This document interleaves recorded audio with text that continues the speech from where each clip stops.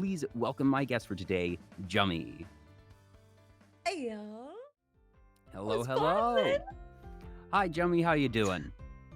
Pretty eepy today, but pretty excited to get to talk about some dumb shit, you know. Any Yeah. excuse to be a fucking idiot on the internet is welcome. And fortunately, those excuses are easy to come by, and if those excuses don't already exist, we will make those excuses. Mark We our make words. them, baby. Let's go. Let's go. Now, I'm guessing most folks here are already familiar with you, but for anyone who might not be, if you could introduce yourself.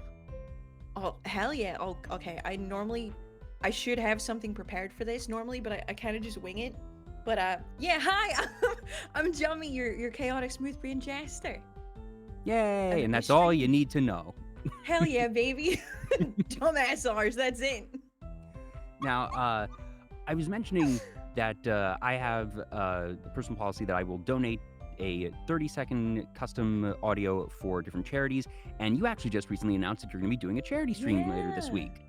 Hell yeah, Wednesday. I'm doing a charity for Hope for the Day. It's a mental health organization that they do like a lot of like activity and like program things that most people have heard of the program but might not like know like the charity that like runs them. You know, like the apostrophe thing that was going on like a couple of years back. Oh, It yes. was like everybody getting the little like apostrophe tattoos and stuff, and it came like a symbol of like it's okay to like not be okay kind of stuff. Mhm. It was them that started that, so I'm super fucking excited to get to do a charity stream for such a wonderful cause that I actually care about.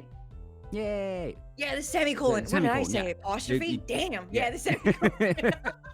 We're close. We have the concept here. The spirit's there. The spirit's there. Yes, indeed. But definitely looking forward to that. I run my own charity stream once a year for the anniversary of the show, and those are always a wild time. So I hope you have a really Yeah. good time with that one. Oh, I'm so excited. I have lots of like little dumb things planned, but like it's trying to get them to work together. Oh, I love streaming, and it's many fucking annoyances behind the scenes. Oh yeah. That just I've had the slogan "Embrace the scuff, love the scuff." Of just Hell yeah. Scuff will happen. You know it will happen, and that's not being pessimistic. That's being a realist. And you're not saying, oh, Scuff is going to ruin everything that I do. That's pessimistic. But saying, I expect that there will be something somewhere along the way that's a bit of a speed bump, and I'm Yeah. gonna get over it. We're built on scuff. I have a little saying, the exact fucking seam of that. If it ain't scuffed, we don't want it. If we ain't scuffed, we don't fucking want it, baby. It's something's gonna go wrong, but I'll be prepared for it, maybe. Yeah. Or at least I'll, bullshit my way through it. Now, I do know you don't host a talk show of your own per se, but you do host a No. game show. And Fucking I- hell yeah. I watched some of the VOD of that game show. I didn't see all of it, but good Lord, Jummy, that was one of the game shows of all time. That is the perfect way to fucking describe it. It is a game show of all time. I'm assuming, was it the How Smooth Is Your Brain one? Yes, it was. Yeah, but also, I run the fact that you asked that question tells me that there's multiple. Yeah, there's a few. There's ones that I've done like one-offs of, and there's ones that like I have a drawing game show called Doodle D's where I, torment 6 unfortunate fucking artists with bullshit prompts that I come up with, and then they have to like, draw something for it. But How Smooth Is Your Brain is, yeah, that's like the longest running one. But oh, Chat Knows Best, that's the other one. Like it's it's fucking Steve Harvey. Fucking Family Feud? yes! Oh my god, yeah, it's a Family Feud style one, but instead of interviewing like 100 people, we just interview chat, and then of course they're dumb shit fucking and whatever answers. answers they have. Yep. Yep. And They're always frankly, the wrong one. That game shows take way more preparation than a talk show. That not only are Oh you my going to have God. multiple guests, that it's not just a one-on-one thing, and it's not just talking, that you have to prep all those questions. And, frankly, it's easier to prep questions that are logical and just trivia-based, Yeah. I would think, than the stuff you do, because it's easy enough for me to just Google, all right, what are, some stats about something or the name of somebody who did a thing. But you're making up these very creative things because, unsurprisingly, the entire point when you're doing these game shows is comedy. that you're not Yeah. actually testing people's Yeah. knowledge when you do We're have doing smooth it as for your the bit. brain. And just Yeah. you have to be creative when you're thinking of, all right, what the hell type of prompt am I going to give these unfortunate artists? And also you have to find Yeah. artists who are willing to be subjected to that. Yeah, And exactly. Oh my I can't God. figure out, like, is that difficult or easy? That because artists are busy people, frankly. And Yeah. but then again, Yeah, is doing something like Jesus. that sort of a break unto itself of, all right, they're not looking at their normal commissions and just being given something totally wild? Is that in its own way Yeah. relaxing for them? Maybe. I think definitely one of the ways that I approach people for doodle dees and stuff like that is very like I'm extremely upfront with like, hey, I'm gonna ask you to draw really fucking cursed things. Like there's no skill. Like doodle dees isn't like the points aren't like awarded off by like skill or anything like that. It's more just I primarily ask artists because they know their way around, you know, like quickly doodling something or like whatever fucking drawing software that they're using. It's like I always approach it from the thing of, hey, this is fucking stupid and I need you to know that from the get-go, because if you don't, I don't want you feeling like, Oh you yeah, know, like robbed of expectations are your everything. time. Yeah, like I always approach them with like an example prompt of like, hey, I'm gonna ask you to draw like Shadow and Zonic, like give me their like love child, you know, like that kind of shit. And they're like, oh, okay. I've had some people turn it down. I was like, oh shit, all right, my bad. I had 2 people turn down my first doodle dees, I think it was. I've only done like 2 of those, maybe 3. No, yeah, I've only done 2 of those, the doodle dees. And for the first one, I had 2 people turn it down because they were like I don't normally draw like meme art kind of stuff. And I was like, word, dude, I hear you. That is exactly like what doodle dees is, so I completely understand. Yeah, But it's yeah. good that they know themselves and are comfortable enough to Yeah. decline. That one big thing that I always say is, I never want to have a guest on the show that feels uncomfortable or feels rushed, or I've had folks contact me day before a show saying, hey, something came up in my personal life and I just don't think I would be there mentally for the show. And I'm like, let's push it back. That whether it's that or Yeah. just, the art is not to the artist's style. If you're going to be doing a collab, if you're going to be doing a show of any sort, you want to make sure that the guests are having a good time. So it's good that you're being upfront about it, and that the folks who are, being asked know, okay, I recognize this isn't fit for me. Yeah. Like one thing with the game shows, and exactly like what you're saying about like, oh, like yeah, we can like just move it about and stuff, is I will always keep a reserve contestant pool of like people that I'll go like ahead of time and be like, hey, I'm doing this game show. This isn't like I can't guarantee you a spot on it, but if somebody needs wanna to be an pull out, alternate. are you like cool to like jump in and stuff? Which I've had that happen like on probably like 6 out of 10 game shows that I've run, where somebody's been like, hey, Jummy, I'm not feeling good today. I don't think I'll be able to make it. I'm like, perfectly fucking fine, brother. I've prepped for this. Like you're yeah. You In know case of yourself. cancellation, break glass. Yeah.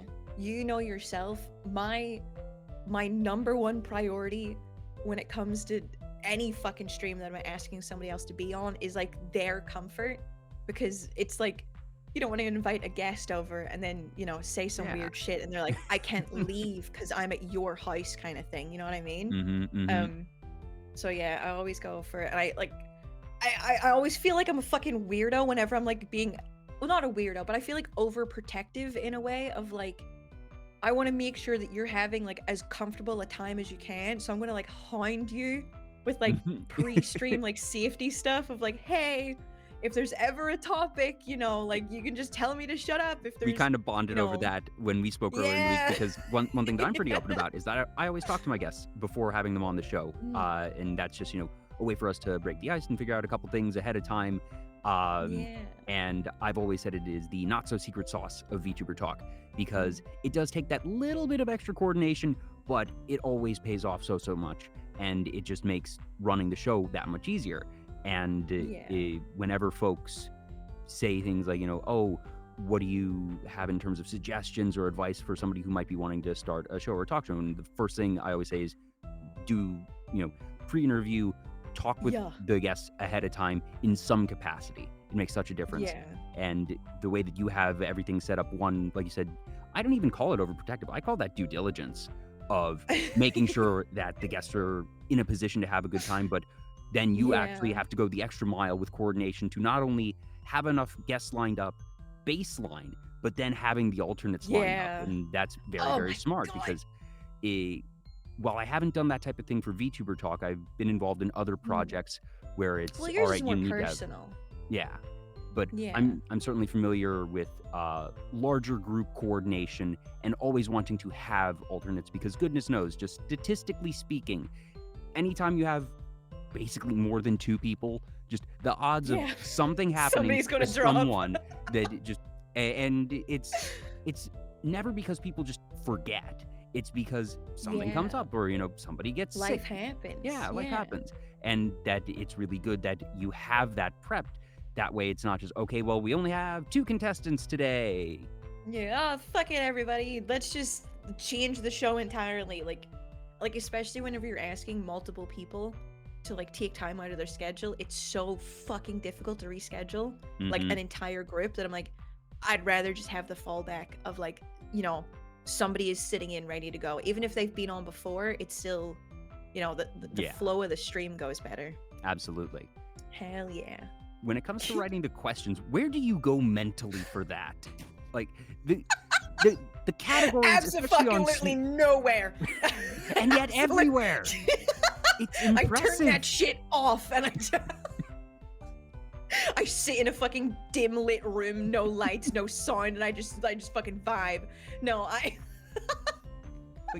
let the good people at home know some of the categories that you have on this show, and I suppose also explain that most of these categories are not what they sound like. No, absolutely not.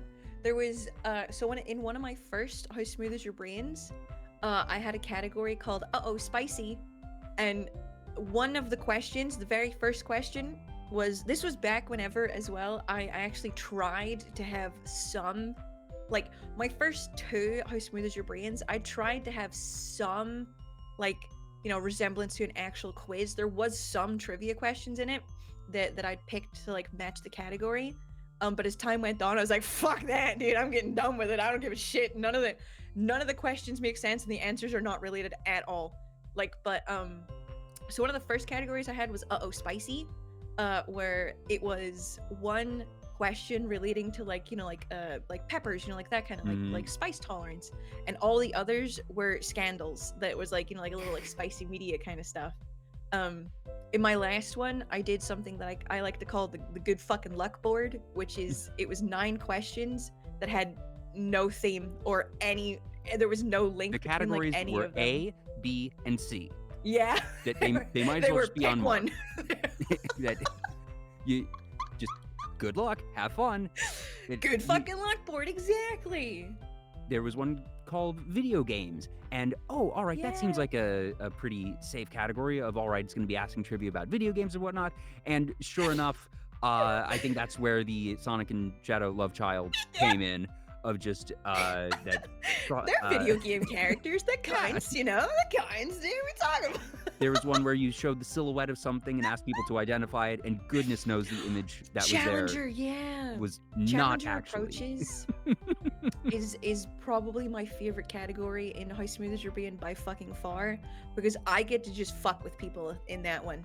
I visually fuck with them in this is the outline of Mona Lisa. It is. Just kidding. I've cookie cuttered a fucking hibachi baby thing. There's just, I fucking love it. Oh yeah, the how to install Minecraft Girlfriend mod was also a video game question. Yeah, that's just, I saw it and was like, this is wild, but it's so good. I love it so much. I'd say there is a rhyme and reason to all of it, but there's genuinely not. The rhyme and reason is it's funny. Yeah, exactly. It's this is funny.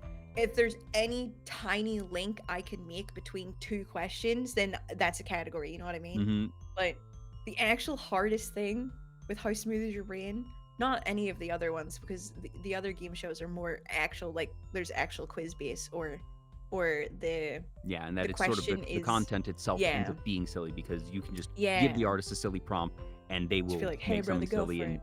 goodness Or knows, yeah. you ask anything of chat and it will be silly. Exactly, like the chat knows best one was technically the most annoying to make, because I had to, for that one, I had to think of questions, try and make a safety net of answers to it so I could expect what would, like, will this category be funny? Like, Mhm. will all of these categories be funny? So I'd have to do extra categories so I could make sure if there was a dull one to, like, bitch, get out of here kind of thing. But I had to run a fucking quiz through Google, like Google Forms for chat to answer, and I think 160 people answered. So I had to go through, weed out all the application forms that were, you know, like just people, you know, what's your favorite color, lol, penis, you know, like that kind of just stuff. totally messing with it. Yeah, the dud ones. I had to go weed those out, and then I think that left me with like 140 something. Yeah, and then some of those ones then weren't fully complete, so I couldn't count them in the overall total. Had to go through those again. And then that left me with like 80 something. So I had 80 something actual replies to the quiz, and it was like 10 questions, I think. So I then had to round 80 up to make it 100. So I had to multiply the final. Now math is getting involved. Oh no. Yeah. So I had to go through, individually tally every single fucking answer, group the answers that were like similar, like yeah, say and somebody said, figure like, out where do you draw the line of, all right, that the, you know, the spirit of the answer is the same even if the phrasing is. Yeah, exactly. It's like, oh, somebody would say like, oh, like what's something you have in your room? And they'd be like, oh, my anime figurines, and oh, my anime body pillows. It's like, okay, weeb shit. We can cluster that. So I had to go through and cluster all of those. So after I had my clusters, then I had to make those to 100. So I had to go through and times everything, and then balance out the ones that, you know, then you have to make the visuals, put it into fucking OBS, math and get all come that. into this. Yeah. It's like, there's a lot of crap going on here. VTuber Talk is an incredibly lazy production. I've set it up to be lazy. That all it is all right, I make the VDO room and I change the URL at the bottom of the screen in the channel panels, and the title of the stream. That's it. That the overlay stays the same, chat stays the same. I don't need to make any complex stuff. You're underestimating how fucking annoying it is to schedule with VTubers. You're underestimating how annoying scheduling is with VTubers. I'm scheduling with one at a time. You're scheduling with 3 to 6. Yeah, and even scheduling with one person, I'm like, this is hell, man. I have to find like a perfect time that everybody's going to be free for. This sucks. Like, and then some days you're like, I really want this person to come on my show, but they're not free until this time. But then this other person, they're not free at that exact same time. So I have to find a third date that everybody's free for that doesn't coincide with other things that I'm doing. Scheduling fucking sucks. Scheduling is terrible. Lazy, it's time efficiency. zones are awful. I hate time zones. I fucking hate time zones. All my so homies much, hate time man. zones. And then they change, and it's like, what is British fucking summertime, dude? What are you talking about? I'm an hour ahead. Fuck. And the fact that, all right, daylight savings, I can understand why daylight savings came to exist in the first place. That the concept of, all right, you know, farming agricultural society, we want to have more daylight, makes perfect sense. And I understand also societally old habits die hard. So I can sort of understand, all right, why we're slow to get rid of it. And the US is finally gonna be actually getting rid of it in a couple of years, I think. But it's just so annoying that across the world, we don't even have unified daylight savings. That you know, Australia daylight savings is going to be different from what Europe does, from what US does. So not only are we already working with different time zones, but then at just seemingly random points in the year, Australia is now an additional hour aside, but the folks in the US aren't going to be super aware of it. So that everything is fucking wrong. It's such a mess. I loved, especially whenever this year the American daylight savings happened before the UK one. So instead of, and then at some point we were like 2 hours. Yes. Instead of then 1 you get, hour like, separate. the extra I'm like, differential. What the fuck is going on? And then that only lasts for 2 months until the other daylight savings kicks in, and then you're back to the 1 hour difference. Son of a fucking bitch. again, I understand Yeah. how we got here. That I doesn't get mean it, I'm you know. gonna say that it's any fun. No, it fucking sucks. Like, oh my god. And then you forget that it's happening on a specific day, and you turn up to stream an hour later, and everybody's like, Oh. "Where the fuck were you?" And it's like, Oh yeah, and "Where the fuck were you? What are you talking about? oh, It's it's 6 always the worst, o'clock." like on that day, on that weekend when it happens, Yeah. because Oh you know, my god. goodness knows, I don't even remember U.S. daylight savings until the week that it happens. That if I plan something 2-3 Yeah. weeks in advance, oh gosh, I sure hope that whoever I plan with is in U.S. time. Good fucking luck, Otherwise, we're yeah. in trouble. Fortunately, I don't think I've ever hit an issue where we realized, like, day of, oh wait, daylight savings has changed things. Yeah. I've had cases where we realized between when we initially scheduled and the show itself, oh wait, we need to be super aware of what we're doing that day because it's going to be screwy. But fortunately, Yeah. we've caught it, and it hasn't In actually been an time. issue. But it's one of those things that just sort of in the back of your mind, you're always fearful of, okay, especially if it ends up being that time of year, just spring or fall. Yeah. Doing streaming has educated me more about time zones than anything else in my life ever has. Yeah. I'm like weirdly aware of like American time zone stuff. I couldn't tell you like how far ahead or back people were. But I'm like, okay, like this time it's roughly dinner for people. Yeah. So like I can plan around that. Dear God, man, fuck time zones. Yeah, and you're probably in one of the worst positions because you're sort of in the middle. That I generally know. All right, since I'm in U.S. time zones, that if it's not U.S. time, they're ahead of me, and it's just a question of how far ahead of me are they. Yep. If you're in Australia, you generally know. All right, most people are behind me, and it's a question of how far behind. You're in the middle. Yep. Okay, are you behind me or wait, no, I'm fuck, are you in Europe or are you, oh fuck, I'm you know, in the like, U.S., so I would be behind you. yeah, you're behind. And then like any of my European homies that I would play stuff with, I'm like, okay, like see you at like this time, and they're like, no. And I'm like, what the fuck do you mean no? And they're like, okay, never mind, you're 2 hours ahead of me now instead of 1 hour ahead of me. That Discord tool that lets you write out something that will then translate to Oh my the user's local beloved. time. Just godsend. I love that so much. Jesus Absolute Christ, godsend. whoever made that is a fucking disciple of God. They're doing the Lord's work. Holy shit.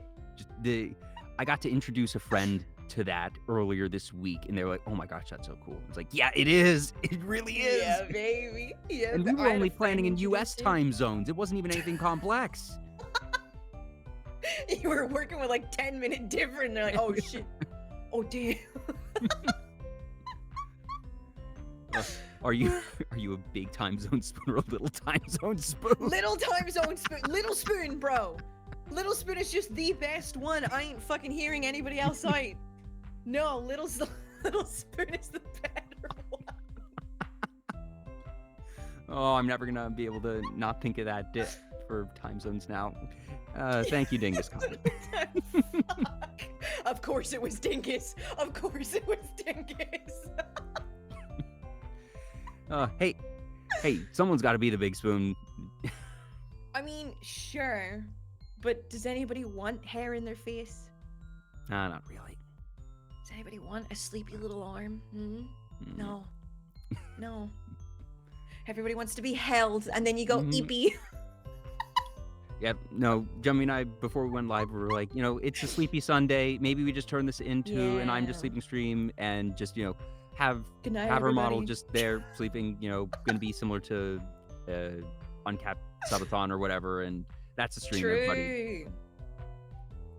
Holy shit! We just have like a little like bed PNG set up or something. We can just honk shoe. Are you more of a honk shoe kind of guy or a me kind of guy? I'm mostly just a dead silent kind of guy. You're a dead to the world kind of guy. I get it. I'm a me kind of guy. You know. Spinning back to game shows for a minute. So, do you?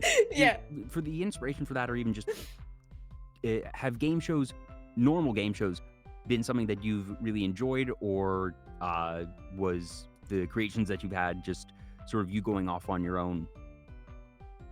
More So I don't have like a love of game show kind of thing, but I do have a love of like entertaining, Yep. and that I think was the major thing behind whenever I first started like streaming and stuff like that. I always had the goal of I want my stream to feel like you're watching like a TV station, you know? Mm-hmm. Like I want it to be a TV station that has a variety of TV shows on, you know what I mean? That you're like anytime you tune in, it's like, "Oh shit, we're on like the cooking channel today," or "Oh shit, we're like we got game shows and stuff like that."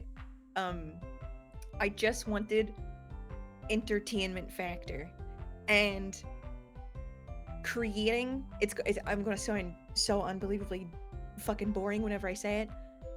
Creating things that people can laugh at is the ideal, you know, like that is what I wanted. That's what I like set out to do.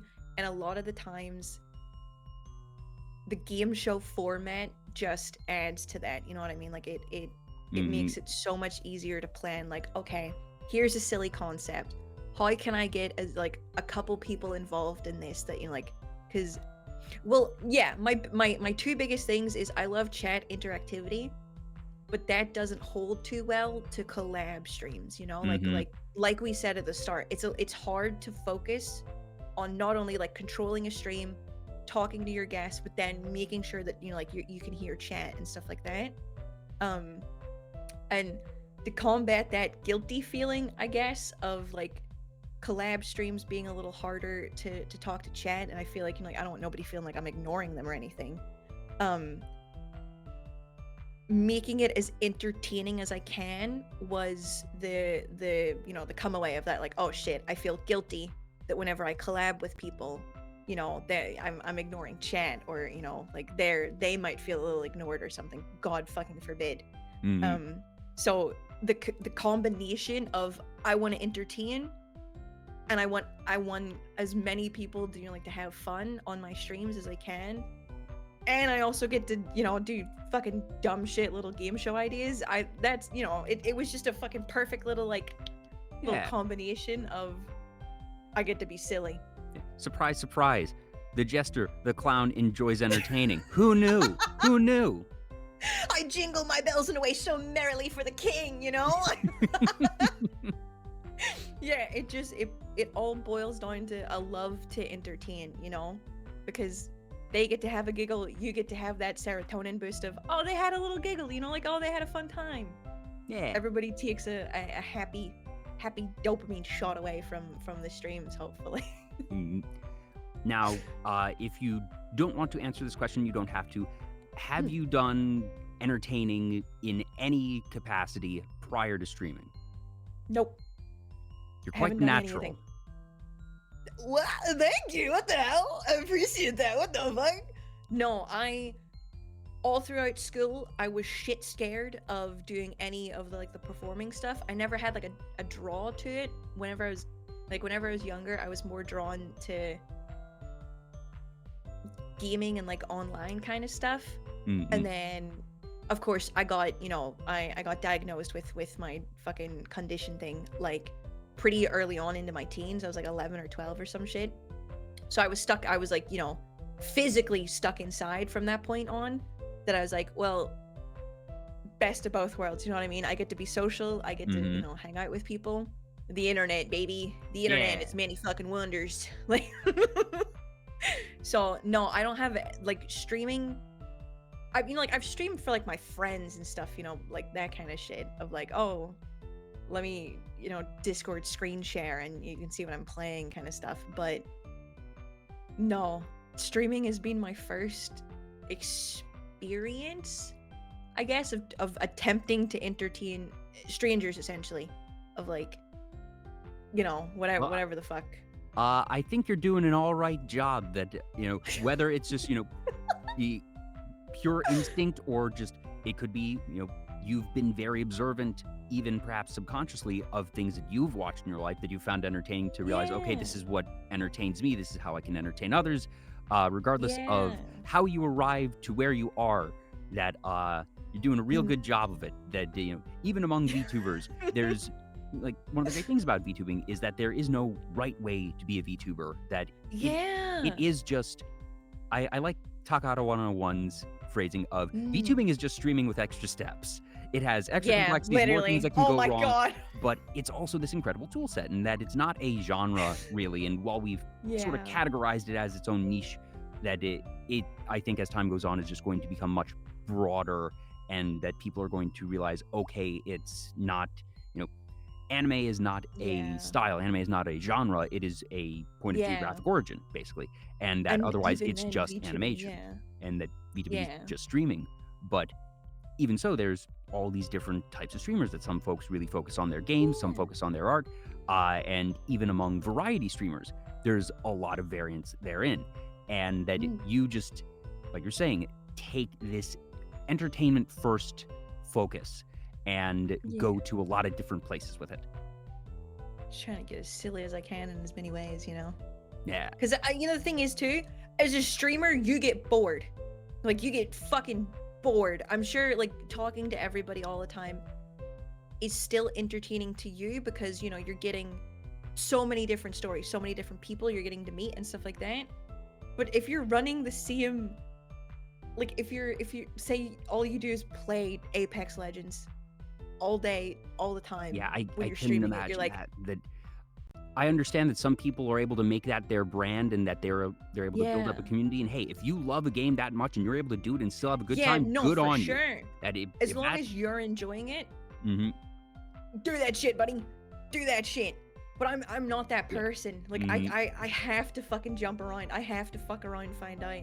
I can't be doing like I even for a period I did a How Smooth Is Your Brain every month, and those fucking things take like 2-3 weeks of planning. Oh yeah. So it was it was a constant. I was like, fuck that. I'm bored of this now. Like I don't want to do it anymore. So then I changed shit. Yeah.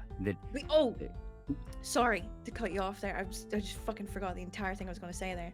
Whenever you were saying about like, VTubing isn't a genre anymore. Fucking hell yeah, I entirely agree. I think it's just the medium.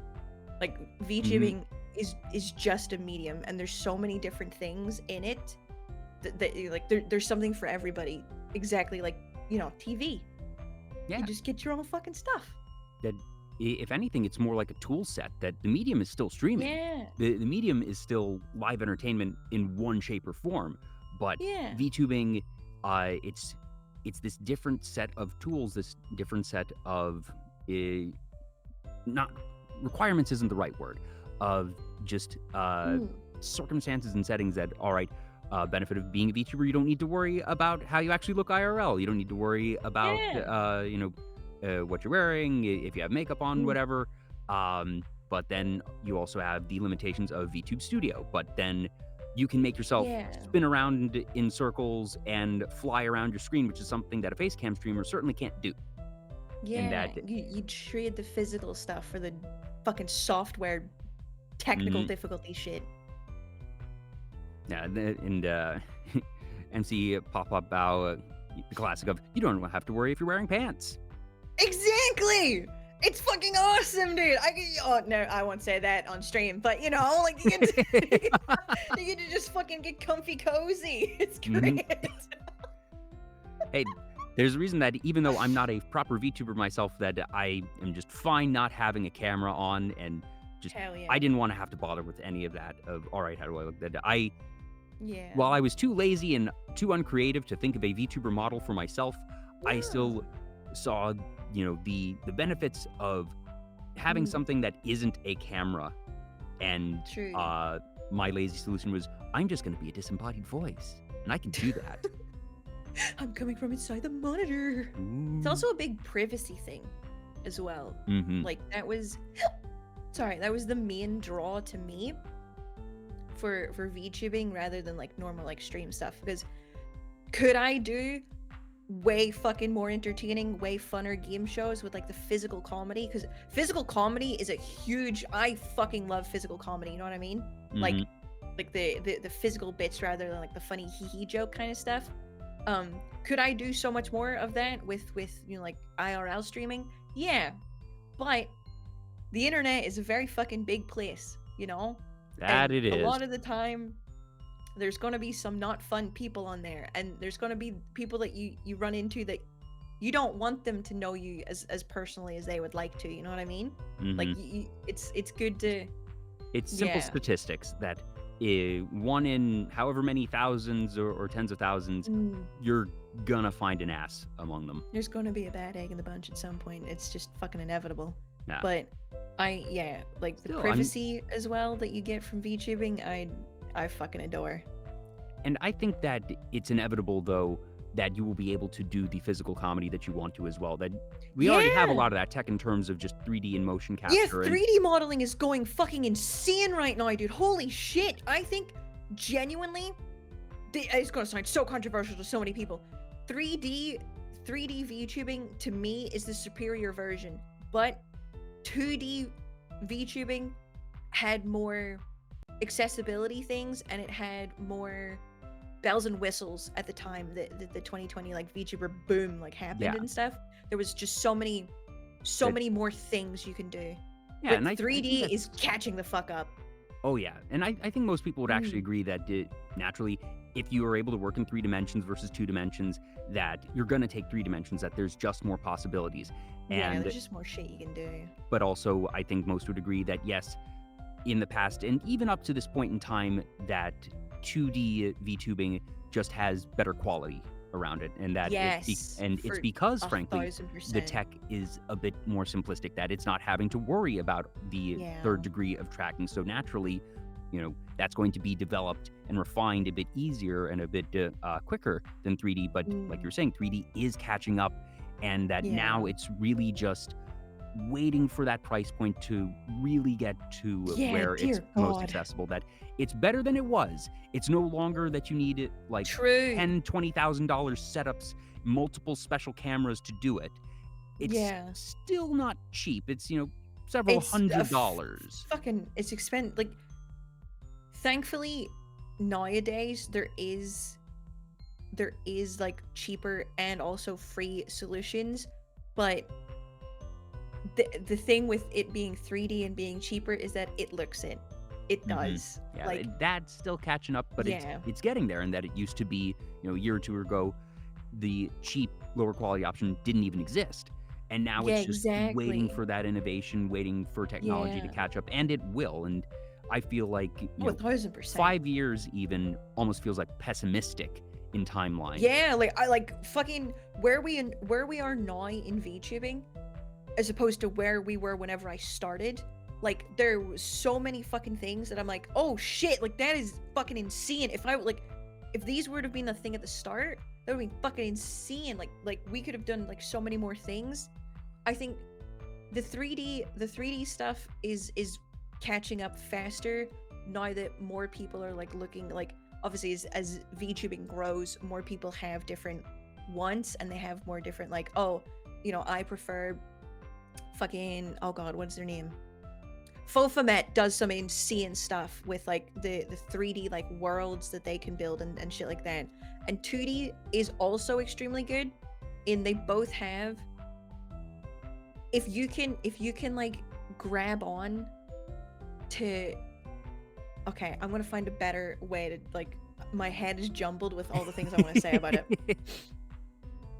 Both are insanely good and can be utilized in such insane ways if you're willing to work with the limitations within it. And 2D's limitation is just layering, like, you can still do insane like space things of like making it feel like you're in an actual room, you know what I mean? Like making it feel like you can walk from wall to wall sort of thing. Those are all possible to do. It's just a little fucking harder to do it because you have to think of your layering, and like, oh, like, for example, if I wanted to walk behind this room divider partition. behind me, Yeah. the little partition, if I wanted to walk behind it, I would need 2 scenes of that. One where my model is layered behind it, and one where it's layered in front. You know what I mean? So like I can, and it would just be a thing of switching between those 2 layers. And then when you have like 3D is limiting in the way of you can't just add a hat. you know what I mean? It will be either like a flat PNG image, but it won't be immersive. You know what I mean? Like if I Yeah. wanted to add a hat, you know, I would just take my hat off and put another PNG on, you know? Mm, But with 3D, it's like I'd either need to pay somebody to model that in, learn to model it in, add it in myself of like a pre-made thing, or go with a flat PNG, and then you're losing all of it is just immersion. You know what I mean? Like you're yeah. losing immersion in two so different aspects that it's like as soon as you know capture like, okay, I'm gonna teach myself how to model a hat so I can just fucking add it in.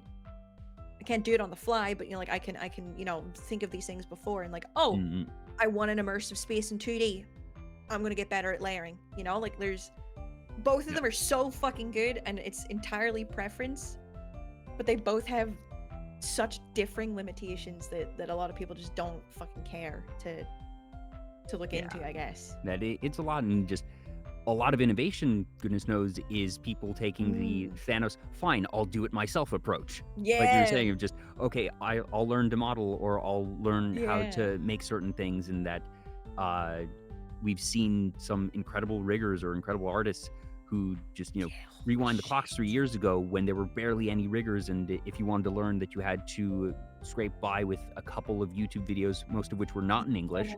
And now there's so many people that, you know, one, it's given people livelihoods, that there is an entire industry now of riggers. People Yeah. have been able to make Holy full-time shit. livings off of rigging VTuber models. And one thing I've said a lot, and I feel like I've been saying it even more lately, is that we are still in the Wild West of VTubing. That it Oh, feels like 1000%, yeah. VTubing has been around for a long time, and that if you want Yeah. to draw it all the way back to the beginning, that like 2016-ish with Kizuna Eye, but I consider the real start of the VTubing era to be somewhere around 2019-ish, because that's when Yeah, it became yeah. really accessible, that you didn't need that $10,000 specialty setup, that at least then you could get access to a rudimentary 2D model or 3D model and do something with it, and not need, you know, investor level funding for it. Do it yourself kind of stuff of like if you wanted to start, you had the means probably, yeah, reasonably like 2019. And that we couldn't imagine then the things that we have now, and similarly we can't imagine now what we're going to have in 2 years. Yeah. Like whenever I started VTubing, I would never be like my mouth like articulation, like what the fuck? That's insane. You know? Like actually how expressive 2D has gotten over the past years, like catching up to 3D expressive stuff. But dear fucking god, yeah. Like looking at the like what I had at the start versus what I have now, and I'm like, that only happened in 2 years, you know? Yeah. Not even 2 years. That only happened in like a year and a half. Fuck, and man.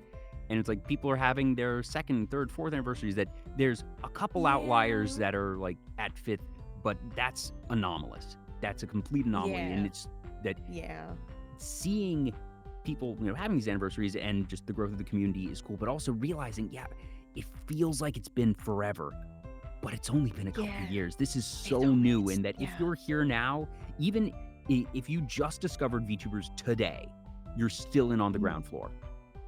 Yeah, like I would say, yes, there like, you know, like there is some people that are having like 4-year anniversaries and stuff like that, and they find it extremely fucking early on.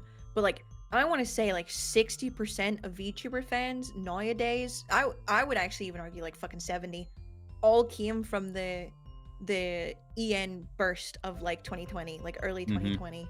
Whenever so many people discovered it with HoloLive branching out and all the English branches and stuff. Yeah, and HoloLive EN's debut was my entry point, that I'd been aware of VTubers early mid 2020 because a friend had shown me a HoloLive clip, but it was with Holo EN that I actually got into watching VTubing. That was September 2020, so really late 2020, and I definitely point to that as sort of one of the primary tipping points of, like you were saying, that's when we saw the real spike in terms of boom people, of everybody coming in. And that even since then, that it's just been so much has happened since then. So many people have come into the community since then. I'm so like I think, yeah, I watched the Japanese Hololive. Like, I watched a couple of those from like late 2019. But yeah, exactly like you said, it wasn't until like around February 2020, whenever, you know, like the Hololive EN stuff was like announced, and, you know, like Coco and everybody, that whenever I stopped having to wait for translated clips of things to like actually being able to like go in and watch these streams. Yeah, the boom in 2020 is the start of genuinely where I think like not the start of VTubing, but the start of like this era of VTubing that we're in. Yeah, where, like, so many people so quickly started fucking around with Live 2D. They started fucking around with 3D model stuff. I would say it's only been like 3 years. It's been longer, it has, but I would say it's only been like 3 years where people started like. Holo EN is not at their 3rd anniversary yet. That'll be in exactly 4 months, I think. Yeah, 4 months. God damn! And that it's been 3 years, but also it's only been 3 years. It feels like it's been 5. Yeah, it's only true. And it's been so fun to just see things happen. And I know, I forget how long you've been at this. I know you had your 1st anniversary of the Jester redesign recently in May. Yeah, but it'll be like 2 years in July, which, dear fucking god, it'll be like 2 years. Like when you hear it, like, that's really fucking long time. But not to be corny as shit, but, you know, like, time flies when you're having fun. It's felt like 10 years and also like 2 months. Yeah, it's that really weird duality of, like I said, Holy it feels like it's been shit. forever, but it's also just been no time at all. And with how fast things change and innovate and grow, that you know, the VTubing community in particular, I feel like, is always in constant flux, because one, you're getting debuts, you're getting redesigns, you're having graduations, but then you're having corporate debuts, and sometimes you see, you know, first rule of Fight Club, but you get to see progression. Yeah. And that it's this very unique thing, and you know, your heart aches every time that you see a graduation, and that at the same time, there are some that are under very positive circumstances. Yeah, sometimes you're watching a debut and you're like, I fucking know that voice. Wait a minute, you know, and then you get the fucking thing of like, oh, let's go, good for them. Yeah, just I've had instances like that where, like, sometimes folks will post videos leading up to the debut, and you'll hear something there and be like, wait a minute. Oh. I know that voice. But then there's other times that I've been tuning into a debut, hadn't seen anything, or that they hadn't posted any videos of themselves, and just have that epiphany moment, and it's like your heart soars, and you're just like, that's so cool, and so happy for them. And just, you know, first rule of Fight Club, we always have first rule of Fight Club, and I think that generally speaking, the community is really good about that. That we will all have, you know, as we are doing right now, our winks and nods of like, you know, I know. Yeah, you we know. we know what we're talking about. We're not going to say it though. No, certainly not. Certainly not. At least in public, you know, we'll celebrate in private, and like DMs be like, "Oh my God, it's them!" Ah. Yeah. But that, you know, there is that, you know, rule 0 level of respect, and it's really nice. Yeah. Like I said earlier about the privacy thing within the VTubing is like, I think that's a, you know, we can cast a very large net of saying, you know, the people in VTubing, they enjoy the privacy thing. They enjoy the immersion of like, yeah, I get to watch my silly little anime girls in my monitor and you know, forget about things for a couple hours, and then I go back to the real world. It's like the escapism of it as well is fucking huge, and one of the reasons that a lot of the time, like, streaming fans and stuff like that they reflect the streamer, but sometimes they can just be, you know, that the anonymity that people get can turn them into bastards. I haven't ran into many bastards in the VTubing community sphere thing, mostly. I say community sphere. I don't think there's it is a nebulous blob. I don't think there's a VTubing community. There's communities within the VTubing umbrella. But the majority of them, haven't been bastards, and they're really respectful of a lot of like, hey guys, you know, I want to keep my real world stuff separate from this, and you know, some people as well, like the people that don't like the immersion breaks and stuff like that. A couple people like kick up a stink whenever streamers have like immersion breaks and shit like that. I feel like there's not even... Where was I going with that? I had a whole point. Huh? So I feel like there's not too many folks nowadays that will make a stink about immersion breaks, but yeah, that came from it's... idol culture stuff for sure. But I also think that it's nice that in VTubing there is the sliding scale of immersion, the sliding scale of anonymity that some VTubers choose to show their face with regularity. Yeah. Some will very actively tie it to an IRL brand. Some will have total anonymity. Others will, you know, on special occasions. In character. Yeah. Some on special occasions might do like a face post or something, but that it's an anomaly and it's not really mentioned. It's just, you know, sort of spur of the moment, but that everybody has that choice, and there's no set expectations. And generally speaking, if somebody is going to try and make a stink of immersion, that such things get squashed pretty quickly by the broader community. I think at the start there was certainly people that like were not in, were more vocal about it, but then again just came from all of like the idol culture stuff. But as like VTubing's been not diluted, but diluted in like with how many people are now enjoying it, I think it's fucking rare now to have somebody being like, ew, you're an actual person? What the fuck? Unsubbed, unfollowed, reported, bitch, damn.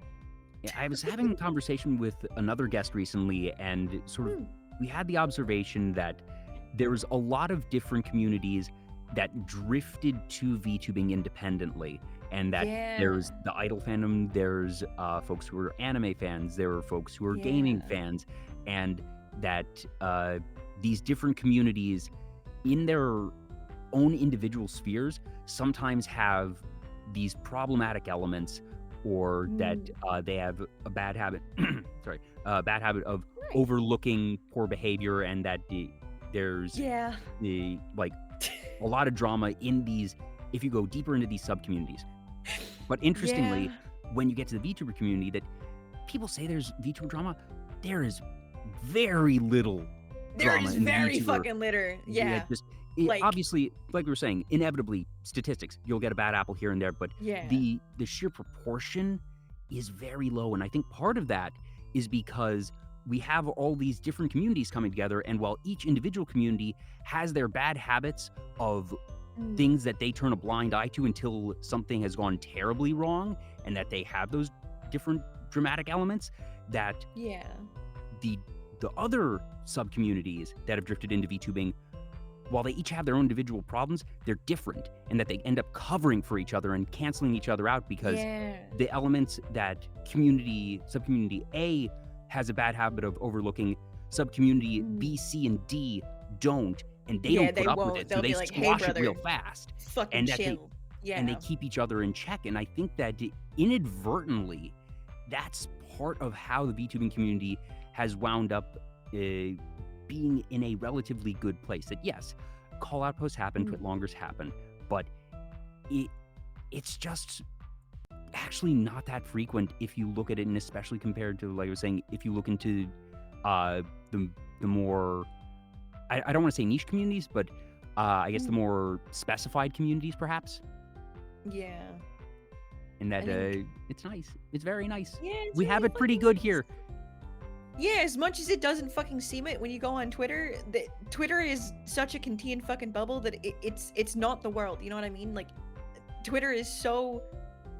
A lot of the time as well, I think people overlook a lot of like the VTuber call-out postings because it's two people having like a personal quarrel, you know? And it's like, did this need to be like a public, you know, like a whole public fucking like parade kind of thing? Like, a lot of the time it's like, this should have been sorted in itself, but like big things of like, oh fuck, you know, like there's genuine injustice is being done here. Yeah, or it's someone's an outright abuser, that it's not that often. Yeah. Yeah, there certainly is, but Yeah. it's going to be in every Again, community. But yeah, I think again, statistics. yeah, it's slower than people fucking think, I guess. But I think it's as well is because VTubing, I think, definitely does have a problem of.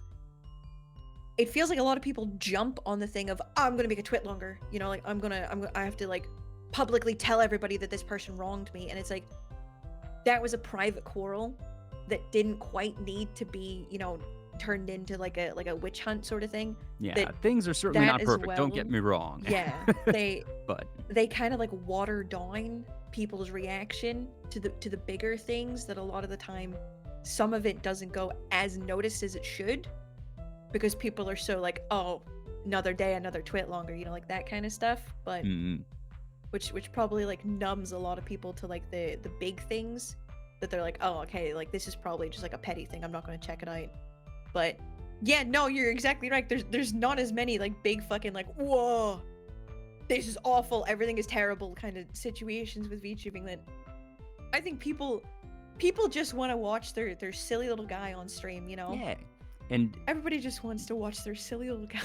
And I think there's a lot of things that led to the rise of VTubing and the timing of it all. And I think that not a major part of it, but perhaps a small subconscious part of it was that in 2020 and 2021, people were inside a lot and that people were watching streams a lot more. And most facecam streamers are in their room, just like you. But watching VTubers, that they can be out in the field, they can be out in the city, they can be doing all, that they can be in all these different places, and that when you're watching them, that just that subtle little bit of, all right, the background is not somebody in their room at their computer like me, that it's the escapism, that little bit of extra escapism. Yeah. Right when people really needed it. Yeah, people needed feel-good stories whenever everything went to shit and nobody was feeling good. And I think VTubing, I think the pandemic, I wouldn't say was a minor influence on VTubing exploding. I think it was major. It was pretty fucking huge because everybody was trapped inside. Yeah, there's folks I know. Everything online is that I know folks online was who affected by got that. that in the US that there was a government check that went out to folks, and I know folks that spent that check on their first model. And many people.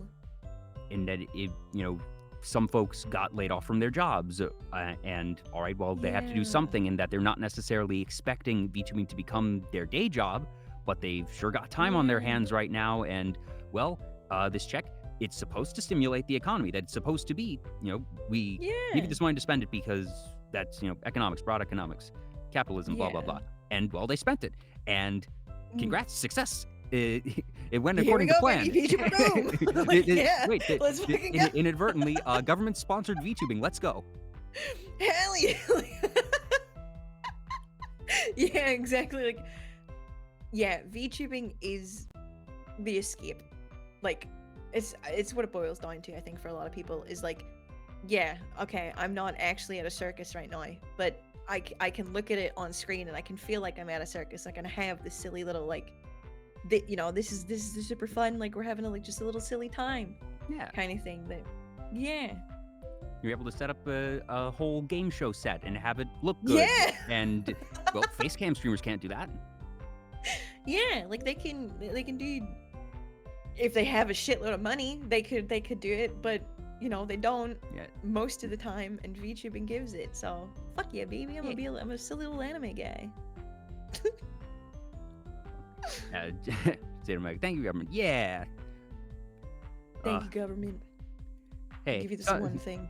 Sometimes, you know, clock right a couple times a day. Yeah, exactly. I'll give you this one thing. Thank you for my anime beebs on my monitor. Yay! Seriously, it's just VTubing is nice. It's really nice. I'm glad VTubing exists and that it's, you know, obviously.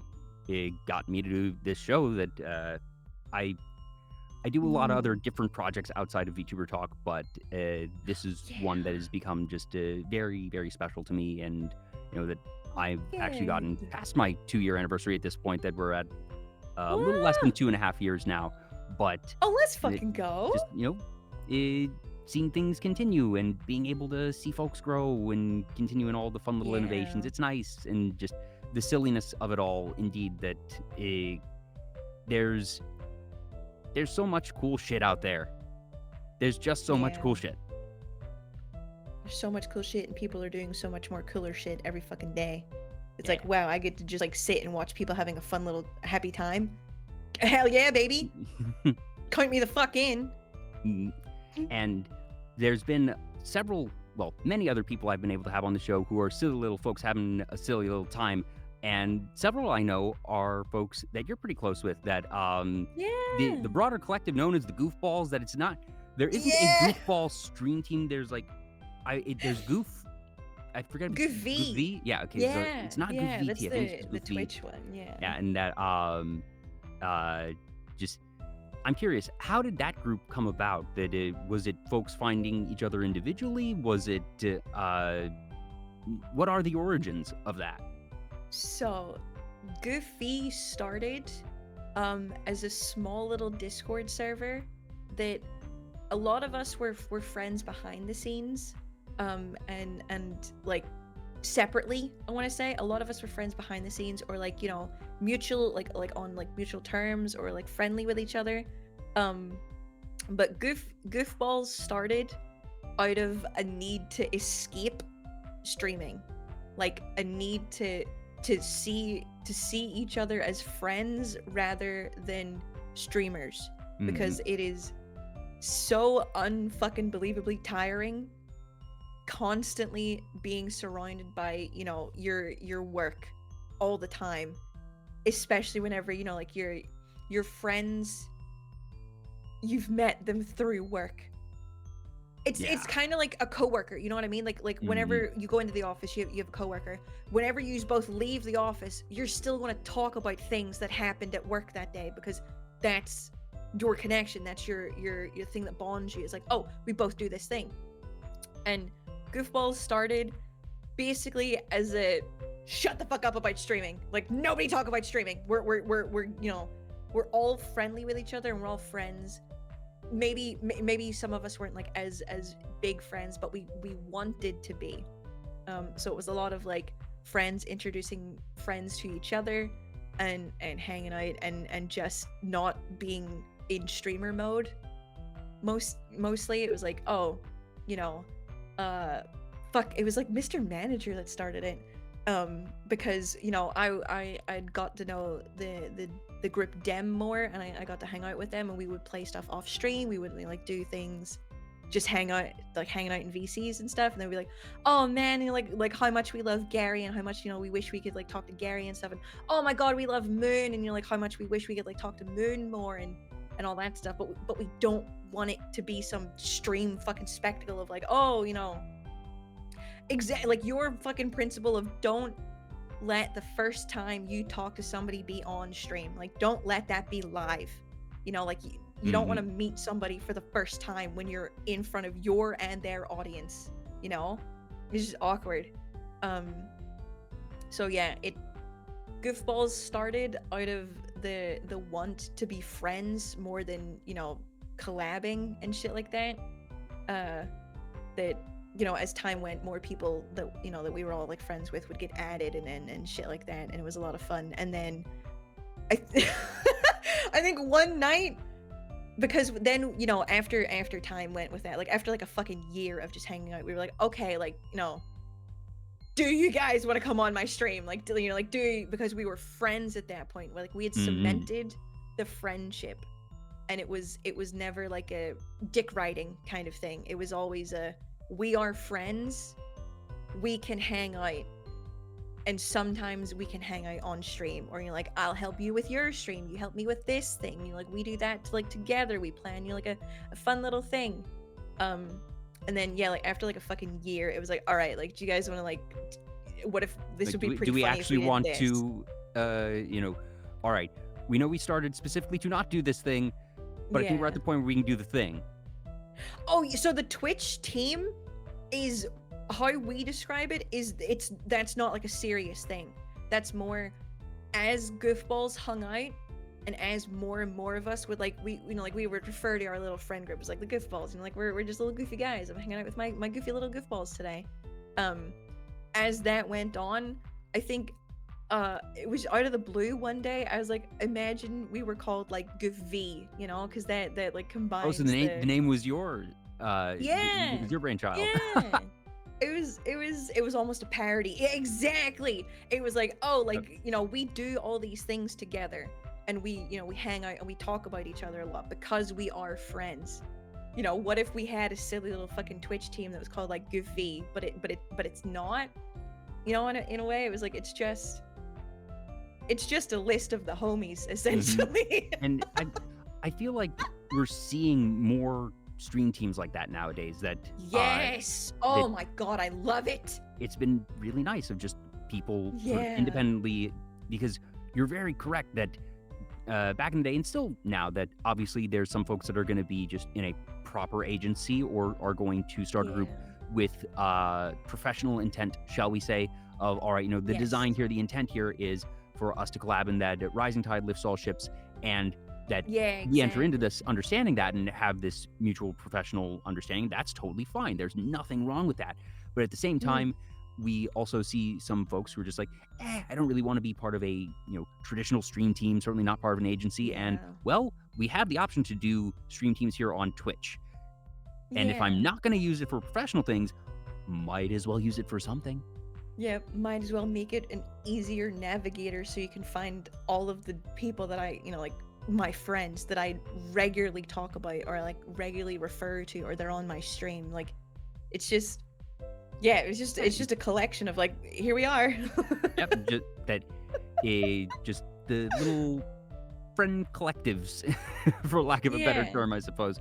And that it's really nice to see. And like Moonwitch in the chat said, that sort of a parody of a group, and that the parodies have gone mainstream almost to the point where it just, I think it's really nice that we have these different types, because goodness knows there's more than enough room for these different variations, and that it's nice that people are able to just make the choice of what do they want for themselves as a content creator, as a VTuber, and not feel going tied back in to, it's very nice. I like it a lot. I don't get me wrong as well, like that doesn't mean that like Goofy exists because we are friends. Yes, first and foremost, but friends help each other. And like part of loving my homies is making sure that like, if I'm able to help their job essentially in whatever way I can, I want to, like if being able to like promote the homies and stuff is still super fucking important. Oh, everything all right? I'm hearing something in the background. Yeah, sorry, 1 second. You're good. Please stand by. Pat Tweak, thank you very much for the follow. Must be Digby. Yes, hope folks are enjoying so far. Let me actually get Jummy another shout out here. Oh, thank you. No worries, we're all good. But I know that Goof V has actually had Camp Goofball, where you all got together. There was a really nice picture of, the classic VTuber meetup of, all right, everybody's phones on the table, but it's really good. And there was this piece of art of you carrying Honey Goblin, I think it is, over your head, and just right there, and it says based on actual events. And I have to imagine that was probably something from Camp Goofball. So that was from the second Camp of Goofballs that we did, which for the second one, so for the first one was very, like we are friends, we're streamers, we can utilize that love of each other, of finally getting to meet each other in person, but also getting to create content for each of our brands. You know what I mean? Like getting to the goal, we were actually wanting to stream, and we were wanting to do like collab things in person that we didn't, because we had such a fun time hanging out with each other that we were like, no, this is task failed successfully. This is an escape. Exactly. This is we are not streamers. We are friends. You know, like fuck the content. Fuck thinking of like, oh, we're gonna do like these streams together or like this little thing. It was like, let me just spend a week with people that I adore, seeing fun shit, and that's what we did. And yeah, so the fucking the the fan art of me picking up Honey was because Honey picked me up first at the airport, and I'd planned the entire week to get that bitch back because she just picked me up and started running away planned with me. revenge. Yeah, I was like, I will get you back, motherfucker. And then before we were leaving, I think it was like 2 days before we were leaving or some shit, she tried to pick me up again, and I was like, no, like I can pick you up. And she's so pick upable. Like holding Honey Goblin is so in the least weirdo fucking way. Honey is so nice to hug, and she's so pick upable. And I picked her up and just fucking ran away with her as well. It was like a vengeance thing because she did it first. Oh goodness, I can only imagine hug my friends, you know? the madness of Camp Goofball, and I'm glad that you all have that and we're able to coordinate because goodness knows it's already difficult, like we were saying, to plan collabs when it's just for a couple hours over the internet. Oh my being God. able to actually coordinate a week in person, like there's so many friend groups that I've been meaning to do that with for years, and just it always gets sort of just so difficult, kicked down the road, and it's like, oh, we'll figure it out sometime. But you all have done it not once but twice, and it's really nice to see. And the first one was pure impulse, which I feel like I should stress as some of the best well. things in life are. It started basically like a like what if What and if we then we were like, did okay, that? but what if I actually looked up like plane tickets right now, and what if it was affordable, and what if all of our calendars were like clear in this month, like what? And it worked out. It was stupid, and it worked out like fucking magically, that like people were able to like either, you know, they already weren't working at that time, or they had the time off from work to like do that, or they could request it.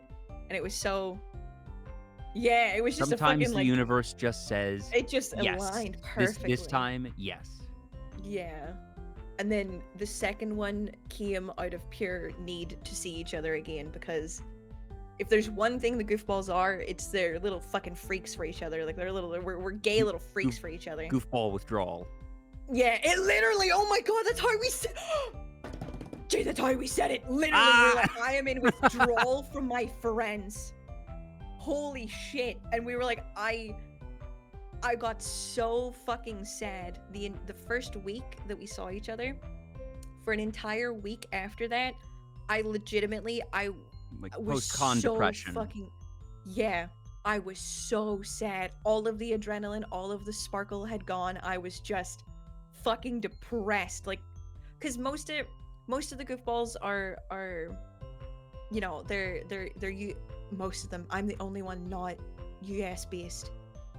Anyway, so everybody is really far from each other, essentially. Like everybody is multiple hours away, and there's a whole ocean between me and them. And I was like, I could feel every drop in the fucking sea, like between us, that I was like, fuck, man, I miss them so goddamn much. And it was so, it was a weird feeling of landing in the plane back in Dublin and stuff, and being like, oh, you know, I'm in a whole ass other country, you know. People that I'd spent a week with, like physically getting to like hug them, and like we would go on like little adventures, and we were fucking cooking and feeding each other, like that kind of, you know, dumb shit, to like, oh, I can't just get in a car and go see them, you know, like I'm in a whole ass other country. We're the fine family trope. Yeah. Exactly.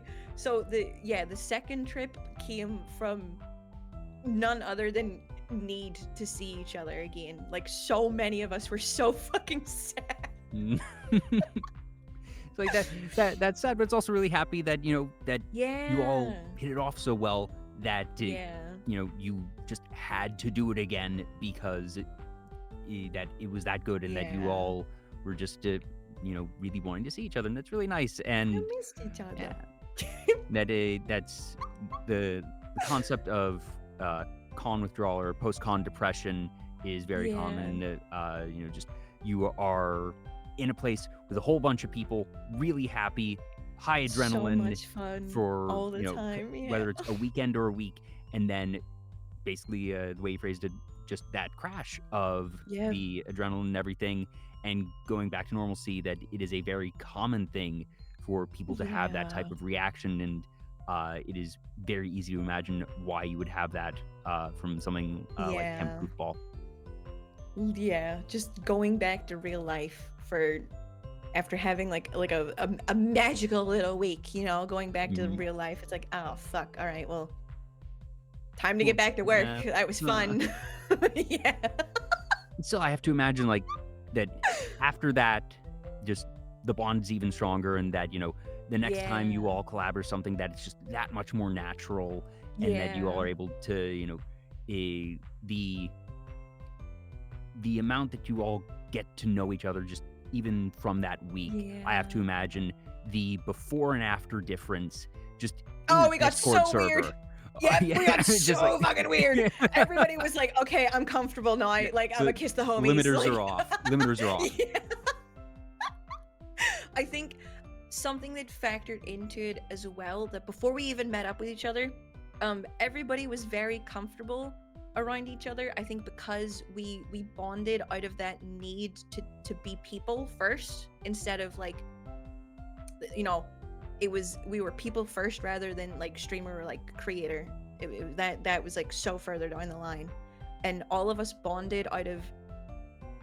I would say that the Goofballs, everybody has a genuine friendship with each other. Of like, so many of the Goofballs, every single one of the Goofballs has been through something fucking awful. Like something like just something you can't get through on your own kind of thing, Mhm. or just emotionally needed somebody, or whatever it was. And all of the Goofballs were, were there. Like, I had a really bad health scare back in December. So like, I can't speak for the other Goofballs. I can speak for like personal things. I had a very, very bad health scare back in December. I quite literally could have died, sort of health scare kind of stuff. And one of the reasons that I went to a hospital at the time that I did was because every single one of those little bastards wouldn't stop Just bugging saying, me "Go to the whenever. hospital, Yeah, they're like, Jummy," go to the it's like- fucking hospital, Jummy. Yeah, and I could feel like not to sound like gay and shit, but gay in a good way, I could feel such genuine concern from every single one of them. I could feel like such genuine love from every single one of them that was like, okay, I should take this seriously. Like this is it's went out of the realm of like, oh man, I have a fever, like, oh shit, I'll get better in a couple days. Like, okay, there is concern here now. I need to go to the hospital and shit, which, everybody's been through something that's so, you needed somebody there, you needed another person. And I think the Goofballs was that person for everybody.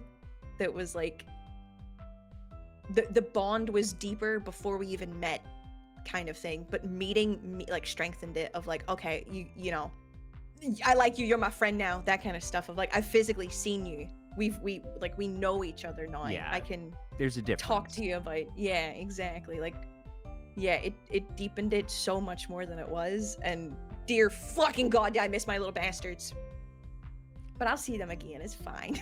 And you say it's not gay or anything, but I have here we have Exhibit A, Evidence A from Nekai Neko.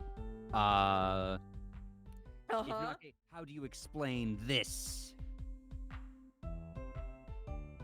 Please wait for the pause as it updates on the stream. I don't know who that is. I've never seen these people before in my life. This is fake news. This is photoshopped. This is photoshopped. Hello? What the fuck? This. All the homies kissing all the homies. It's getting weird. It's getting weird. AI generated. Oh man, yeah, it's getting real good. It's getting weird in the group chat, gamers. It's getting weird. I feel like my favorite part of this is just the word art of like, you know, Yeah. the really bad word art at the top. That is a direct quote from Mr. Manager. This little bastard right here to my goddamn left. That is a direct quote from him.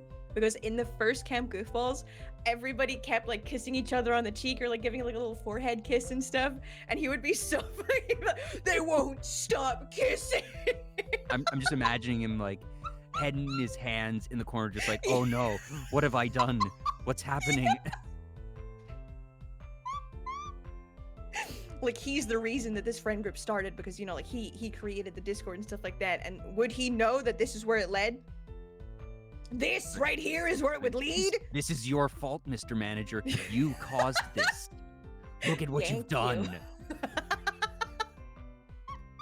Look at what you've done, brackets positive. Affectionate. But yeah, it gets extremely gay. Yes, I found that along the way and I was just like, okay, this is too good. It's so fucking funny. It is so fun. I love Neko, the artist that made this so goddamn much. It's so funny. That's the fun thing. Just like that's not the only piece of art that has come out of that, and just the broader shenanigans of Goof V. That there's a whole bunch of other crazy stuff, and it's fun to see that not only have you all become good friends, but that you then have the overlap of your communities as well. Yeah. Oh my god. The one thing I get fucking giddy about, I get actually fucking giddy about, is people that will come into my stream and be like, hey, you know, like I find you from other goofy person, like I won't give examples, but like somebody being like, oh hey, like yeah, I find you from like Honey stream and stuff, and I'm like, oh dude, like that's insane. And then 2 months down the fucking line, I see that person and somebody from my community like talking like very passionately about like a game together, and I'm like, that's so nice. I love it so fucking much. And then when people are like interacting, like this goes even like beyond Goofballs, like whenever I see somebody from my community either interacting with like somebody else in the community, or like somebody in like another community that I know, and they make that little bridge, and then like you see them maybe talk to each other and chat for a little bit, and then a couple streams later, you know, they come back and they say hi to each other, and you're like, oh, the internet is wonderful. They're making friends. I love this so very fucking much. Oh my god, I love it. Just, you know, people finding friends and finding connections and interacting. It's very nice, and that even though, like we were saying, whenever people refer to quote unquote the VTuber community, that it is this giant nebulous blob, it's also very small. It is. It's a little tiny little baby.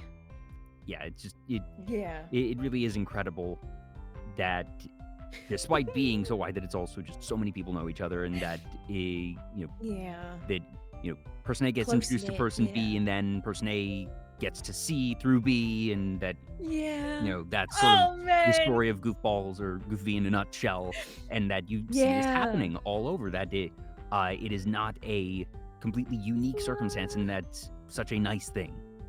Yeah, it's like knowing how I felt making friends, and then seeing other people making friends and being like, oh, like, you know, they're feeling the same way that I feel whenever, you know, like I'm getting to, and you get that like warm fuzzy thing of like, oh man, I hope like I hope they're having a fun time, like I hope they're getting to know each other, and like the thought of like, oh, friends forming out of a, you know, a space that you created.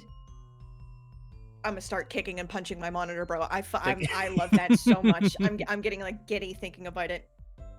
I just love seeing people being happy. I just love seeing them.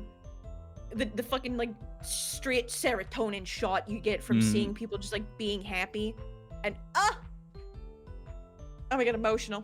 I'm gonna get fucking emotional, Jay. I swear to God, I'm gonna get emotional. So obviously, you know, no super specific details here. Privacy first. Are there any like plans, ideas in the works for future Goofy shenanigans, whether it be Goofball, Camp Goofball Volume 3, or just, things that you all are planning and scheming together. Yeah. So, yes to all of them, basically.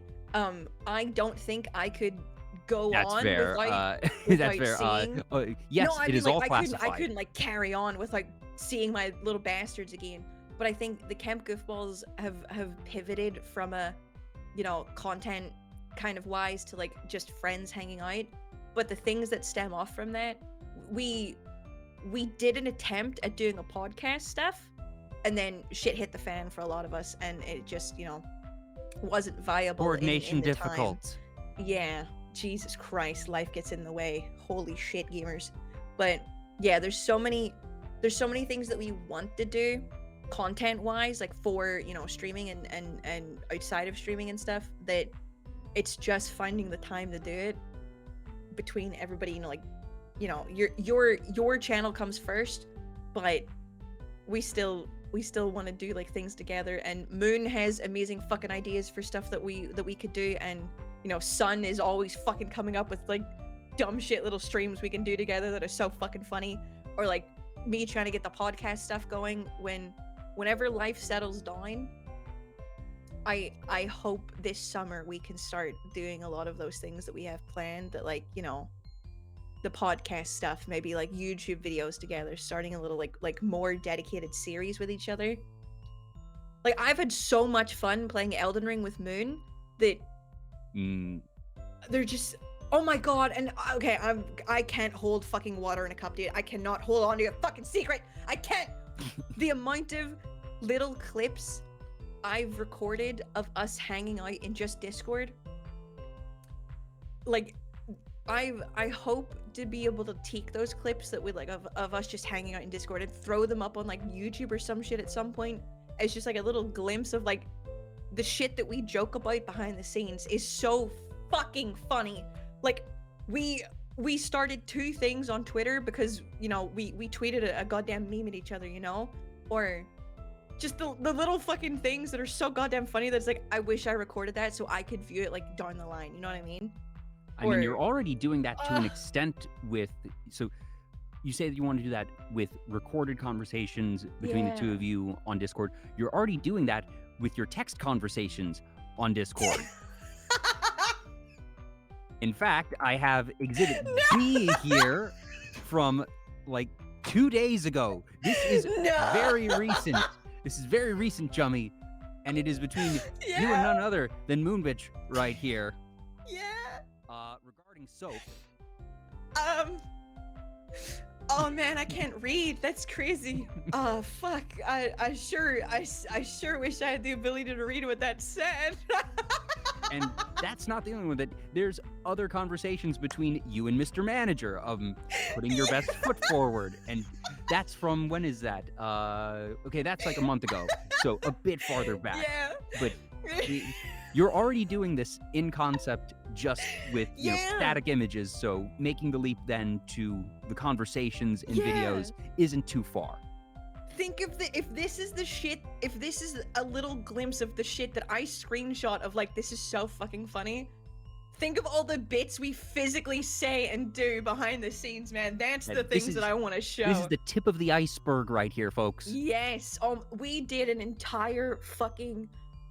Okay, we were all hanging out in VC one night, and we were joking. Moon was telling us a story of this like horse community or some shit on DeviantArt, and then I cannot fucking remember who it was. Somebody was like, oh, like what would your like horse like Sona be or something? Sona. It was fucking Sun.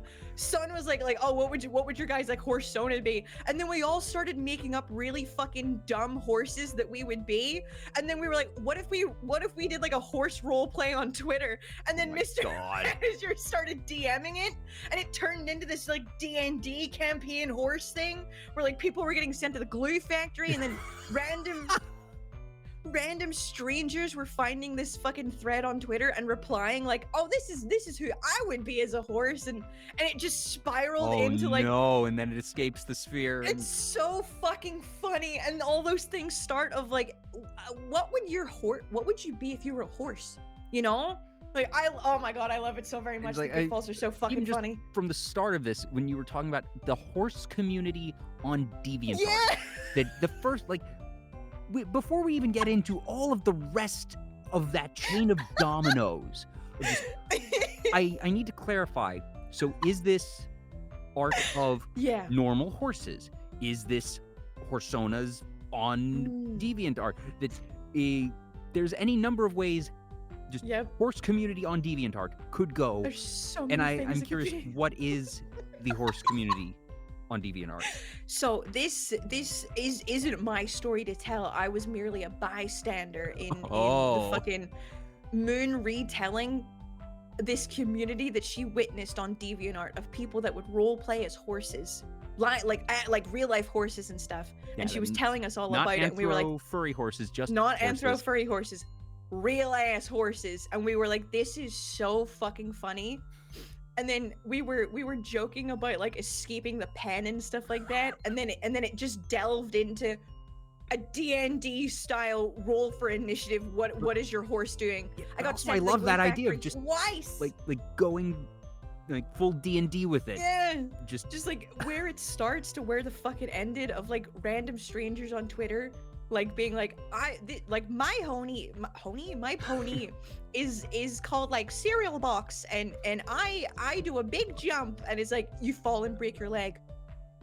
Roll for like the fence or some shit. What happens? And they're like, oh, I got it too. You go to the glue factory. Yep. And it's like, put down. You know, like it's so fucked. Like, is the end game is the final boss? You know, like you make it to the Kentucky Derby, or oh, dude, fucking from the signs of it, so many horses. There has to be a racehorse class in this system that, you know, that there's probably show pony, racehorse. I don't know. We can figure out the game design.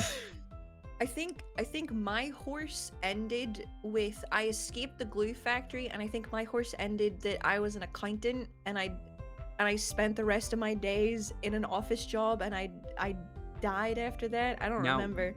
Important question. So if you're an accountant in an office job, is this an office full of other accountant horses doing horse accounting and taxes, or was it amongst humans? Okay, I think it was a human office. Okay. I was a horse. Just checking, just making sure. Yeah, no, these are the key details to telling a good story, you know what I mean? Like Notice how I'm not asking how or why this happened. I'm fully accepting of this. I just wanted to know specifically. It just happened. All right, I just have to understand. All right, what is the end result that I'm imagining? I'm sure that we got from A to B somehow, and I'm sure it was absolutely nonsensical. I don't need to know the details. Just the beginning and end alone. Yep. The beginning and end, you're like, well, there was certainly a journey, and I'm happy just knowing that there was a journey. I don't need to know the specifics. I'm just glad you had a fun time. But at the same time, hey, if you're gonna record this, I'm sure it would be super fun to see play out.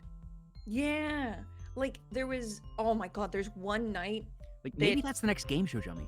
Just horsonas of just run a one-shot campaign. I don't know enough about horses, show. Bro. They're terrifying. Like their brain takes up less space in their skull than their teeth. Like that, I don't trust that. I don't trust horses. They are a godless creature, you know? Like I don't trust none of that. Anything that I can't walk behind. Why? What are you hiding back there? What are you hiding back there that I can't see? You know why?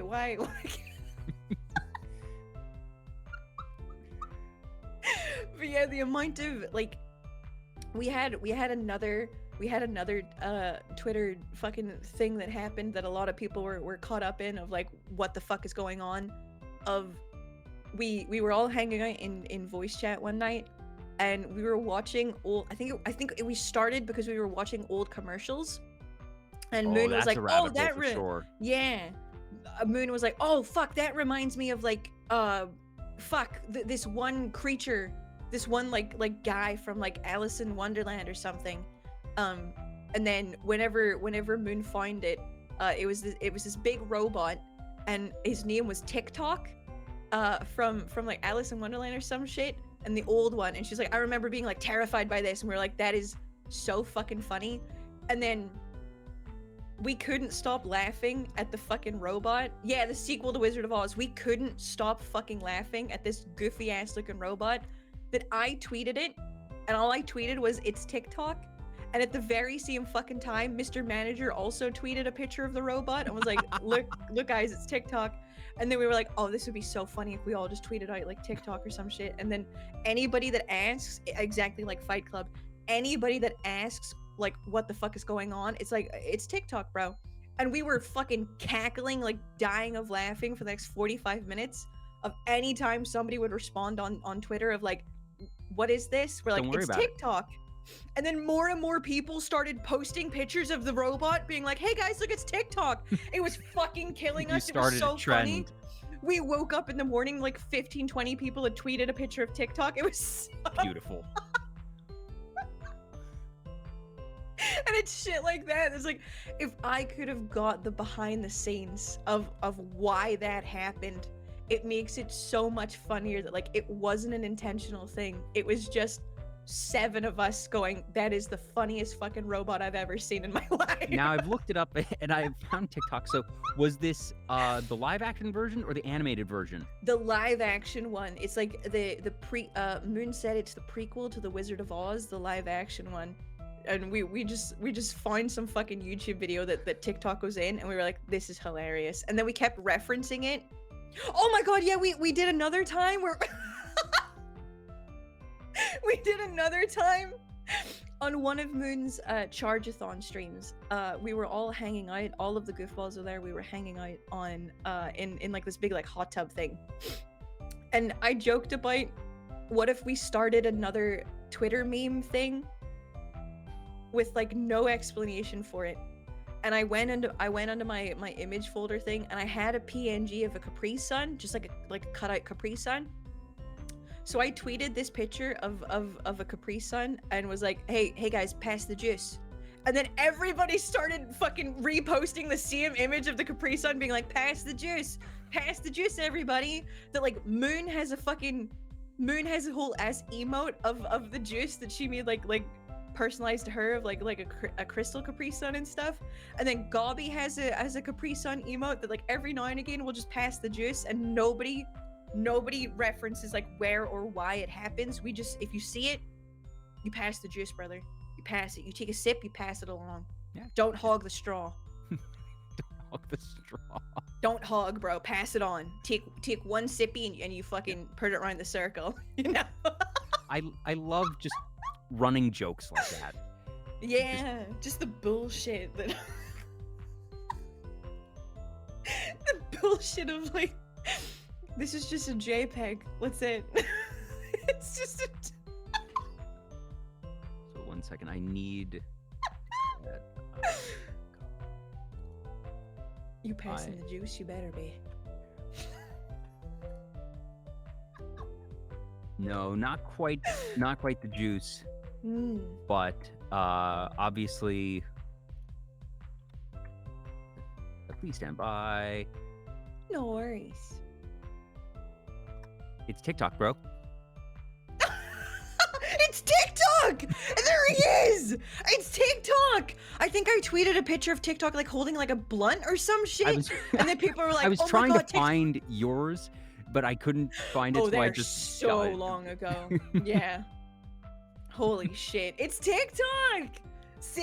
Is that the fucking goofiest robot you've ever seen? It's like, I'm trying to figure out, it looks so familiar, and it's the mustache. It's something about the mustache. Yeah. That just, I feel like there's it reminds me of so many like explorer characters, you know? Yes, yeah. Like some like safari dude. You know, he has this vaguely British accent, and is probably a bit pompous, very posh. He's a little distinguished. Yes, distinguished. Wonderful word. Wonderful word. Gentleman. I've stolen many artifacts from many countries. Oh, Call me the British indubitably. Museum, you know. Indubitably, Jummy. My dear fellow, yes. Fucking indubitably, all right. Good shit, my chap. Good shit. Oh god. And obviously there have been many adaptations of The Wizard of Oz over the years. One of the benefits of it being in public domain, some better than others. I haven't actually seen that particular one. I haven't seen any of It's them. just called, from what I can tell, Return to Oz. So actually, that Yeah, would be the sequel then, not a that sounds prequel. right. Oh, was I saying prequel? Yeah, sequel. Oh man, I'm sorry, I just can't fucking read. Yeah, No, Moose said you're it's good. the You're sequel to Wizard of Oz. Yeah, my bad. But now I'm just thinking, all right, now I kind of want whatever Return to Oz is, and that just goofy casting, voiceover project, or just live read of the Like script. some fan dubs kind of stuff. Yeah, or just Fuck, like that would be just so get the funny. script. Don't bother doing all the editing Yeah. and whatnot, but just Just read it. Just read it. I'll add it to the list. I'll add it to the list of shit we have to do. We wanted to do some like fucking play kind of stuff, where we're all like playing one of like the characters and shit, which I think will be fucking hilarious. But again, the coordination on shit like that is, it's like actually doing a play. You gotta learn lines. It's like I've done things before with friends where just we pick a day and we pick a thing and we don't do rehearsals and we just go to we town just fucking and like go read with through it. thing just for the hell of it. Oh fuck, that's so funny. Because I fully so agree funny. that rehearsals terrible idea. That getting people together once is already gonna be an anomaly, It's tough difficult enough. enough. Don't bother with rehearsals. Plus, at that point, again, stuff becomes a feature, not a bug. Of Yeah, stumbling across exactly. lines or just people improving and figuring out in real time. All right, am I going to play this part as it was written? Am I going to just try and impersonate the Yeah. original performance, or am I just Pull going a to do fucking something batshit Dumbledore. insane? Yeah, pull a fucking Dumbledore, screaming at it. It's like, they said softly.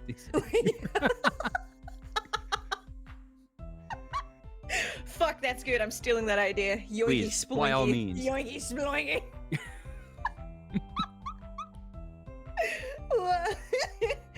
But yeah, we just do a lot of dumb shit like that, and it gets brute forced through Twitter at some point. What is friendship if not doing dumb shit? True. It is morally correct. It is the correct option to get dumb with your friends, dude. Nothing is. It's silly time. If you can't get dumb with your friends, who can you get dumb with? Exactly. If you can't make it weird with the homies, who can you make it weird with? Come on, dude.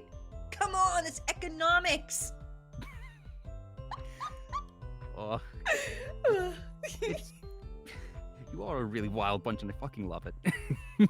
Good. I genuinely, it genuinely makes me like happy, emotional whenever people will say to one of the goofballs like, hey, like I really love watching goofy interactions, because it's like it's fun to. Somebody described it and it actually made me cry like a bitch.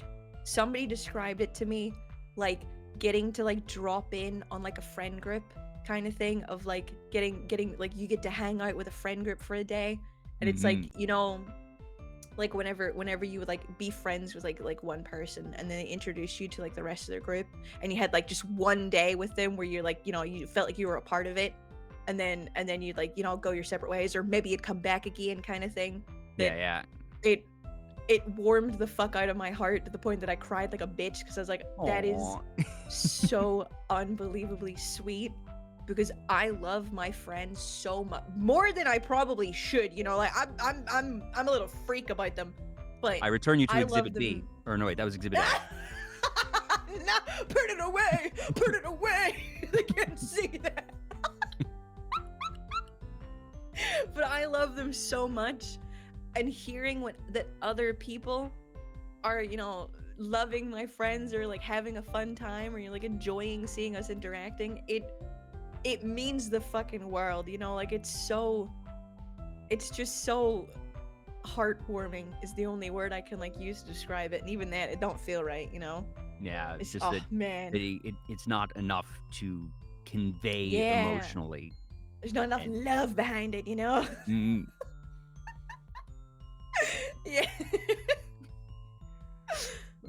and to come to think of it, I'm trying to remember that I think I recall you following my channel when I was talking to, it might have been Gabi, Yeah, I think, yeah. I followed on Gobby's one. Yeah. Yeah, and that that I remember actually Honey rated in on Gobby's as well. That that you all are very aware of what each other are up to, and Yeah. that the fact that you all would not only support each other's content on their own channel, but then that you would follow Yeah. Gobby to little old me for that one day, and that Yeah. because I had Gary on the show way back in the day. That his show, I'd have to double check Yeah. what episode number that is, but I think at this point it Wow. might be like halfway past. Actually, one second, I'm gonna look this up because Holy shit. Yeah, I go know for it it. Go was for it. a while back. Gary was Zooey episode mom. 65, so yeah, almost actually the halfway Holy point because shit. this is Yeah. 109. Today is 109. God damn. Holy fuck. Yeah, Gobby- that is. I feel like Gobby was 93-ish. Yeah. Gobby's doesn't feel like too long ago. Where Also- is it? I had. How am I losing this? Oh, there it is. Oh, I'm Nice. good. It was 93. Oh shit. Hell yeah. Oh damn, you must I really know. love I know doing these. scope that. I know scope that. Fucking honed in it like a little that missile. It was good. Holy shit.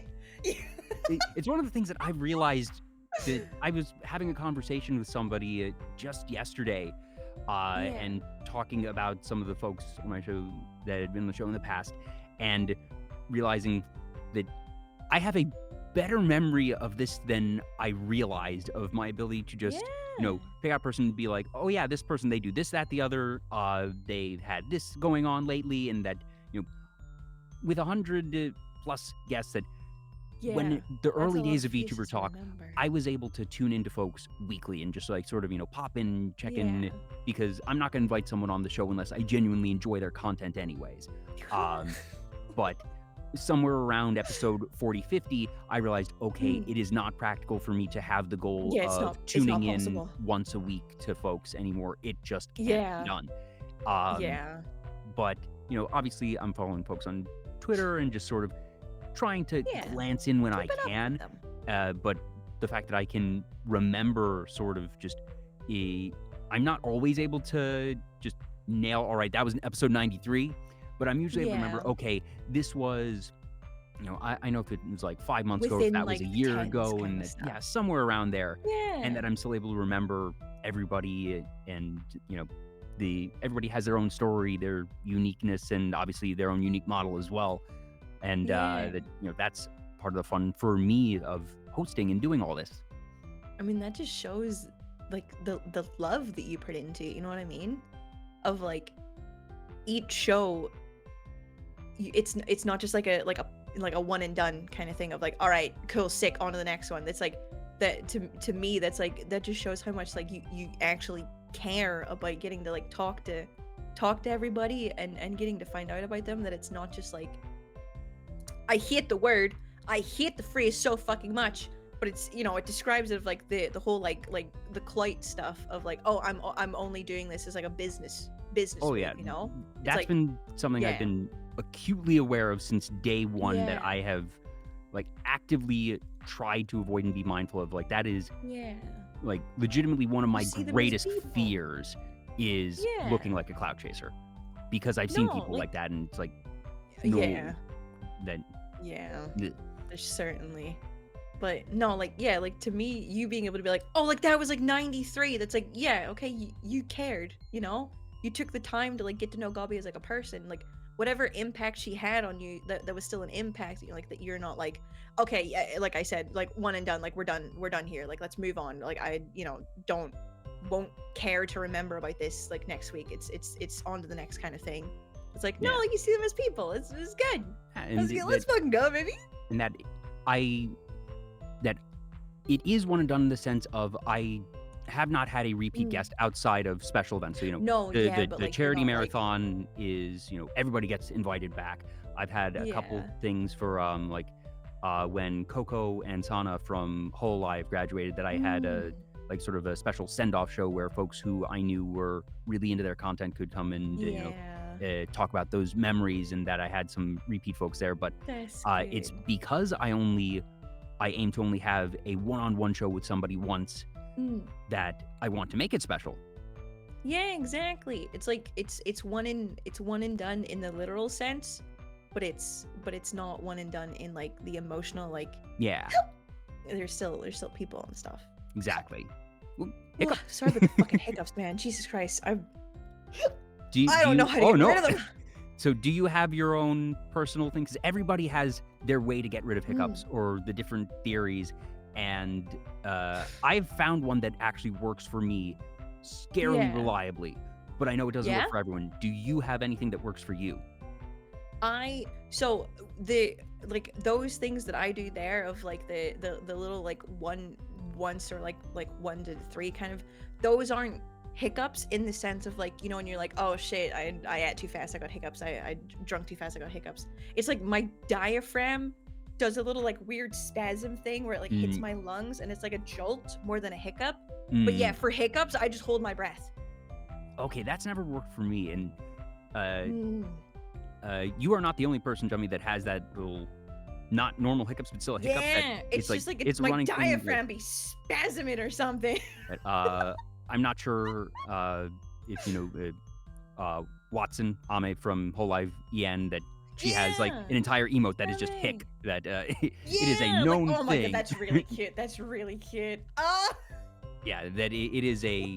It's been a thing since day one. So you are not alone there. As Yeah. for real hiccups, I remember I had the worst case of hiccups I've had in my life after playing Yeah. Gartic Phone for the first time with people. That I laughed so damn hard Oh my that god. I got the hiccups, and just an hour later I still had the hiccups, and it got to like the 2-hour mark that Holy I fuck. was becoming physically exhausted Yeah. by my hiccuping, and I was Googling and trying shit. every damn solution I could to get rid of What the did hiccups. you do? And the one that I finally found that has been my trick since then, and that it works for me, is that you get a glass of water and Yeah. you fill it up relatively high, because the way you have to drink it is it's the concept of drinking water upside down. But getting yourself upside down is a difficult thing. So the way that you get this done without being upside down is you drink from the far end of the glass. So like if you have a glass in front of you that, you know, you put your lips on the rim that is closest to you, but if you lean forward and drink from the opposite end of the glass, that requires you to sort of lean over a bit, and you take the small sips that way. Right here. I'm literally going to try this. Yeah, Okay, talk me through it. So now, since you're going to have to tilt it forward, it needs to be relatively full, but it's just that you put your lips on the far end of the glass, you lean forward, and you just take some small, slow sips. And for whatever what the fuck? reason, that it's weird to do, it's kind of difficult to do. Yeah, that felt wrong. but it does the thing. I will not claim to understand the science of hiccups. I know you can look up that it's, you know, muscle spasms in the diaphragm, and that there's some like impulse thing that your body is doing, and for whatever reason, that drinking upside down or recreating the way that your throat has to work, it's weird, but just a couple slow sips like that, just what the fuck? I'll like, remember that. It's worked for me. I know there's not a single uniform solution that we've found across humanity. Otherwise, goodness knows we'd have documented it by now. Yeah, we would fucking there would there's be everything like TV shows. that, like, hey, you know, there's holding your breath is sort of a classic one. I've heard, you know, like eat a scoop of peanut butter. I've heard drink a glass of water as fast as you can. That everybody has like the grandmother trick that they were taught growing up, and that the one that I had heard for a while was take several sips of water, then hold your breath, then take several more quick sips, and it just didn't work for me. And I was so damn desperate that day because I was losing my mind. Hiccups for 2 fucking hours. Yeah, I'd had hiccups before. I've had hiccups plenty of times, but you know, it usually goes away in 10, 15-ish minutes maybe, and that's on even bad that's long to have. Yeah, usually it's just a couple minutes. Holy but shit. it was around the 1 hour mark that I was like, okay, what the fuck? Something's wrong. Why isn't this stopping? What the fuck? Call a scientist. What the fuck is going on? And then just me just going through this gauntlet of online suggestions, and then eventually finding that one and being remedy. like, oh, thank God. It was a journey of it was one of the longest hours of my life, let me tell you. Holy shit, there's like a physical fucking like countdown clock over your fucking head and you're going through all the remedies. Because like, and then God. just the time between the hiccups, it's that suspense of, is it gone? Is it? Damn it! Did I do it? Fuck! Yeah, I just do the thing where you take a really deep breath in, but to your tummy instead of your lungs, Mm-hmm. and then hold it, and then you'll feel your body jolt, but you keep holding it for a little bit after you like jolt and stuff. Yeah, I tried that and it just kept happening. Yeah, I'd be like 2 fucking hours, brother. I'd was be in the street shouting for help. I'd be like, I'd go to the nearest, most public place and be like, "What is your home remedy for hiccups? Please, fucking God, tell me now." Like, anybody. Just going in and be like, "Scare me." And it Scare wasn't me. even little ones. It wasn't even just. It was that I could feel my Yeah. body just like Jolt up, jolting yeah. from that, and Fuck Eh. that, dude. Holy but shit. ever since I've been able to just squash hiccups immediately, and it's wonderful. Just you know, drink upside down. Drink upside down, drink backwards, or however you want to describe it. But I'm glad to have found something that at least works for me, and I'm now sort of an Yeah. evangelist of, hey, this is worth at least trying. I know that it's not going to work for everyone, but it's a simple enough thing of just, get a glass of water and drink from the opposite side of the glass. Want to That see is- my party trick? Like, hey kids, want to see something cool? Just tipping over your fucking glass.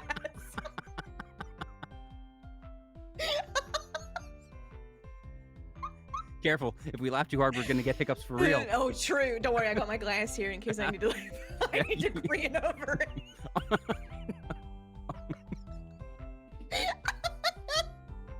I love when bodies are just so unbelievably fucked up and nothing can be explained. And it's like, oh yeah, if you try just like drinking upside down, that'll fix that. It's like, Just like, who was the first cool. person to think of trying that? exactly. Who was the first one that fucking did that? That's like, oh, I know. And then, oh fuck, let me just fucking Yeah. Donzo. Like what?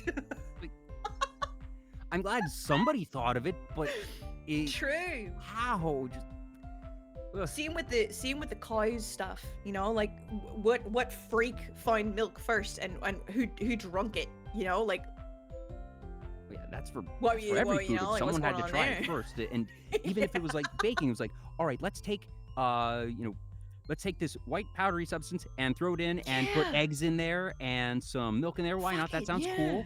And then That let's sounds mix it up fun. a whole bunch. Holy shit. Someone had to do it. Yeah, humans fucking curiosity to fuck around and find out has certainly led us places, Mm-hmm. We certainly are fucking around and finding out every goddamn day. For better or for worse. And we just have to hope Let's that it's go. better. We fucked around so much now we have fucking anime girls on our screens, you know what I mean? Mm-hmm. Let's go, baby. Let's Just- go. Someone's like, okay, let's find a way. So we made these cool little things that can compute stuff and run through Yeah. programs. Let's connect them. Give it tits. Let's And- go, baby. And just like, okay, so we connect them with wires. What if we could connect them without wires?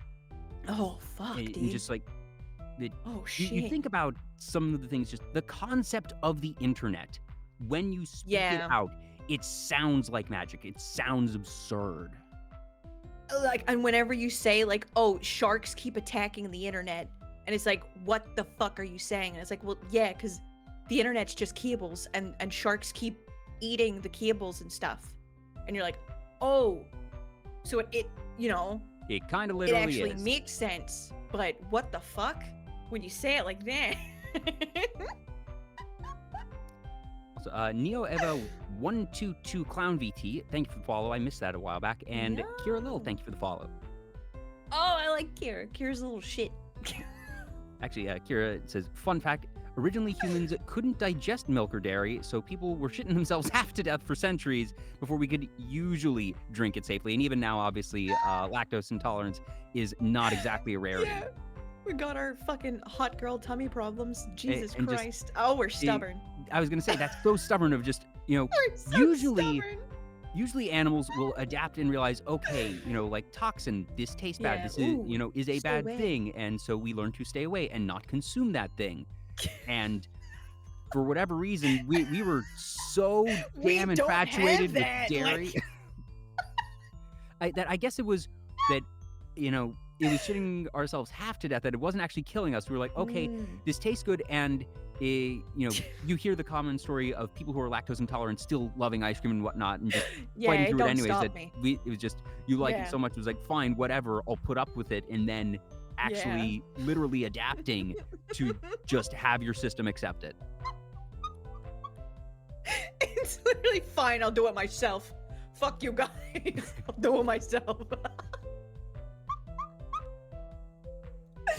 Good shit. Good. I will drink that cow. Well, I guess it's logical enough to understand why we would try milk, because we see the cows doing that. You know, the calf is drinking from the mother. It's like, okay, well, another living thing is able to consume this and not die, and that's, you know, general sort of scientific method of, okay, you know, animal testing, that we see this is happening naturally in nature. So logically speaking, okay, if that thing is able to consume it without dying, it's at least better than me trying something random in the blind, not knowing how another living thing will interact after ingesting it. So that's actually not the craziest thing to me. That it's like, you know, it's like, oh just shit. the combination me too, of things, like cooking, baking, the science therein, and the combination of, okay, let's throw A, B, and C together to do a thing that I find much more fascinating, because that takes just creativity and a certain level of, like, it makes you wonder the exact circumstance that things like fruit of, what were okay, you doing when you made this? And So much of like French pastry kind of stuff that you're like, oh yeah, okay, at this exact temperature, this exact thing will that happen has that to will have lead just us to, been- it's like, that was an accident. There's no way that you did that on purpose. I feel like that has to have been literal fuck around, find out scientific method of somebody accidentally made the first pastry, and that they were like, okay, this tastes good, that, you know, we were able to do something neat with bread. Do that again. That's like, this is bread, but better. And from there, they realized, okay, this is a quirky way to make bread. What if I just tried other quirky things until it works? Of, you know, that at that point in time, wheat and flour and water and whatever, that it's not like you're using expensive or dangerous materials. So different failures, the worst it is, okay, this tastes bad, let's try again. That in terms of safe science, that's about as safe as it gets. And that people just keep going, and that it becomes just its own the Big Mac. And now we've got McDonald's pink slime. Food relief. Yes. Do they actually still use it? Because I know that was a thing, and I think they moved away from it because... Was it banned, like, everywhere, I think? More or less, and just, like, it's still fascinating in its own way of, okay, they figured out a way to really efficiently make food. And even if it is weird and, like, unsettling on a conceptual level, like, they you look at it still and say, that's turned weird. it into, like, an edible thing. Yeah, and that, all right, hey, from a sheer, like, societal standpoint, the concept of we were able to make this frankly efficient way to produce food and to have it be edible. Sludge. Yeah, and that it's a concept that humans buck against because it feels unnatural, but in its own way, that, like, that's an accomplishment. Is it something that I'm not surprised there was the pushback, but I respect the concept. It's when it's done in a way to cut corners of things like that, and like sold under different pretenses. Like, okay, sure, you made nutritional paste, but you're selling it as chicken breast. You know what I mean? Like, no, that's sell it as the paste. That's fine. Sell it as the paste. People will then, like, you know, when people are like, oh, like, you don't even know, like, how like hot dogs are made and stuff, and it's like, well, I do, and I don't care, because it's hot dog, you know? Yeah, I know what it is. I know the fucking things they're doing. And you know, when you get, like, there's different protein drinks that it's just, all right, Yeah. it's all these different vitamins and minerals that are made into this Yeah. sort of shake, and they put some cocoa powder in it and whatever, and it tastes good, and it's really, really efficient nutritionally. Yeah. But Sell it it for what is, it is. Don't it's lie to just me. this, nutritional drink stuff, and that Like good goop. and if you brand it that way and people know what they're getting, that's great. Yeah. But they're not Exactly. gonna Just call it. don't lie. Yeah.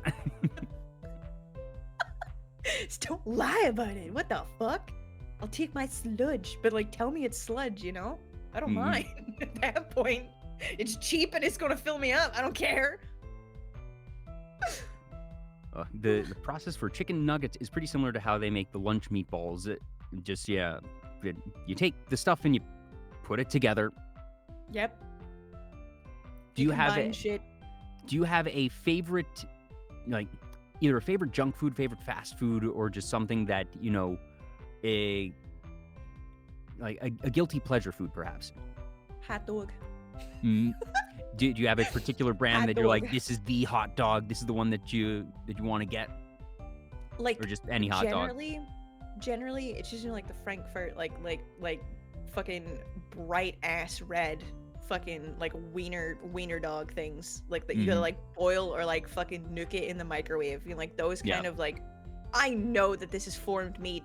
I don't give a fuck. It tastes good. You know what I mean? Yeah, it's cheap. It Me tastes good. I sweats can be make it damned. fast. Yeah, hot dog. I fucking love hot dog. Yeah. And it just there's something so comforting about just a nice hot dog. Sometimes that Yeah. I've gotten really into corn dogs and chili dogs, and it's still got the same baseline hot dog in there. That I Yes, have no oh my delusions, but God. that hot dogs are a very versatile food. Exactly. They're fuck, man. I just love the glizzies. That's all I can say. I tried corn dogs in America. Dear God, you fuckers are onto something with that. Like, it's so goddamn good. I've never found one over here in like Northern Ireland or anything. I've never saw like corn dog like kind of shit, but I could have lived on those whenever I visited America, man. They were fucking oh my God. And Now, did you get Hot them at Pockets like were a county kinda fair or something, or was this No, I just got a frozen Walmart's one? own corn dog, Okay. frozen corn dog. And I was like, the thing too, I was like, if this is like the Walmart frozen kind of Yeah, thing, that's the bottom tier. how good is it if it's like an actual No. That if you go to a county fair and get a corn dog there, it's another level. Yeah. But I will I still would openly love admit, that. I almost always have like a box of frozen corn dogs in my freezer. Good. Just It's sort of morally standby. right. I would fucking adore to experience an American fair, like a state fair, or like county fair, or like whatever the fuck like people call it, or like a Ren fair. Well, you're I not going would to find that at a love- Ren fair, because that's too modern a thing for a Ren Yeah, fair. get a big old But- turkey leg. But or Ren some fair, shit. oh, yes, turkey leg. That's the Yeah, go-to. baby. Just, Yeah, baby. I would just like American fair food, like I would love to just have a fucking day and just go fucking hog wild But and just see maybe like that's what something it's for the like. itinerary for the next Camp Goofball. Yeah, be like Goofball take net. me to a fair. Yeah. I gotta like absolutely pig out, and then I need 2 days to recover for the Mm. next for my tummy to not explode. Is there any fair food or local food in Ireland that you're always telling people like, hey, you need to try this if you ever come here, that it's not going to be something in America that in Mm. Ireland, you all are missing out on corn dogs. What am I missing out on? Yeah. See, the thing, we don't have a very like America will deep fry anything, like they'll be like, batter that bitch, put it in a fryer. I don't give a fuck what it is, kind of thing. The only thing we do over here that I'm like, maybe they don't do that in America is like deep fried like Mars bar, like that kind of thing. Hmm. Which I'm Well, sure it doesn't have to be deep but fried. it's It's just not like, what is a local specialty? a local like just any food. Yeah, like any food doesn't have to be fair food, doesn't have to be deep fried, but what is something that is relatively common, or like even that little bit of special that corn dogs aren't everywhere, but they're a certain level of iconic, I suppose. Yeah. I would say an Irish breakfast would be a good, like, because then you're gonna like, America does hash browns differently, I think. Like a lot of the time it's like that grated kind of like hash brown thing. It's like, you know, like the crispy kind of hash browns and shit like that. I would say if there's one food that I'm like, okay, you should try that when we come over here is an Irish breakfast, because you'll get potato bread, you'll get soda bread, you'll get, you know, like if you're into like the black pudding, you know, white pudding, like those kinds of things. You can see like Irish sausage, that kind of stuff, or how we would do like hash brown kind of thing. So It's I'm just a seeing lot. soda bread mentioned a couple times in chat. So is that just, Yeah. you know, you're making bread, but instead of water that you use soda water, carbonated water? No, my God. Okay, I will send you a photo on Discord of what soda bread is, okay? Because it's just a dense, chewy bread. I don't know how it's made that it's different, but I know there's an American version of soda bread that I'm like, wrong! Wrong, brother. That is not correct. Oh, this is It's like- sourdough bread. No, looks like no, sourdough bread. it's like dense and high. So we would call it like soda, like we would call it soda bread, but you would probably call it like soda farls. So if you would look up like soda, Oh, it's baking soda. F-A-R That makes yeah, sense. FARLS will probably show more of what, like, to me, this is what soda bread is. It's a soda farl. It's fucking so goddamn good, but it's like a dense, slightly chewier kind of bread that's like I would eat it warmed up with like fucking butter on it, so that it would, like, you know, it would kind of soften with that. So it's still fluffy, but it's also dense and chewy a little Yeah, bit. this It's almost fucking, looks like a biscuit. oh man. An American Biscuit is more. Well, I know that did biscuit try also a can mean biscuit cookie. in America. Yeah, I did try an American biscuit.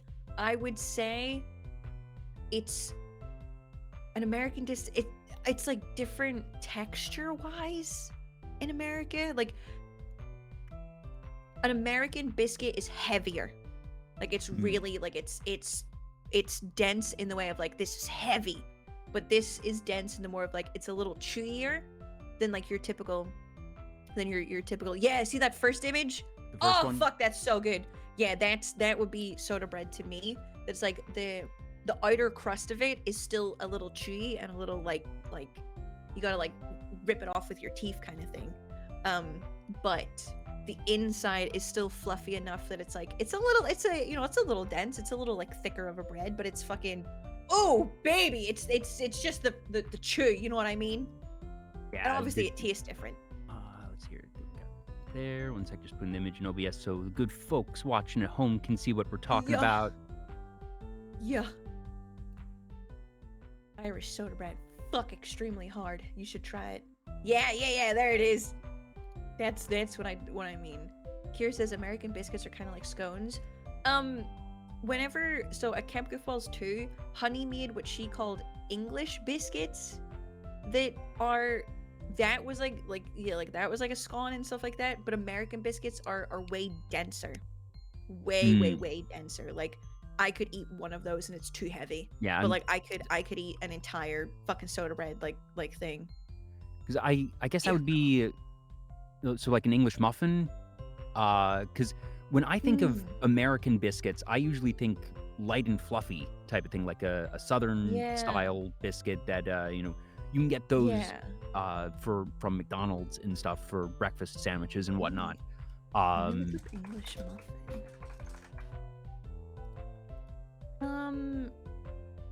English muffins are chewy.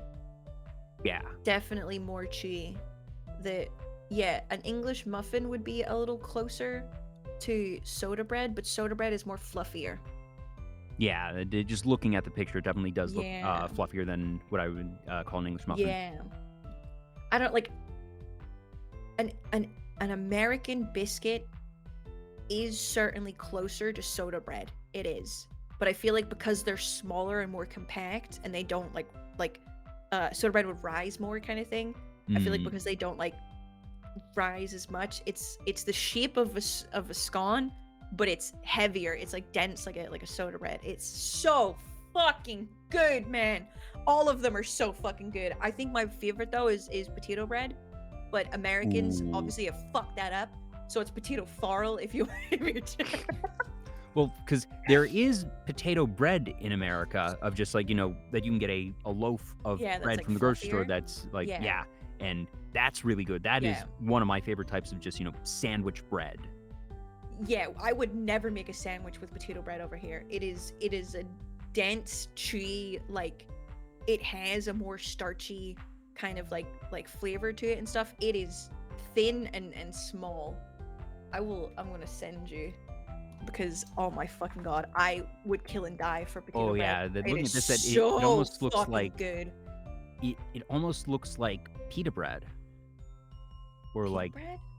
yeah. Let's Well, pita bread is that's a Greek thing more, but it's been Yeah. heavily Americanized in several ways. Pita bread I think would be more airy, if that Yeah. makes Oh sense. yeah, it is very Yeah. very, but I guess more the Mm. slicing and shape and the fact that it's mostly flat Yeah. is where I get the comparison there. Yeah, they have the same shape, but I think the signature of Irish like breads kind of thing is that they are dense and they are fucking full. They will make you full kind of thing. Mm-hmm. They're chewy and they're denser. There's still fluffy ones, you know, like white bread and stuff like that, but it's more. This bitch got some sustenance to it, you know what I mean? Potato bread fucks so hard. Oh my god, you can fry it and it'll get a little crispier on the outside and it somehow makes the inside like a little more like how to describe it. You know when you get a really fudgy brownie Ooh, and the that's inside the is kind of best. like yeah, it's like a little like squishy, but it's still like It's still cooked. you gotta bite into it, you know, kind of thing. It kind of goes like that whenever you fry it, that the outside it gets a little bit more like airier and like crispy, but the inside stays like dense and like fudgy almost. Mm-hmm. And then it obviously it soaks up whatever like flavor and stuff you do. So I always fry it and put it with like scrambled egg and brown sauce. Ah, Ooh, okay. I need to make an Irish breakfast now, brother. That shit is fucking calling my Whoa. name. Holy fuck. Xanalander says it looks like cheese quesadillas and yeah, so they do Harlots, also that is sort of look so like not right. tortillas. Yeah, the tortillas as well. Yeah, they're with thicker than a tortilla and stuff. It doesn't have like that crisp. It's like I can only like it's dense. Yeah, But because it's just chewy looking at this, dense. I can tell that it's despite being as thin as it is, you can tell that Yeah. there's actual It's density hefty. to it. Yeah, Yeah, it's heavy. bread is cool. Like there's so many different I things you love can do bread, with bread. But yeah, if anybody was to come to like the UK, Northern Ireland and stuff, I'd say either an English or an Irish breakfast. You like English, Irish, and Scottish breakfasts are basically all the same, but you swap out the breads and you swap out the sausage. It's like Mm. you got your fucking your beans, your grilled tomato, you got your fucking bacon, your sausage. But like in Scotland, you'd maybe have like square sausage and stuff. We'd have link sausage. England would also have like link sausage and shit like that, but they might not do the black pudding. We would do the black pudding and stuff. The fucking Scotland and shit. I think they do black pudding, but like we'd also do white pudding. You know, it's in core the same thing, but there's just different variations. So anywhere in the UK, get a fucking full fry breakfast. That shit's fucking. I'll blow your. I'm not gonna say that. I'll say it. That shit'll fucking touch your G spot. Is all I'm saying. And it is so good. It is Aw, so dang. good. Now I'm hungry. What have I done? Yeah, it's not a whole ass tomato. Dingus said, "I can't believe you had a whole ass tomato." It's cut. You can either get like half of a tomato and it's grilled, so like it kind of loses that gross like watery tomato thing that it gets, but it's grilled so you can like cut it and like eat it with other things. It's good. You're a hater if you don't have it. Pop says, "Wait, isn't black pudding a D&D monster?" It's It should be. blood pudding. Yeah, it's blood sausage. Is all it is. which it sounds scary, but it tastes fucking good. I don't normally get it because I don't like the thing of how it's made and stuff, but it, you know, it is good. It tastes good. It's just a different kind of meaty, a more metally meaty kind of taste, you know? Mm-hmm. Are there any foods that you feel like people that you enjoy more than the average person, or even like a smell? Like for me, I love the smell of raw fish, of like, you know, going to a fish market, or just like passing the fish section at a grocery store. I love that smell. I know that most people can't stand the smell of raw fish, and it's always been something that I love. I don't mind. I don't mind. I fucking love sushi, and I fucking love tuna, bro. Tuna is, oh my god, that shit is fucking scrumptious. I don't think there's anything that I'm like, well, no, I'm sure like fucking I'll go make dinner, and as I'm cooking, I'm like, oh, like that would have been something that I go ape shit for. Hot dogs, fucking love hot dogs. Any goddamn opportunity I get to have a goddamn glizzy, I'm like, yes, sir. I'll sneak out of Camp Goofballs to go get a glizzy Don't when sneak nobody's out of looking. Camp Goofball. Bring them with you. No, fuck. Oh my god, it was fucking hilarious. I don't even know if people realize that we did this. I snuck out with Gary, I think it was, and we went to 7-Eleven. And on the way back, we got a glizzy, and we ate it on the way to the house. So whenever we got there's or it might have been it was somebody else that we fucking snuck out to get one. I will sneak out to get a glizzy if the option is there. You know what I mean? Like if I know that there's a spot that has it, I'm going to the hot dog stand, dude. It is so fucking good. Aww. Yeah, I don't know if there's like a smell that I'm like, that is so good. I mean, everybody loves onion, you know. Ooh, like grilled onion. Grilled onion and garlic, that little like sweet kind of smell and shit. Yeah. Yeah, I'm a fiend for having grilled onion with meat though. Like if I'm making meat, I want grilled onion with it. It just is the perfect fucking. I would fuck it up in medieval times, dude. I would. Grilled meat and stews. Oh, I'd be living like a king. You know what I mean? Yes. It's so goddamn good. Speaking of medieval times, Jay, do you want to know a fucked up little secret right now? Oh. My bathroom light bulb blew like 2 weeks ago, right? And because I'm renting this house, they have some weird fucking contraption. Instead of a light shade, like over the light, it's like this little cage thing that it needs unscrewed for you to get your hand in to change the light bulb. But I don't have a fucking screwdriver small enough that's gonna go in that fucking thing. So I can't change the light bulb in it yet. So I've just been, anytime I need the bathroom late at night, I legitimately have to light a candle. Just light a candle, or you like use your phone or something. Yeah, it's like if I get up and I forget that if I get up and I'm like, you run to the bathroom, you don't really think about that. Yeah. I forget my phone. It's like, fuck, I have a lighter beside a candle in my bathroom. There is something so relaxing about like peeing by candlelight. By candlelight. It's so like, I get it now. You know, I would fuck it up in the medieval about, you know, times. Doing anything by candlelight is it hits different. It's so weirdly therapeutic, you know? Like cooking when you just have a couple candles on, it's like, this is so it's like personal, you know? Yeah. It's like weirdly personal time. Streaming by candlelight. Yeah, and I load up some fucking wood into my fire burning PC. Like, yep, gotta get the steam going. I mean, I know that computers can run hot when they're streaming, but that's a whole nother level. It's like those people that cook eggs on their laptop. Oh Whenever, my like, gosh. you ever played Sims? Not in a long time, but go on. But you know of Sims, yeah.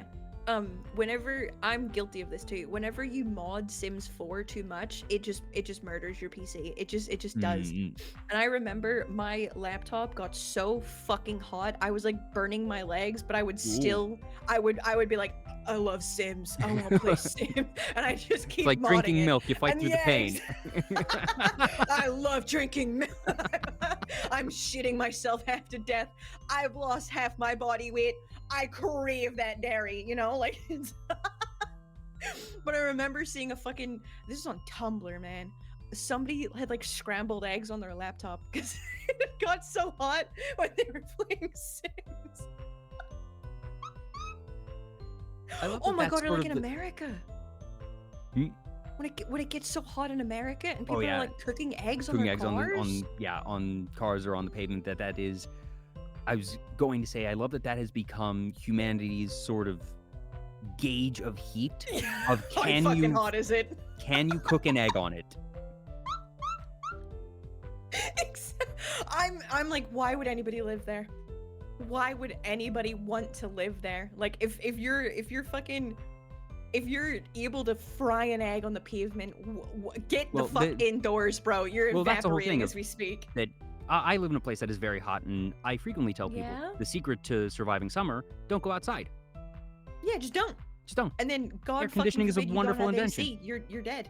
Oh yeah, You're dead. It just fortunately, since it gets so hot here, AC is just standard. That mandatory, basically. there's no place that isn't going to have air conditioning, and air conditioning is a wonderful, wonderful invention. And I'm able to be very comfortable when it is just oppressively hot outside, and I just don't go outside. Oppressively is such the right word. It's like, you do not go outdoors. You will die. You will evaporate in the fucking sun, dude. You're like, you ever seen Demon Slayer? Yes. Just, when the demons die and the sun comes out and they fucking fizzle away into ash? That is everybody in Texas to me. That is everybody in Texas. There's no way that they're surviving.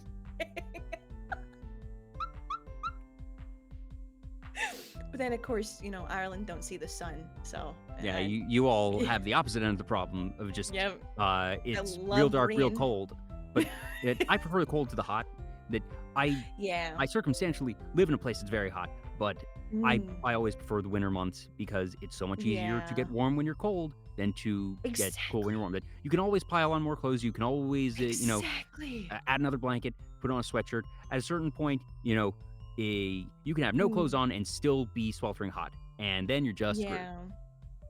Yeah. I anybody that says that they prefer hot to cold weather, I baseline don't trust. It's just I do not trust them. Yeah, it's like, why? Sure, that apparently some places in the UK don't have AC, and I can't figure out why. That hot places like Texas, or Arizona, wherever in the US, like I said, air conditioning standard. People know there it's hot. There are preparations there. I can't imagine why the fuck would you not have air conditioning just installed everywhere?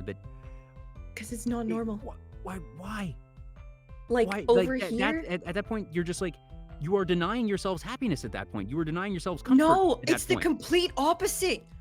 Because it gets so fucking cold in the UK, our houses are built to keep heat in. Like they're physically built to keep the heat in. So we never expect it to get hot because it just fucking doesn't. And then whenever it does with some like solar wind thing, it's like we're dying. But like in Texas, it's the opposite, where the houses here are generally built to exude heat because it is very hot. Yeah. And then in the winter, like if we get a cold front, that things get very, very cold very, very fast. Yeah, Texas shuts down with like an inch of snow, doesn't it?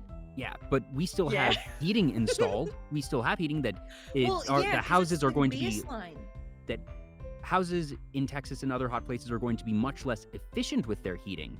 That the heating bills end up so high, not just because, it's cold and a lot of people are using it, but it's because the houses in those places are built to exude heat. So the heating systems need to be running more and just using more energy to keep the house warm because the heat's going out faster. But at least they have those systems. They don't just give up and say, might as well not try. No sense in having it. For sure, it's like, it would be nice to fucking have it, but it would be like if we were to have like another heat wave kind of thing, it happens like once every like 3 years or some shit. It's just not there. We don't have a need for AC because it rarely fucking happens. And it's like everybody will always have a need for heating. It gets cold at night. You're gonna need heating for night. You know what I mean? Like having heating is just like we need that. But AC, like it would be nice to have it if it was there. But the need for it is so slim that it's like it's not built into houses because it's just an unnecessary cost. Like right now when we can just open a window. you know? Mm. But our heat doesn't get to the level that American heat does. That's why whenever people are like, oh my God, people are dying in the UK because there's a heat wave. It's like, well, yeah, it's only like 20, 30 degrees Celsius, right? Which, what is that? That's in about 80 freaking- degrees Fahrenheit. I know Yeah. the one baseline Yeah. calculation for Fahrenheit to Celsius I know is 30 C is 80 Fahrenheit approximately. Oh, good thing I said 30 then. Holy and- shit, good shit. And zero Celsius is 32 Fahrenheit, and I forget basically everything else, but Yeah. that's sort of the litmus test I use for, all right, approximately what the heck is the frankly smarter version of heat calculation. Don't get me wrong, I use Fahrenheit because that's just what it is in the US. I fully Yeah, that's what you acknowledge guys are that programmed. Yeah. America America heat is units wrong on every stupid. metric system in the world. It's Like, so dumb. oh my God. The metric system is so elegant. It's so simple Yeah. that, millimeter, Everything centimeter, works. meter. What the fuck is a that's gallon? logical. What is a quart? Yeah, and why What? like feet to yards to what? Yeah, we- like we are- it's dumb. But the one thing that I'm like, a lot of the time the UK will get clowned on it for like, oh, it's only 30 or it's only 80 and people are dying. It's like, yeah, because our country is literally built to keep the heat in. Like, we don't ever we are not like, we haven't evolved to be able to like withstand that heat. Like, if it gets 20 degrees Celsius here, people will be outside, like, fucking tops off having a barbecue. You know what I mean? Like, that is summer weather. That is fucking yum weather. 30? The elderly are dying. You know what I mean? Like, the elderly are fucking dying. We don't have the stuff, the literal architecture to get the heat out of our homes. And then, it's in your house, it's going to keep getting hotter, you know what I mean? It's not in the direct sun, but it accumulates and shit. Yeah. Whenever people are like, oh, it gets to like 100 Fahrenheit in Texas and shit, it's like, well, yeah. And you motherfuckers are built to deal with that heat. We aren't. Like, we will fucking evaporate, like, I went to Portugal one time whenever they were having a heat wave, and it was legitimately like 40 degrees Celsius, which is what, like 100, 90, 110 100? or something like that. I literally felt like I was fucking dying when I went into the sun. I was like, I am melting. I am evaporating. Like, I am evaporating in the fucking streets right now. I could die at any moment. And then whenever we went inside, I was like, God fucking bless whoever made air conditioning, because I would die of heat stroke. I got heat stroke the first day I went there because I was like, oh, this is fun. This is so warm and sweet. And then your body, like, doesn't Just, like, adjust. Errors. Like, just yeah. Like, my body does not adjust to heat. It only freaks out. It only gets too hot. You know what I mean? Like you can only start sweating before you're sweating out your fucking skin. You know what I mean? and then there's the concept of dry heat, where that's, even for Americans, dry heat is a Yeah. dangerous thing. Yeah, that's that awful. you don't feel yourself sweating and realizing that you're overheating until you're on the ground. Yeah, because you're literally just cooking. Yeah, Like, UK will get a wet heat. It's a very like humid heat because you're surrounded by fucking water. Everything is evaporating around you. Things aren't built to like get the air out or get the heat out, so it's just like condensing and shit. That it's, oh dear God, it's fucking awful. But dry heat, that I think that's what it was in Portugal. Of like, that would make you sense. didn't know that you were gonna fucking drop until like your vision's going blurry because you're Mhm. you're cooking in there. You're cooking in there. Why would anybody live in something called the Death Ooh. Valley? It's named They the named it Death Death Valley. Valley. They tried to warn you. They tried to warn you and you went, might raise a That family sounds of like 5 here. Yeah, this sounds like a wonderful place for a vacation. What a perfect place to build a school. Like, Like- no. Like, I feel like at that point, like, I almost feel like insurance companies should be able to say, no, there was a disclaimer. The entire city was named It's after a called disclaimer. Death You were told not to go here. We made this as clear as possible, and you didn't listen. Literally. Let him cook. Let him cook. Who let this motherfucker cook? Goddamn. Oh, dude, God. apologies if you can hear my cat just fucking screaming to get in. No, you're good. And it Good wouldn't be shit. the first time that a pet has been a guest star on Vtuber Talk, and it won't be the last. Good shit. I forget who it was. Somebody had their cat actually just walk in front of their camera, and they lost tracking on their model for a moment. Oh, that's so yeah. fucking cute. I love that. Actually, you know what? I have a question. Mm. It's time for me to become the interviewer. Oh boy. What is, and you know, you can choose to not answer this as well, because I can understand why you wouldn't want to. What is, like, your most memorable interview? I won't say favorite, Oh, that's because so, you know that's so difficult. yeah, like, That or just- you know, what is your most favorite interview or your most memorable one? This is going to sound like a Mhm. non-answer and like I'm deflecting. Yeah. Genuinely not. That, like, I couldn't pick a favorite because things are just so vastly different that it is an apples to Yeah. oranges question there. That, Yeah. you know, there are certain moments that I remember that there was one time that I had a guest Yeah. on who didn't realize the way she had set things up in VTube Studio and gotten everything in the screen share setup, that her redeems were still active, and that I don't know who realized it first, Yeah. but somebody went to her channel and did a bonk redeem, and mid-conversation, I see a camera, or sorry, I see a hammer pop in, hit her on the head, and I just paused, and I was like, did you mean to do that? Was that, and she said, wait, did it just, and we had this simultaneous realization Oh shit, my bad. that all the redeems were active, and I don't know if I've ever laughed harder on seeing that I Yeah, was out of holy breath. fuck. And meanwhile, then the rest of her chat picks up on this, rushes over to her channel, and Starts just starts beating reading the what happened. It's like, it was incredible. It was beautiful. Good shit. And then there's just, you know, there's others where we'll get onto these like random niche topics that I've never discussed with another guest and probably won't again. Or there's other ones where Yeah. we just get lost on a topic and we'll talk about Pokemon for 2.5 hours, or just Yeah. so many different things. And that's the perk for me as the host, love and you know why VTuber Talk exists, that I'm able to just have all these crazy different things. So like, if I had to pick a favorite, the coward's way out answer is the anniversary Yeah. charity marathons, where I get to have like a bunch of folks back, because then it's just No, that sounds the collision fun, of though. worlds. And the part of the fun for Yeah. me there is when I invite everyone, I send out a Google form survey, actually. And Oh. the way I do it is 2 days of 12 hours each, just over a Oh weekend. shit! All right, yeah. And because the initial concept had been, okay, for the first anniversary, that I'll do a 24-hour stream. And I was talking with someone, and they said, don't do a fuck 24-hour stream. That Fuck like that. every time someone does a 24-hour stream, they get 18 hours in, and then the last 6 Yep. are a slog. And Are just awful. I was like, yep.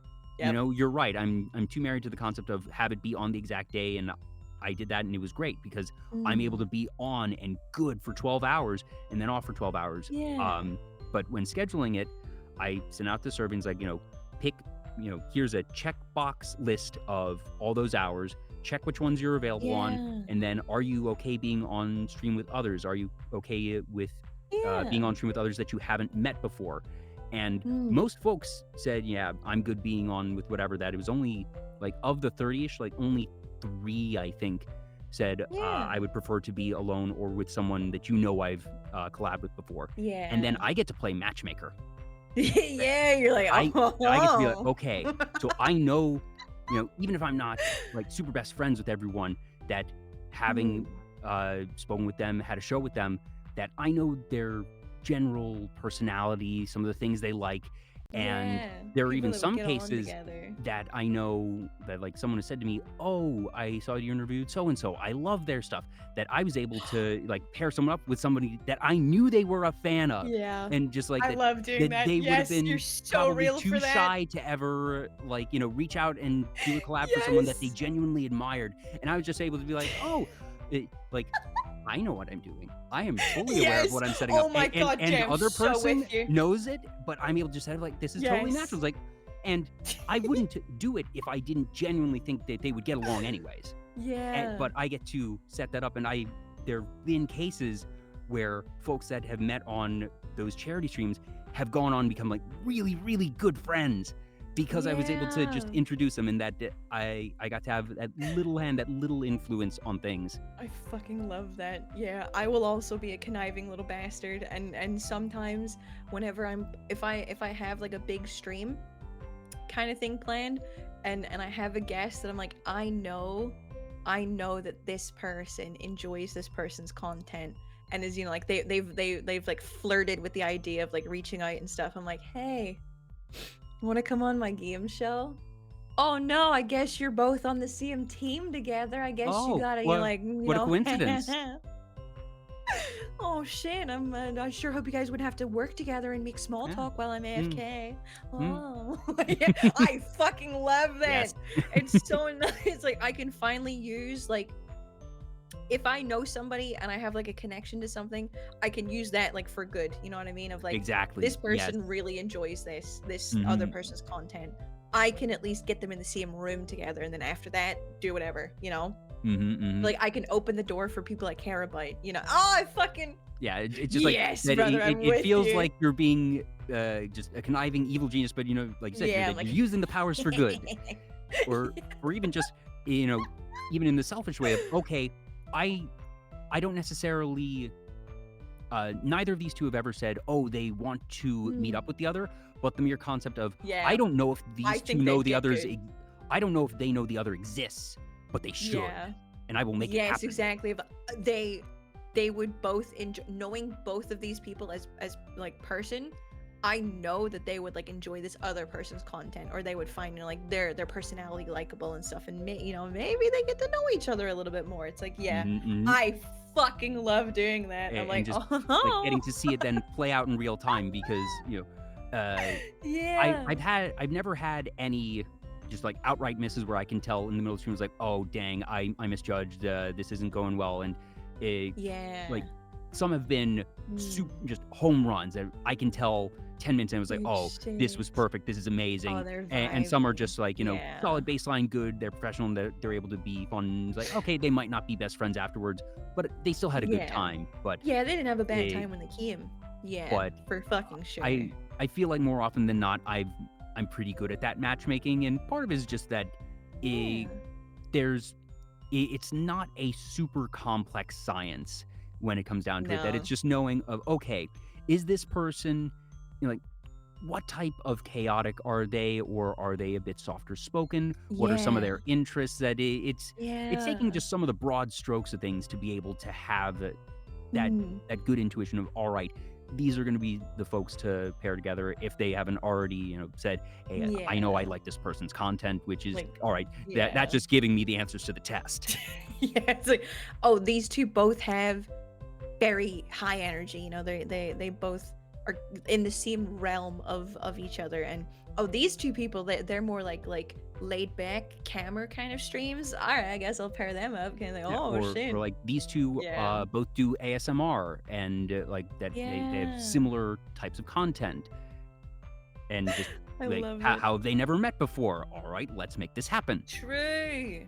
Or like, oh, these two people, like, also I feel like such a sneaky little guy whenever I'm like, I have two different friends that maybe don't know of each other, but I'm friends with both of them, and I want to hang out with both of them more. Wouldn't it be so much easier if all of my friends were friends with each other, and then we could all hang out at the same time? Yep, Want to come on my game show? You know, Aha. You've fallen for my evil plan to introduce people To to be each other and get them to friends. make them friends.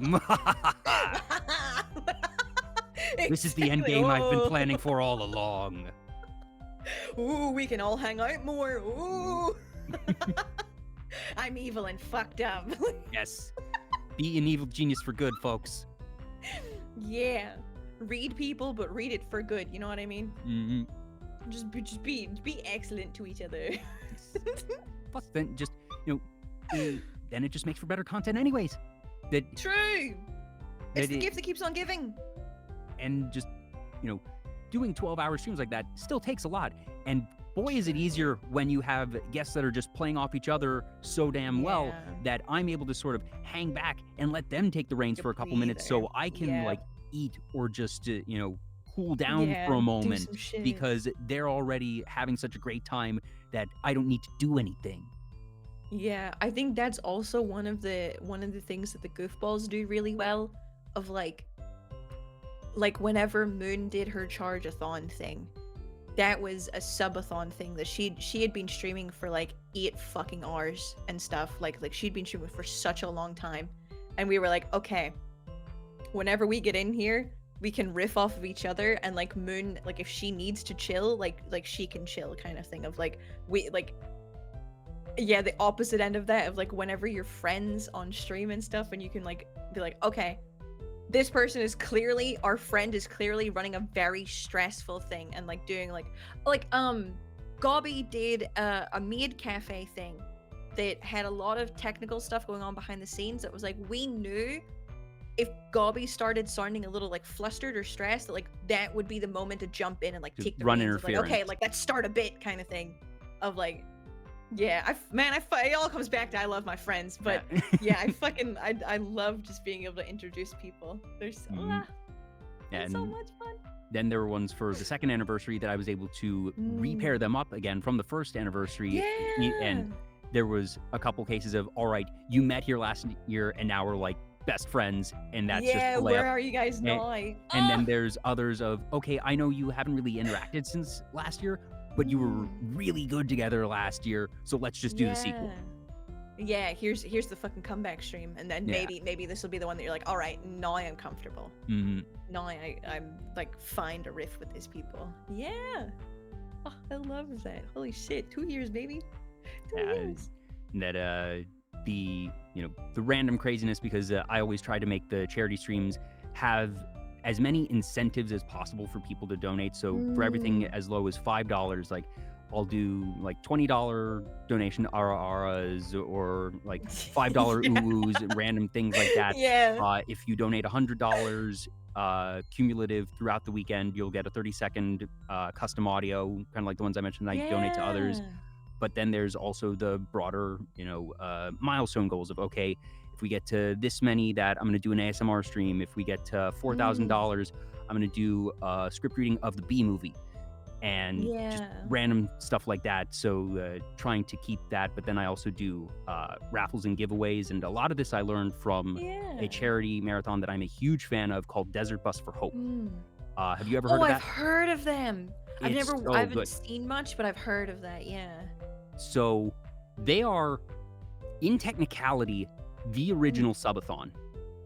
Oh But- shit! All right, But let's they go. do it in a way that nobody else does, and it's not. Yeah. It wasn't until like a year or two ago that someone referred to them as that, and I was like, "Holy shit, you're right." So Yeah. what this is, for folks who aren't familiar, it's a group of comedians known as Loading Ready Run that have run this charity marathon, Desert Bus for Hope, for 16 years now. Raised over $9 million lifetime. That for the past several years they have raised just $1 million Holy every year. shit! It's a lot. That and it is for Child's Play Charity, which is the charity that I benefit with my anniversary charity marathon because of them. Oh, fucking huge! Yeah. And the way it works is Desert Bus is a unreleased game for the Sega CD as part of Penn and Teller's Smoke and Mirrors, like the magicians Penn and Teller made a game, and they made this game because the U.S. Attorney General at that point in time said something along the lines of, classic video games are too violent. Video games should mirror real life more, that they should help prepare people for the real world. And their response to that was, oh, fuck that. The whole reason that games exist is to do fun things that you can't do in real life.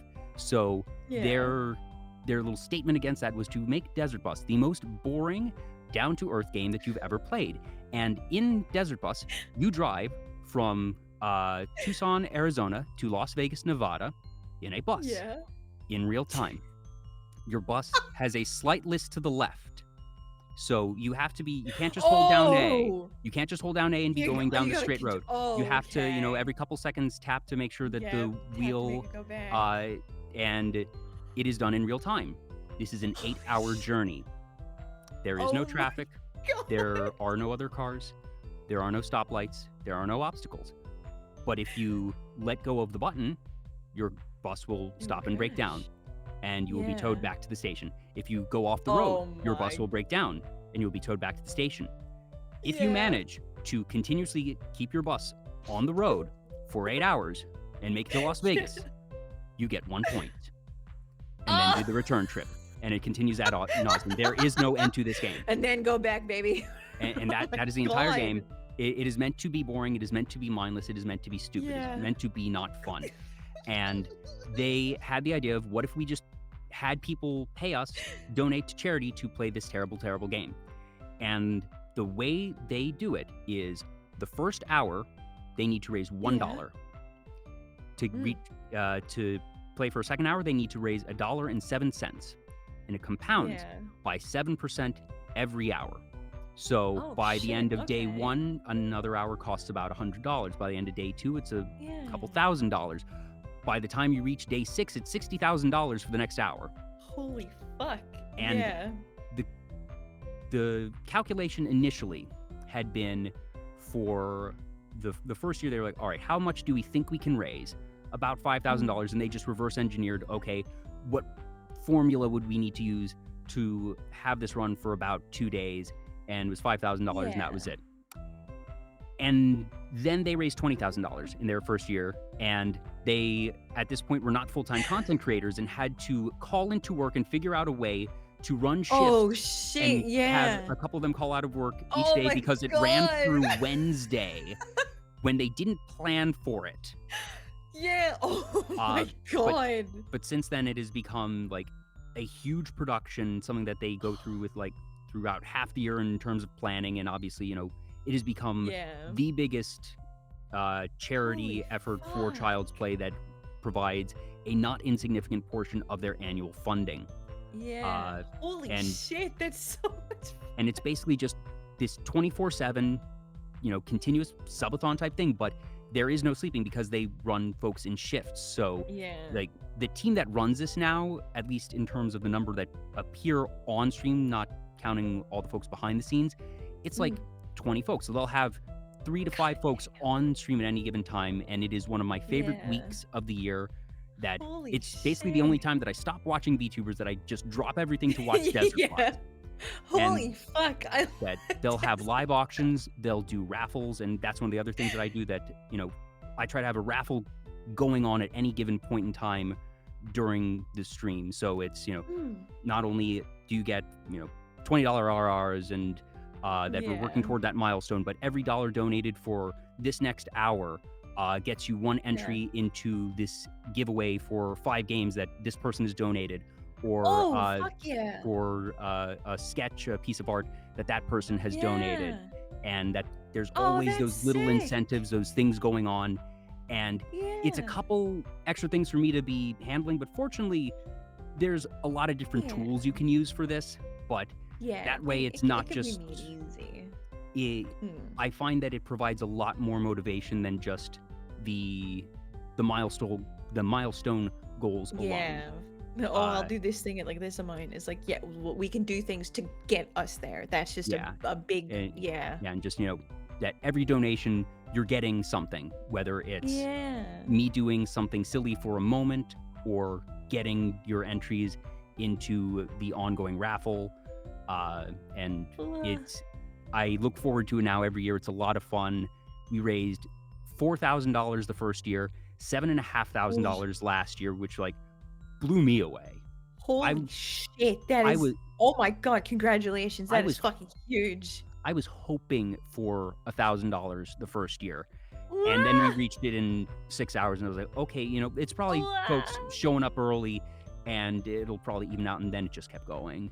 And I certainly was aware, all right, I'm inviting like 30 guests back, and they're each going to hopefully bring their communities, and hopefully, you know, if a couple people from each community donates, that it's going to add up. That was certainly deliberate. That, you know, this is a for charity thing. I will not obfuscate that. Yes, this is designed to get as many people in as possible for a good cause. It worked. It worked, baby. Let's go. For charity, we can be a little crafty about it. We can be a little like, oh, okay, let's give people like good fucking incentive because we want to help out a good cause. Exactly. Hell yeah. Wow, huge. Yeah, that's my rant about Desert Bus for Hope. Go watch Desert Bus for Hope.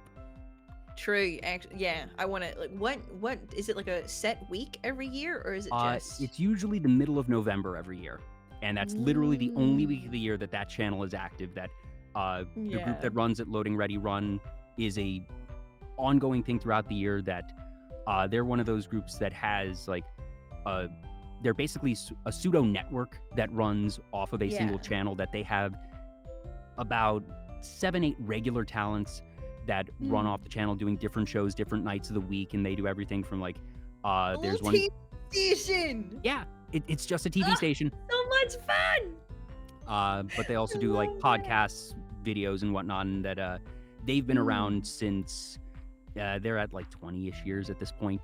That their group predates Desert Bus. That they one of their folks got the idea of Desert Bus just to do with that group, and it grew from there. And has become a major thing for them in their community. But Loading Ready Run. Muga! I love that. Yo! Welcome on in, Raiders. Welcome in, Muga. Oh boy, Spooky Hamu Raid. Yo. Hello, everybody. I'm Jay. This is Vtuber Talk. I'm talking with Jummy. Jummy, I'm not sure if you're familiar with Muga. She is this is the first time we're meeting. She's a wonderful hamster VTuber, does really good ASMR, lots of fun things. And apparently spooky things that she can indeed get into the yandere, and we see that wonderful knife emote. It's very fun. But yeah, and saying, Jummy, if you'd like to introduce yourself to the newcomers here. Yeah, hello gamers. It's good to meet you. Holy shit, I'm Jummy, your chaotic smooth brain jester, and I'm fucking being silly and goofy today. Yeah, we've been talking about everything from different types of bread and food to sheer shenanigans that people get up to. More recently, we were talking about charity marathons. I just finished a rant about a particular charity marathon I enjoy called Desert Bus for Hope.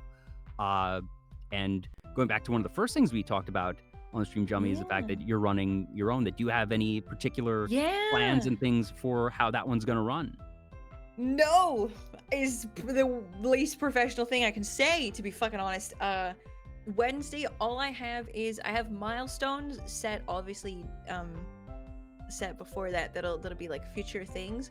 But I've actually been struggling with what I want to do on stream. But I'll be honest, your thing of having little mini raffles by Arlie has certainly piqued my fucking interest, brother. It is certainly I'm always happy to help and give suggestions, and I mentioned that I can donate audios and whatnot for that, so always happy to help out with charitable efforts. I'm always terrible. I'm good at coming up with like the big things, like the big like if we hit $1,000, I'm going to do this, like big huge fun stream that you guys have helped make happen by helping by such a fucking wonderful charity and stuff. But it's the little things of like, okay, like I'll write a tweet, I'll record a voice line for you, I'll the last charity stream I did, I had a punishment wheel where every $25 that somebody donated, I would spin the wheel, and it was basically just like yucky fucking things that I don't like eating. I would fucking eat like a pickled onion, fucking rancid. Ugh. Or I took a sip of pilk. I did do Dear pilk. Fucking God. Pilk. It's awful. I don't like pilk. Maybe it's the ratio I did. When I did pilk this year, it was not that bad. But depending on how you make the pilk, it's a weird thing talking about different ways to make pilk. But from what I've heard, first off, make sure that both the milk and the soda are cold, because if it's warm soda, that the milk is going to cold. And then I had them like lukewarm. Oh no! I had it as I was like lukewarm milk, and I don't like drinking milk straight. Like the flavor of milk, like on its own, to me is already like bad enough as it is. But mixing it with fucking Pepsi was just fucking rancid. Oh my God, I hated it. Because what I did, I had skim milk and Pepsi, both were cold, and I just did half and half. And It was fine. It tasted, if you've ever had a root beer float or something like that, that it just tasted like a melted float, and it was fine.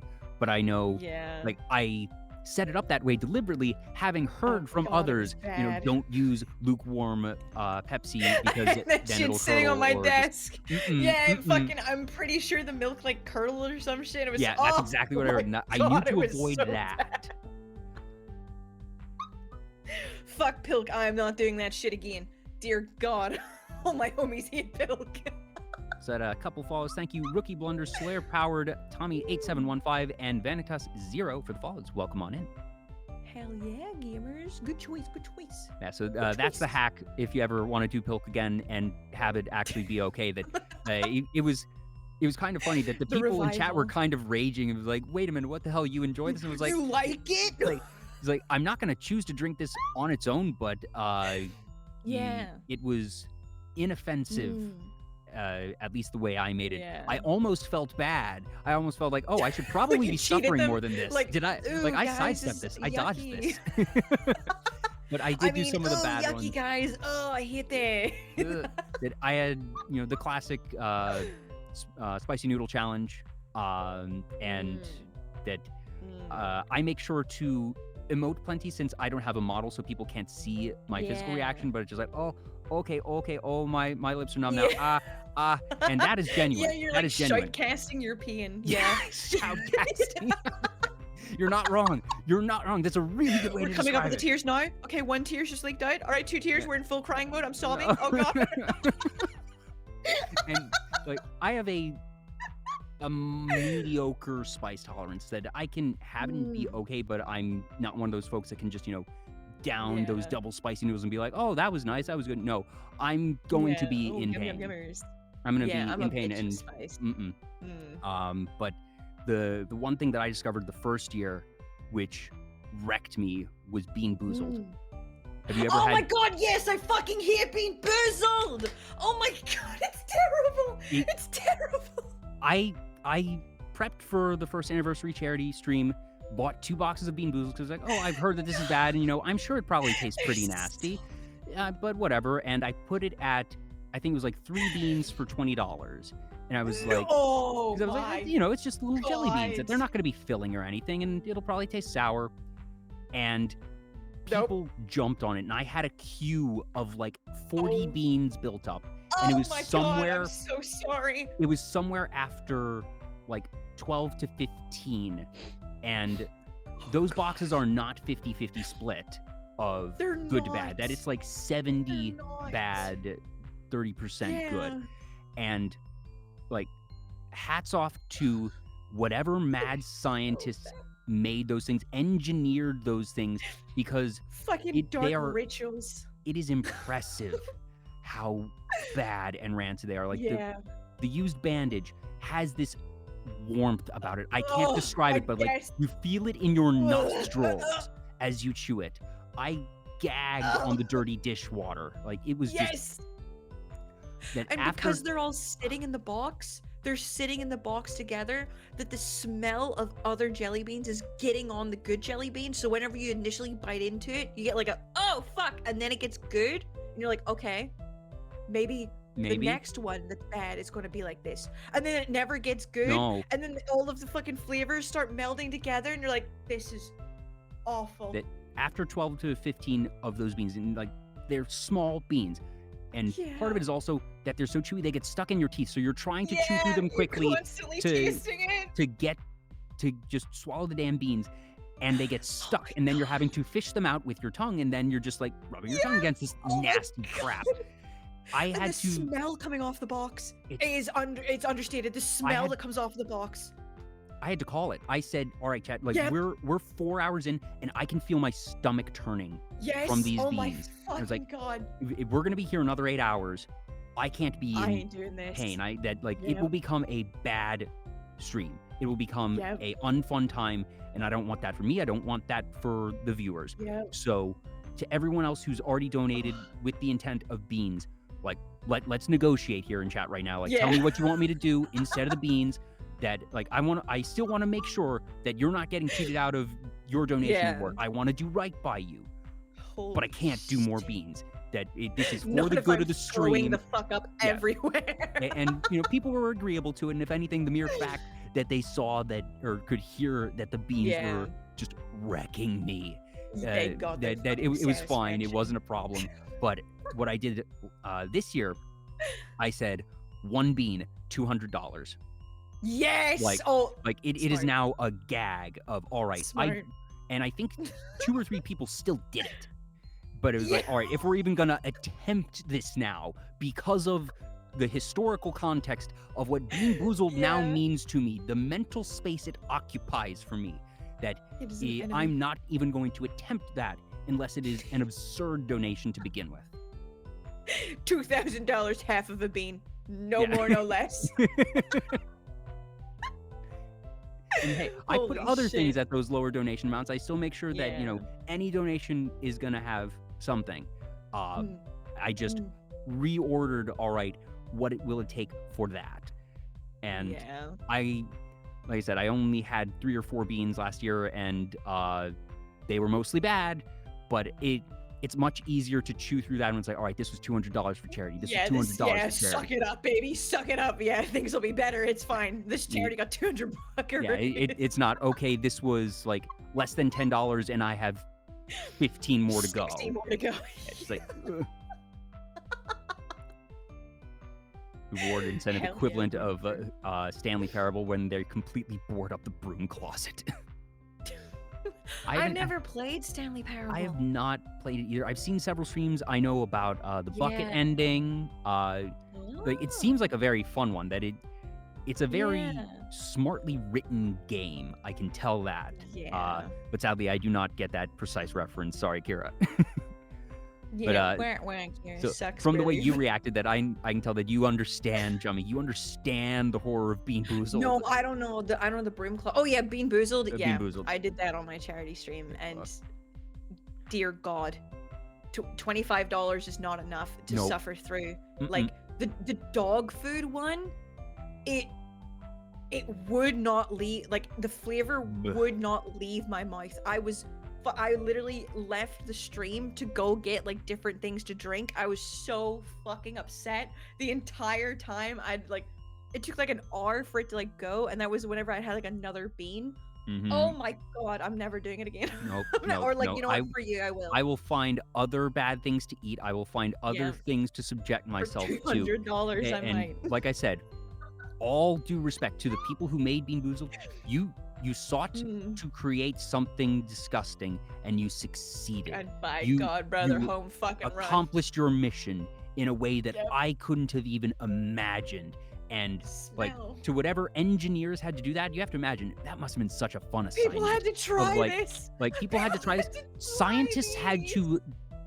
had to design chemical compounds to create these tastes that people should not taste, Yeah. and they are accurate. Like Dirty Bandage, or just Oh. like that.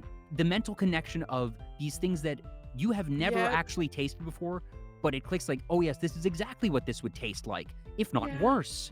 That It's like they just started mixing random shit to make the most rancid fucking like combination they could, and then the fucking poor sample people that had to go in and be like, oh yeah. this is like this is a booger, like this is actually like wet dog food. This I is hope they this is paid dishwater. whatever product testers they had for that very Was well. not enough.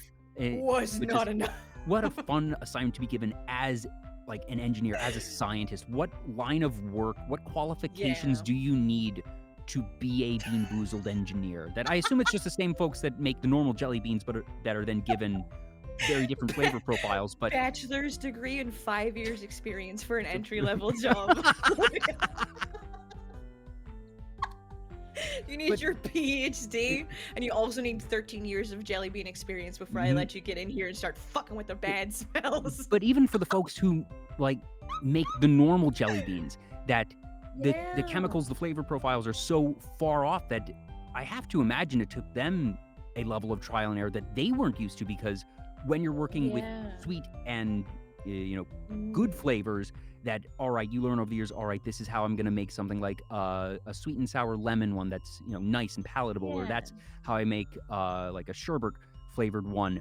But then they're Yeah. told to just use this other set of chemicals and ingredients that they don't know how they interact or like what Like, proportion to good use luck. them, and that they then get to do that. And I have to imagine from like the engineering standpoint, that must have been really fun to be told, hey, Yeah. so for the next 4 months, the project you're being assigned to is to make the most terrible tasting shit ever. The foulest tasting fucking thing. Like, I want tears in your eyes. I will not settle for anything other than like gagging level of bad, okay?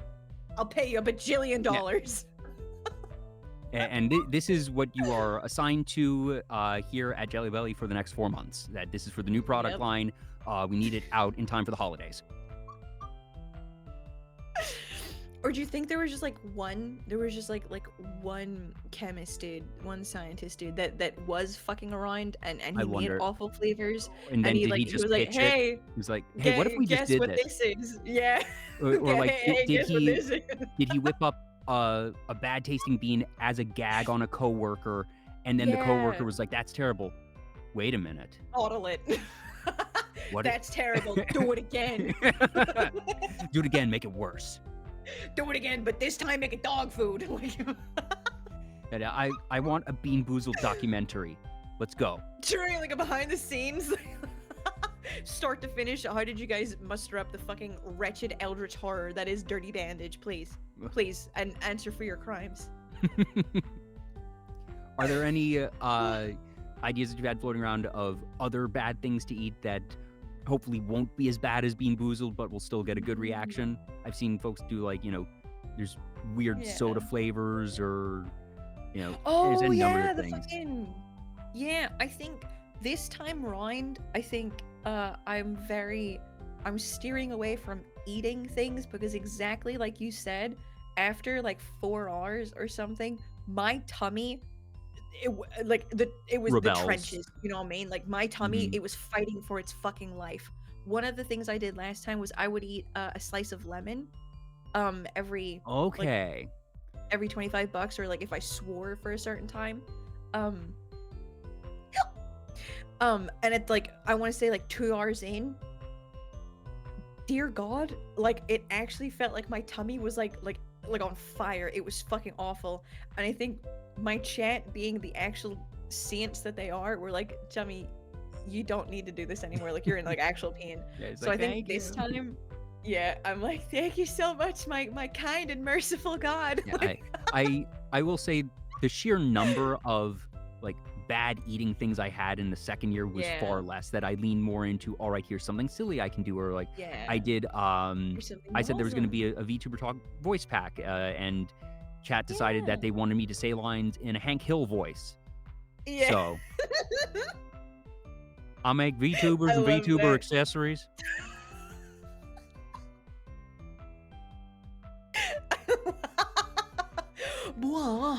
What the And if they I ask for love Bean that. Boozled, we ask them politely yet firmly to leave. I love that. I haven't thought of the little ones yet, but I'm thinking, like, I have like, like fragmented ideas. It's like, yeah, that would be cool, but it needs something else. Or like, oh, this would be sick. But it, like, one of the things I want to do is a live Bob Ross paint follow along, and like, Ooh. get the supplies for it, and get a little easel and like art thing, and then because shipping to anywhere outside of the UK is an absolute fucking bastard, in the fact that like, you need a return address if you're shipping goods and stuff like that.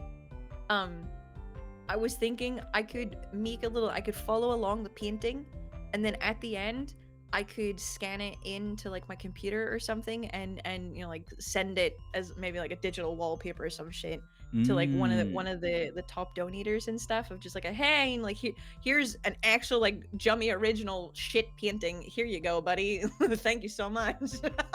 Yeah. But it would be like, you can see the process, and maybe like I fucking go off rails for a little bit. But there's so many little ideas. I'm like, this works for a segment, but not a full stream. Like I need to get something that's like a full, like, wow, we can do this fucking thing. But yeah, I do most of my best thinking in the time crunch before it, of like, oh my God, my ADHD homies out there, the time blindness. Like, do you get that? You know what I mean when Oh I'm yeah. like time blindness? Yeah. I need to set a date in stone to be like, okay, this is an actual thing that's coming up. I physically need to make, you know, like the milestones or the things for it. Like I will set in stone the game show. Yeah, for my last How Smooth Is Your Brain, I set the date before I made the quiz because I knew that if I just kept You saying, needed that oh yeah, I deadline. want to do that, yeah, I needed the deadline Yeah. of yeah. Mine I fortunately will. writes itself since it's designed to be an Mm, anniversary event, so I know exactly when it's going to be. yeah, That it's yeah, whatever weekend in January is closest to January 15th. yeah. It's like I need the date set in stone that I can be like, okay, I need to have these things ready. I need to think about it. I will set aside time to, you know, like, because the time blindness shit just creeps up on me, and I'm like, oh fuck, wait a minute, that's in 2 days, and I don't have anything planned, kind of thing. Of like, oh Oops. shit, yeah. But then, you know, then I get to do my fucking ADHD ass fucking manic, like, okay, let's make some cool funny shit, commit to one of it, get all the things I need, and then it's like it's a fun goofy time. Yeah. That Yeah, I'm very mine ends excited. up being like as soon as the first anniversary charity marathon ended, I started mentally planning for the second one. I wasn't like, you know, doing daily Yeah, work on it, but since I know yeah, it's a yearly thing, I just sort of, you know, sometimes the mood will strike me and I'll be like, all right, I'm going to brainstorm yeah. for like an hour just because I'm Oh in the mood shit. and just sort of jot down ideas because I know I'll Yeah, forget them between now and then, but then that's a little bit done. Or like I worked yeah. It's on, more of a special event. yeah, I had a trailer for it where Mm. I had clips of all the guests that were going to be appearing and set it to the Super Smash Brothers "Everybody Is Here" music. Oh, And yeah, I had the yeah. concept for that trailer set 6 months in advance. That inspiration struck Yes, me like sir. somewhere in June, and I went into my video editor and got the background music and just sort of built a framework of like, okay, about where in the music would I want to have the Yeah, transitions, and yeah. said, The okay, cuts, yeah, I did that, and fucking then dude. some that I always start the planning for like sending out those surveys to folks around early December because I want to that gives about a Mm, month and a half for planning, gets to people before the holidays because you know, I assume yeah, folks are just going to be MIA potentially for the last 2 weeks of December. Um yeah. Smart. but that I just whenever the fancy strikes me up until then, Mm, you know, if I'm in the mood to do a little bit of work, that I'll start putting things in place, and then the yeah. real work begins in December. Hell yeah. No, yeah. Smart. Like for bigger things like that, I consider like my 2 year anniversary is coming up in July. I started planning that in March, like kind of stuff. I there's set things. It's like, okay, this is a special event to me. I need, Hmm. you know, for it to be done. But like the charity stream stuff is like that's only like the date of that is only confirmed like out of the blue, like once or like 2 or so weeks before it like happens. And then game show stuff is like I can do this whenever. Yeah. But I with that freedom, I'll never do it. You know what I mean? It's like, Hmm. oh, I can do it whenever. It's whenever. Like I'll just put it off. It's like, no, bitch. Here's a fucking date. You're doing that. You've said that date. You've invited people. It Hmm. better be done. This is happening. Yeah. Yeah. So it's always super fun, and you know, being able to benefit a cause that you feel strongly about is always nice, and that Mm, the community is always very generous. yeah. I I never want to go into things with expectation of like oh yeah, we'll hit this goal. It's like I want everything to be special, Hmm. kinda. Yeah. Of like if we hit that goal, that's huge. You know what I mean? Like that's holy fuck. If we Yeah. hit that And goal, that's any sick. I amount want there makes to a be a difference. reward. That Yeah. most charities are built on $5, $10, and $20 donations. That it is not the Yeah. $1,000, At least. $10,000 donors.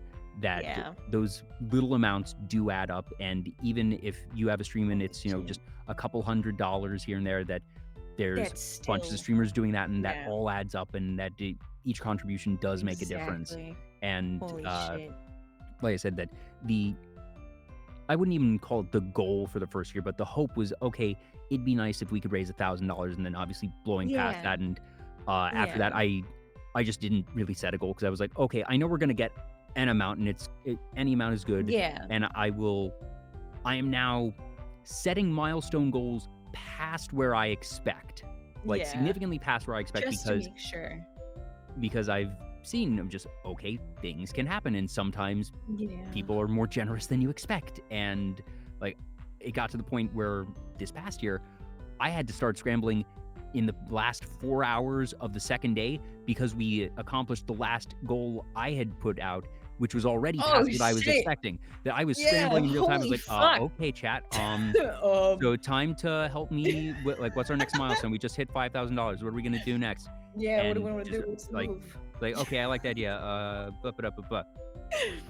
Yeah. No, yeah, I love that. I'm just like, I don't ever want to go into something with like an expectation, and that initial goal is like if we hit this, I'm more than happy. You know what I mean? Like that's fucking huge. If we raise $10, that's still, you know, $10 fucking dollars that'll go Mm-hmm. towards a better cause than, you know. It's yeah, it's just fucking every single time I do a charity stream, I get such I'm gonna sound like the most whatever. Every time I do a charity stream, like the day after or something, I'm genuinely, hand on fucking heart, I'm like an emotional wreck of like, do you ever just get, when you get too happy, you get like, it's like overwhelming and you can't do Mhm. anything? That Yeah. this past year on the charity stream is like the closest I've genuinely gotten to crying on stream. Yeah. Like, Like, oh, I cry every stream. that I think what set me off, I forget who it was, that it was somebody who like had been one of the top donors throughout the event. They'd just been, kicking in like $100 here, $100 there. Yeah. And holy that shit. when we were winding down, they sent in like a last $50 or $100 donation. They were like, one last one for the kids, and just like, Yeah. and I was like, oh man, nope, not gonna cry. I'd be bawling. Last time I cried on stream. Sorry, I interrupted you there. No, you're good. You're good. Yeah, mostly just said, I'll cry afterwards. I still have a show to finish. I wish I had your perseverance. I wish I did. Last fucking time I cried on stream was I've been playing The Walking Dead. Yes, And I've been watching some of that. Somebody made a comment, Ponsko in my community made a comment like, oh, like, I haven't played the third and fourth game, but I'm so excited to like experience those with you. And I shit you not, so I was like playing the game and I only saw it out of the corner of my eye, and I was like, oh, and I instantly fucking teared up and was like, oh my god, that is such a like the only way I can describe it is that's such a tender moment. That's of like a very high compliment.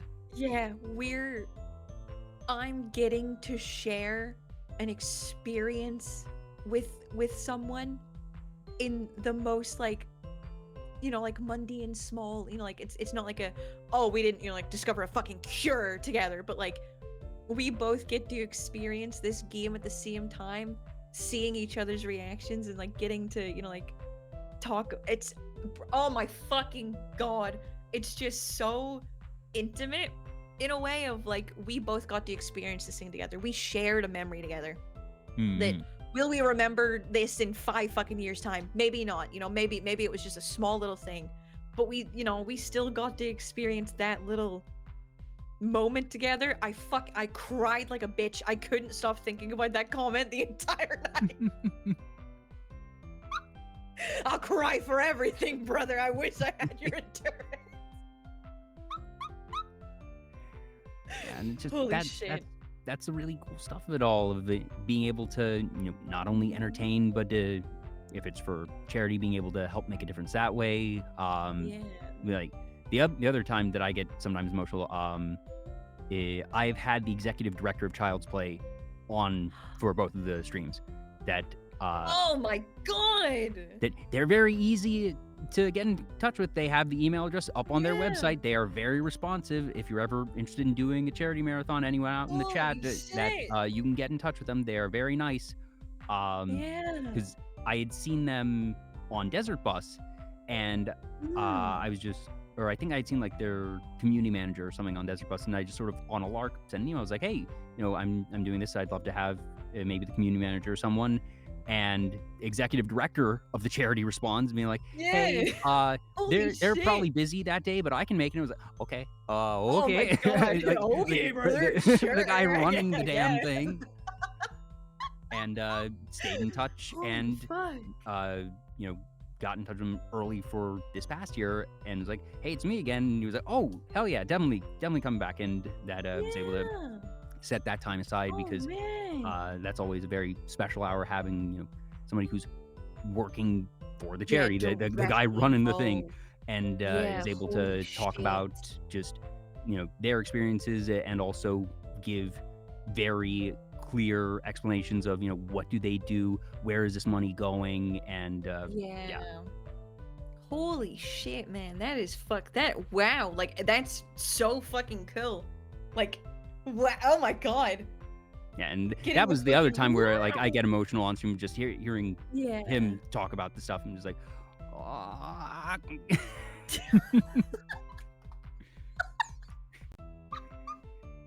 You're stronger than me, brother. You're stronger than me. It's like, I'm interviewing. I need to be able to keep up the conversation. I can't be breaking down. Yeah, there is certainly times where I'm like, I had a plan for today, but instead I've cried for 20 minutes on stream about how much I love my community. Like, I had a plan. I had, but that's in its own way, like that's still spending time with the community and being appreciative. Yeah. And that there's nothing wrong with that. That's not a failure. I don't see it as, but I'm like, fuck, I derailed everything. And if I were to cry during a charity marathon, I don't consider that a failure. I want to try and keep things going, but I consider it very much a when, not an if, that something's just gonna hit me in a way that I don't expect, and that I'll be just quietly sobbing for a minute or two. So we'll see how and when that happens. Yeah. When. And yes, when it happens. The inevitability. True. You're not above crying on stream. Don't make me tap the sign.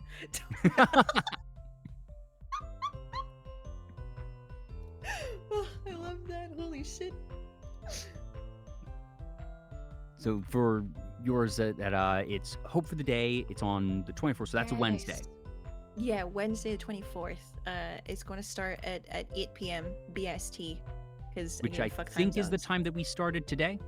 Yes, same time. Same time, different channel, not my channel. On Jummy. Yeah. Jummy. Yeah, Hope for the Day. Wednesday 24th at 8 p.m. fucking BST. No clue what we're doing yet, but But it's gonna be fun. If there's anything, I've got dumb ideas, Yeah. I'm looking forward to it. That hopefully I'll be able to tune in for at least a bit. Oh, thank you. I'm excited. The last one went extremely well. We fucking more than doubled our fucking goal. It was insane. Hell yeah. It was like fucking $5,000. It was huge. Ooh. So yeah, if we goal this time again is like $1,000. That is an insane amount of money in itself, and it's going to such a good fucking cause that I'm like, wow, baby, let's go. I'm gonna get emotional again. Let's go. Yeah, Jummy cry speedrun any percent. Glitchless run happened in 0.02 seconds. Let's go, baby. Get me on the line to the fucking president. This is a world record. I mean, hey, folks, if you're listening in right now, she's been giving you some of the things of the thing of sharing memories that Dad was able to get to her. You're getting the cheat codes right here, folks. No! She's giving up her secrets. Anything at this point. If I think about, I shit you not. If I think about my community and stuff for just a second too long, I will genuinely start crying. somebody used to share. They're like too busy and stuff to do it nowadays. But somebody used to share. They're an Australian like watcher and stuff. Omni. He used to share photos of the sunrise in the Discord, because at the times that the stream started, it was like it was like sunrise for them. And they used to they were like, oh yeah, I like to like wake up with the stream and stuff and then start my day on like a funny note. And they would send photos of their fucking sunrise. And I swear to God, I will go back. Even like in my fucking Discord, there's like a pet channel. If I'm like sad, I'll go and look at their fucking like all the pets and stuff, just to be like, these are real life people with whole ass lives that I will never know the details about. But for like even a fleeting fucking moment together, we can share a little time together and talk about like whatever the fuck it is that, you know, like we're going to talk about. And then yeah, maybe we'll part ways, maybe we'll, you know, see each other again in time, or maybe we'll, you know, I'll see them the next day. But it's, oh my fucking God, bro, everybody's like, oh, world big and scary, but the homies are soft and warm, you know what I mean? The homies are soft and warm. Yes, indeed. Oh my God, I love them so much. It's clear that they love you. I love streaming. Like... I love streaming so much. And it's super clear that the community feels the same way, and that's just the streamer cultivates the community, whether it be directly or indirectly. And like I was saying earlier, that's part of the fun for me as a host, that whenever I have a guest on, that their community, just even a small amount comes with them, and that you can feel that it is very much a feature, not a bug for me, in that I almost like it better in the sense that I know that whatever the vibe of the stream or whatever the vibe of the chat is going to be that day is going to match the stream, or rather match the guest, because I know it's their folks anyways, that they know what plays off well, and it gives me as a host more to work with. And it's always very nice. Plus sometimes I get to just, you know, the folks in chat might get to learn something, or sometimes they're in on the joke, and I as the host, like, oh no, that everyone in chat is referring to some event. I have no idea what this is about, but I can tell, like, I'm about to. Shit, what's the what am I about to get myself into? That they've queued up this question for me to ask. I am slightly terrified of what the answer will be, but I'm going to ask it anyway. True, like a little like glimpse into everybody else's lives. It's just so intimate, man. I genuinely love it so goddamn much. It's like, now I'm also remembering like one from way back earlier in the show, that when we were talking about food, two people had a mention of like iron stew or something. I'm trying to recall what it was. Oh, iron brew. Iron brew. Yeah, like, iron two brew people is a mentioned drink. it back to back. Yeah, and I meant to ask like about it. Yeah, iron brew is a drink that I you know, I haven't seen it ever outside of the UK. It's mainly like a Scottish drink, but also like Ireland and stuff. We fucking love iron brew over here. It's a soda that I could not describe to you what the flavor is. Iron brew tastes like iron brew. I couldn't be like, oh, it's you know, like this, or it's like that. It's like so root beer or Dr. Pepper. It is that flavor. You can't quite describe flavor. it. Exactly. I could never describe iron brew's flavor to you. Like it's like rusty bubble gum, but like also like it tastes like the color. Yeah, exactly. I'm looking like at it now. It's orange. It is vibrant.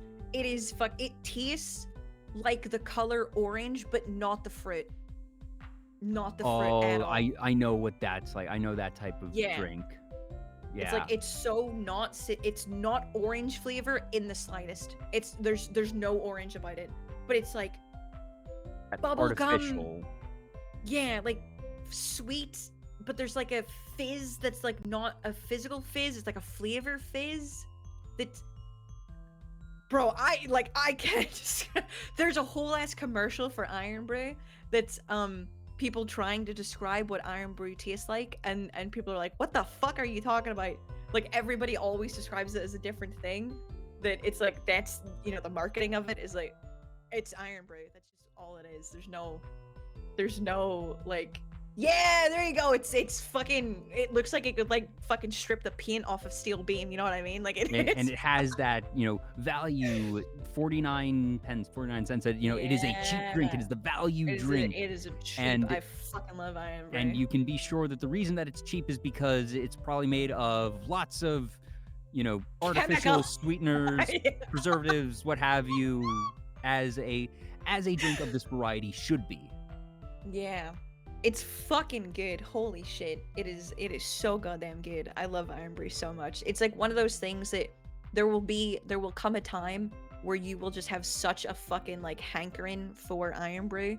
It's like Yeah, sometimes you need just this have a right now. craving for something Yeah. that, just some junk food, some comfort Yeah. food. It's usually something that you grew up Everybody with gets that it. it's like it's that awful artificial flavoring that you never want too much of, but that you Yep. want just that little fix of every so often. Yep.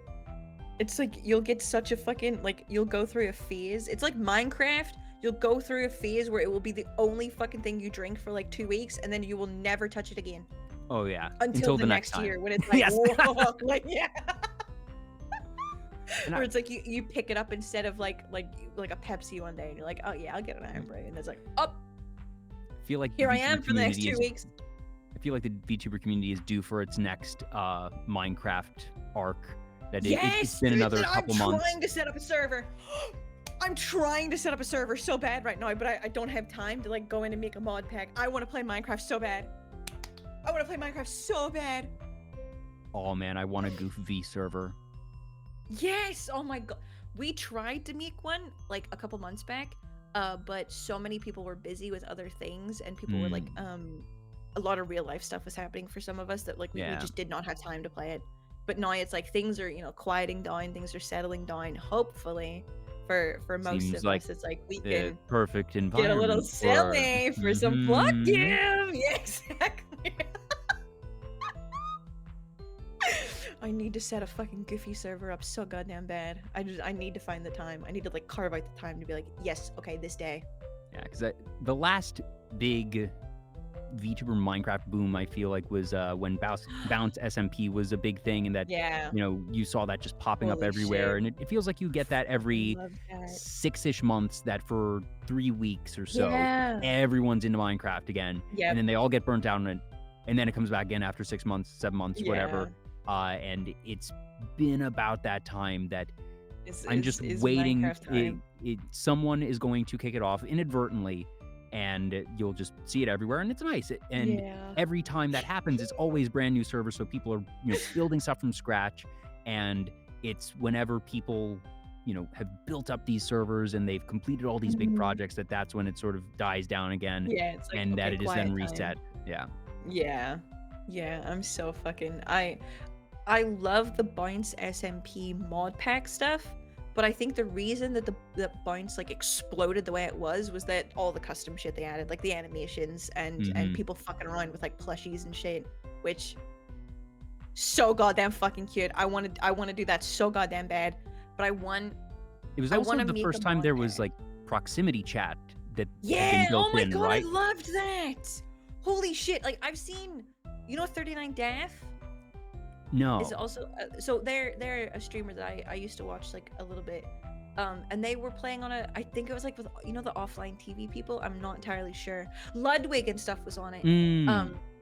They had a Minecraft phase, and I think that was the first time that I saw proximity in Minecraft, and I was like, I need to fucking get this. I need to get proximity Minecraft. That would be so fucking funny, and just have it be like hot micing the entire time. Oh Yeah, my god! because at that so point, fucking you're good. just taking all the cool stuff of VR chat, but putting it in Minecraft. Yeah, I'm putting it in my exactly. Oh my god, I need to get proximity fucking Goofy. That would be so good. Like Goofy and Friends, maybe. Would be so Ooh. fucking funny.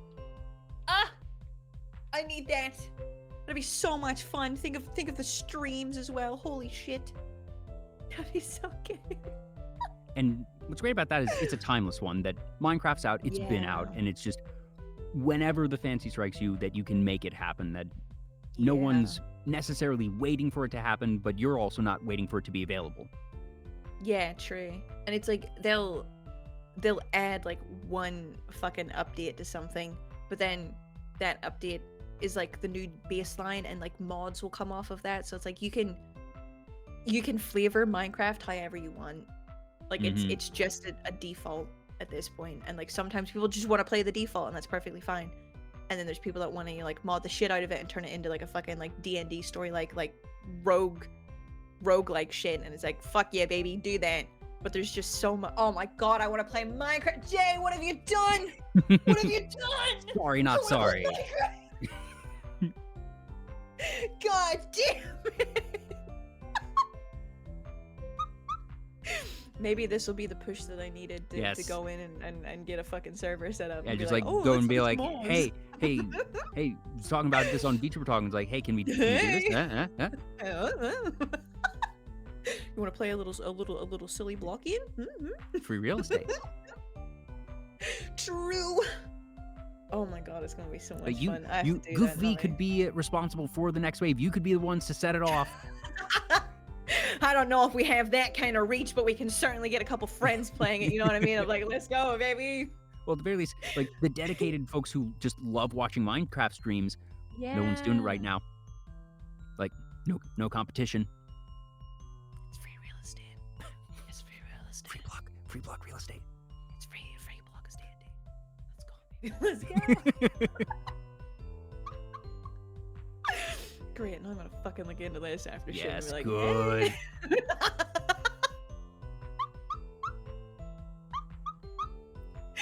Holy shit. Set up a Minecraft server, would it be just you'd be open to community? Oh well, yeah, because then there's a question of, all right, if you set up a community one, I feel like you'd want to set up.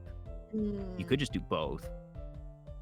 Yeah, so a community Minecraft server is something that I've toyed with ever since I started streaming, and the general overall answer is that I do not have time to safeguard a Minecraft server. You know what I mean? That's very fair. Minecraft inadvertently, it will attract, not always, but it will attract like teenagers, like younger people to come and play it and stuff. Immature folks at best, outright trolls at worst. Yep. They will be drawn to that. Yeah. And while it will be fun, and I would certainly love it, I would basically have to pay somebody to overlook it, because I wouldn't be able feasible. No, you can't be responsible for that. Yeah, exactly. So it's like I would have to pay, and even then one person isn't enough because they have a whole ass life, you know what I mean? Like I would need like a couple of people. Yeah. And at that point it's just it's too much. Yeah. It would either be having to pay somebody to overlook this entire thing, and they can hire whoever they so please, and you're like all that kind of stuff, or it would be a trust system of a set amount of like community people that, like, you know, they're not. But then if something goes sideways, then you have to deal with that, and it's not worth the trouble. Yeah, that makes sense. Any trouble that happens on it is basically affiliated with me, and whenever you don't have direct input on something like that, it's you know, it's asking for trouble. Yeah, I can absolutely understand that. Yeah, and like I don't want people coming into my chat and being like, this person griefed me, and it's like, okay, tell them on, bro. Like I ain't fucking getting on there and killing them. Let me get my diamond sword out really fast and go, hey buddy, you fucked with shit eater 32 in my chat, prepare to die. Like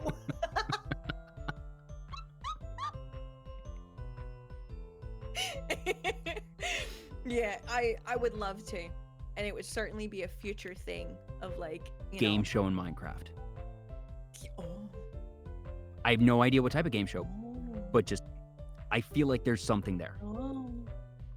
I've always wanted to, in Minecraft, I've always wanted to make a giant carnival in Minecraft that has like mazes and puzzles and make streamers go through it. But I do not have the talent to build something like that in Minecraft. Like I fucking, there's so many things for game shows that I want to do.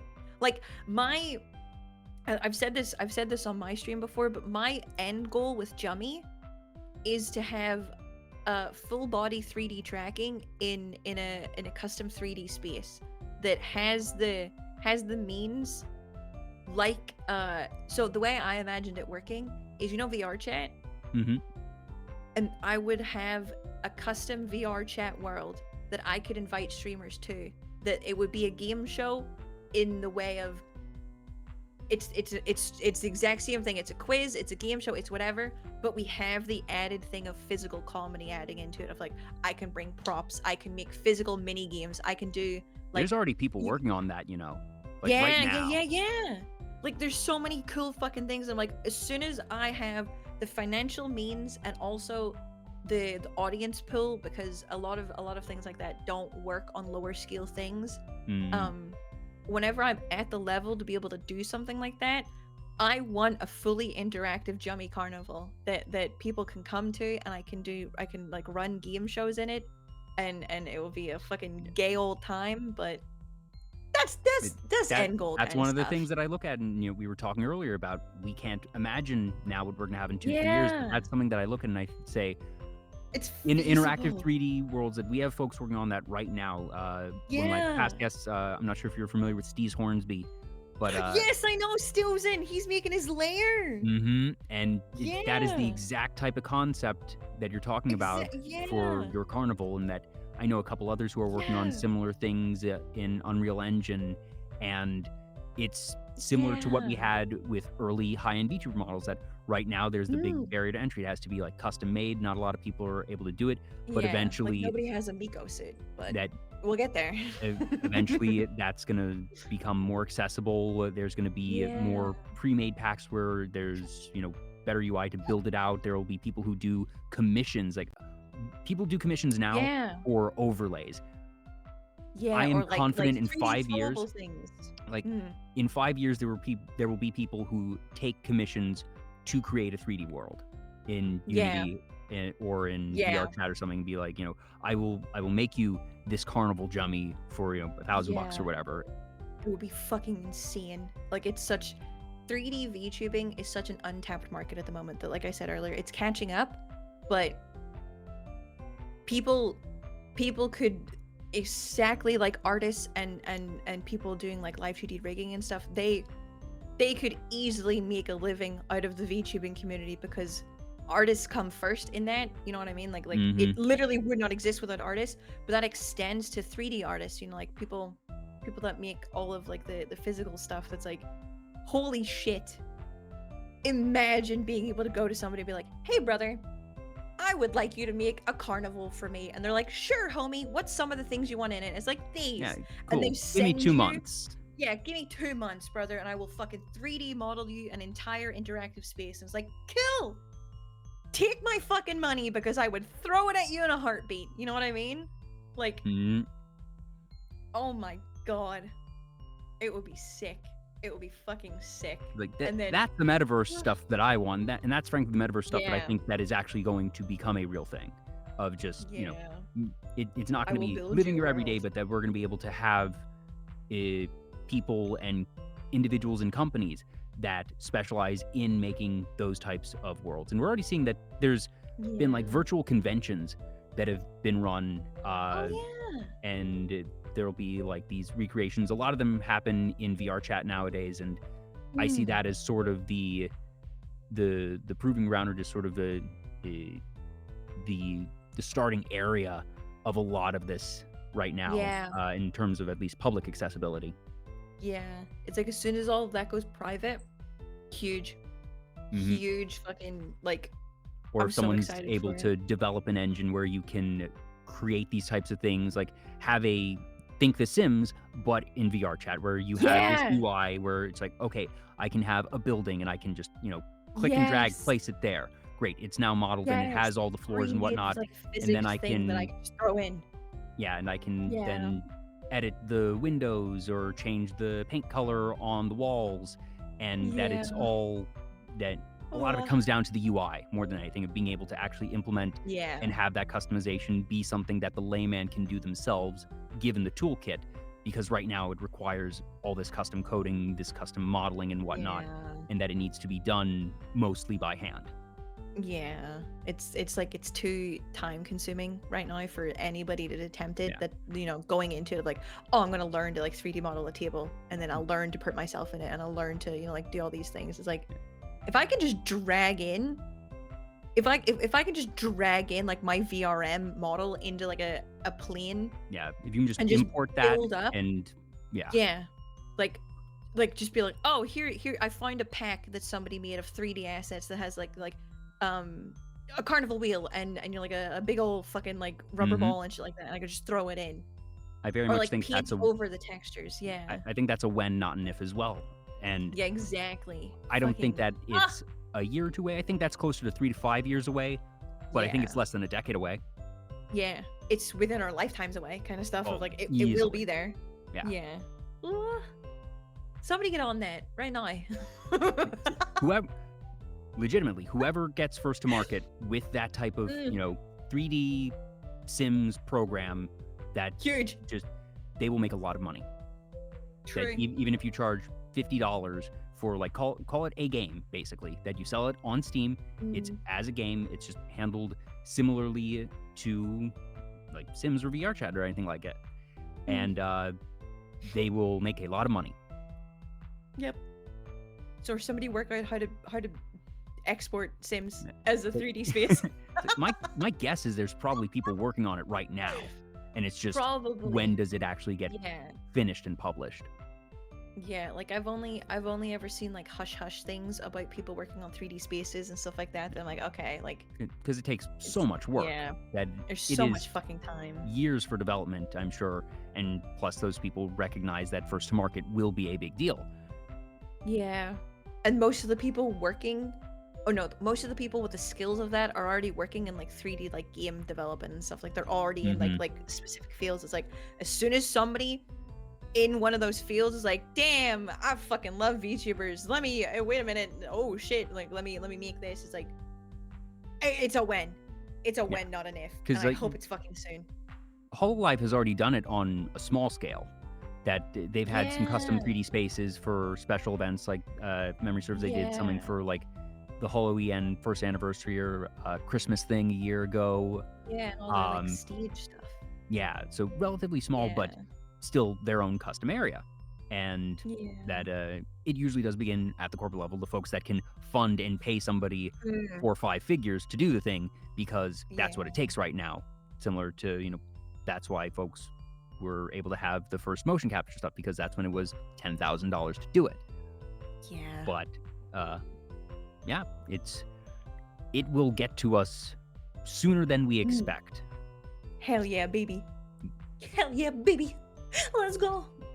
Like, wasn't there those Sony tracker things or something? Yeah, they're only like $100 yeah, or the something. little ring things. Why am I forgetting the Mocapi? Yeah.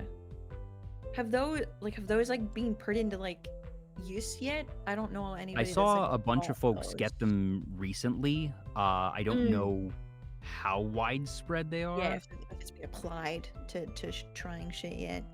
Yeah, because like stuff like that, it's like, oh fuck, that's only a couple $100. I'm not paying for like a motion capture suit. I'm not paying for an entire fucking VR headset, and then I have to buy all of these little things separately. It's like, okay, I have these little trackers on bands. I can so easily wear those. Yeah, Mocapi has a retail price of 49,500 yen, about $360 US. Yeah. So It's not like, that's cheap, but not cheap, but not certainly not as absurd. much as a full fucking VR. Like you need all the little like the trackers, you need the fucking cameras, you need the headset, the controllers. Like there's so many like that's additive attainable. things. That's something that Yeah. Someone who does full-time content creation can easily justify a $360 expense. See it for that. Yeah. And like as a hobby, if you're paying that for a hobby, then Yeah, and that's just saving up for a little bit. Again, not cheap. Certainly not saying not cheap. $360 No. bucks is Yeah, nothing. fuck me, that's a shitload of money. But that's not gonna be yeah. like a. You're not gonna have to. It's not a car or anything, Yeah, you're not gonna put you don't need like a down payment or anything like that. You can see if it might take a long time, but you can still. PS5 is more expensive than that. Yeah. There's your benchmark on the cost. Is it more or less expensive than a PS5? Yeah. Holy shit. Oh my goodness. So we've been at this for over 4 hours now, Jummy. Oh my god. Oh my god, it's midnight. You want to talk about time blindness? How about real-time time blindness? It's midnight. Holy fuck. Well, let's go. I mean, time flies when you're having fun, Yeah. baby. But at the same time, I also don't want to completely run you ragged, so I have just a Yeah. couple last questions that I ask all my guests. Hell One of yeah. them is slightly related to other things we've discussed, and that's, do you have any goals for 2023? That we're almost halfway through the year now, so whether it be, a particular game show, a new Yeah. model, or some type of project that you're working on, Mm. is there anything that you're really hoping to have done and accomplished before the end of the year? Yeah, before this year. I think a lot of the big time goals I have are certainly ones that I'm like that, that's not attainable within this year and shit like that. One of them, I guess, is more I want more variety in my stream. In that one of my goals is that I like the whole ADHD stuff. I can be so lazy when it comes to spicing things up, in that like I will fall back on a game as like a safe like a safety net of like stream and stuff. And a lot of the time, so I've done 3, maybe 4 different types of game show. I've done Chat Knows Best, How Smooth Is Your Rain, Doodle D's, and I don't really count it as a game show, but I did Chummy with Jummy as like a small little like talk show thing that I only did 2 episodes of. That like, sure, I've had like little streams in between where like I've played like a dumb game or something like that, but I want to work on my self-discipline enough that I've got 3 game show ideas that I haven't dedicated the time to like doing and stuff. So my goal for this year is less gaming streams and more event streams, in that I want them to be events. I want it to be something that people look forward to, of like, oh shit, Jummy event this month, or like, oh, like a more higher production kind of stream. Like I just want to keep getting better at entertaining things. I want to make more entertaining stuff. I want to take a baby step towards my high-end goal of, every stream is an event, you know what I mean? Every stream is something is planned, kind of like I cut down to 2 streams a week, but they're both like But both are TV huge, show yeah. kind of, yeah. Like that's my goal. Two big streams a week that's like, oh, this one's a game show, this is a fun little like segment based, there's a theme to this, and then maybe I throw in like a just chatting, so I don't lose out on that interactivity with my community and stuff. But yeah, it's gonna sound corny as fuck. I just want to do better. I just want to do better in the more personal side of it, of like being more stricter with myself, of like, okay, these goals that I have and these like these game shows that I want to do, fucking do it, get it done, get it off of paper, off of like I've fragmented assets everywhere. Just pick one and get it done, run that bitch, because they're all so much fun. And I think one of them's Clown College, and there's another one that's like a parody off of Who Wants to Be a Millionaire. And I have one that's like an iceberg-based one-on-one quiz show that I think is fucking hilarious and has so much potential. Oh, just But hearing about them, I'm yeah. excited for you that you have your haven't game shows done now, it. and they're already really, really good. So Yeah. whatever these other ones that you have cooking up, I'm sure they're going to be I just just want the to next get level. better, more entertaining streams. I just want to do more events, essentially. And then the last question I ask all my guests is, what does being a VTuber mean to you? And that's not a question of what does it mean to be a VTuber, but different people get different things from VTubing. I've had some folks say, it lets me get in touch with my inner child, or it lets me be someone I can't be in real life. I've had others take a more clinical approach and say, it's a set of tools for me as an entertainer, and I don't really have a personal relationship with my model, but I enjoy Yeah, it's what just I'm able to do tools. as a VTuber more than a face cam streamer, and all of those Mm. answers, anything beyond it or in between, is totally valid. And it's Yeah. just different people have those different connections. So to you, Jummy, Yeah. what does being a VTuber mean to you? Being a VTuber to me is all about okay, give me like a second to like form this into like a No, fucking yeah, coherent it's thing. Yeah. it's one of the few questions that I ask during the show that is Yeah. planned and that I understand can require a bit of thought. Being a VTuber to me is uh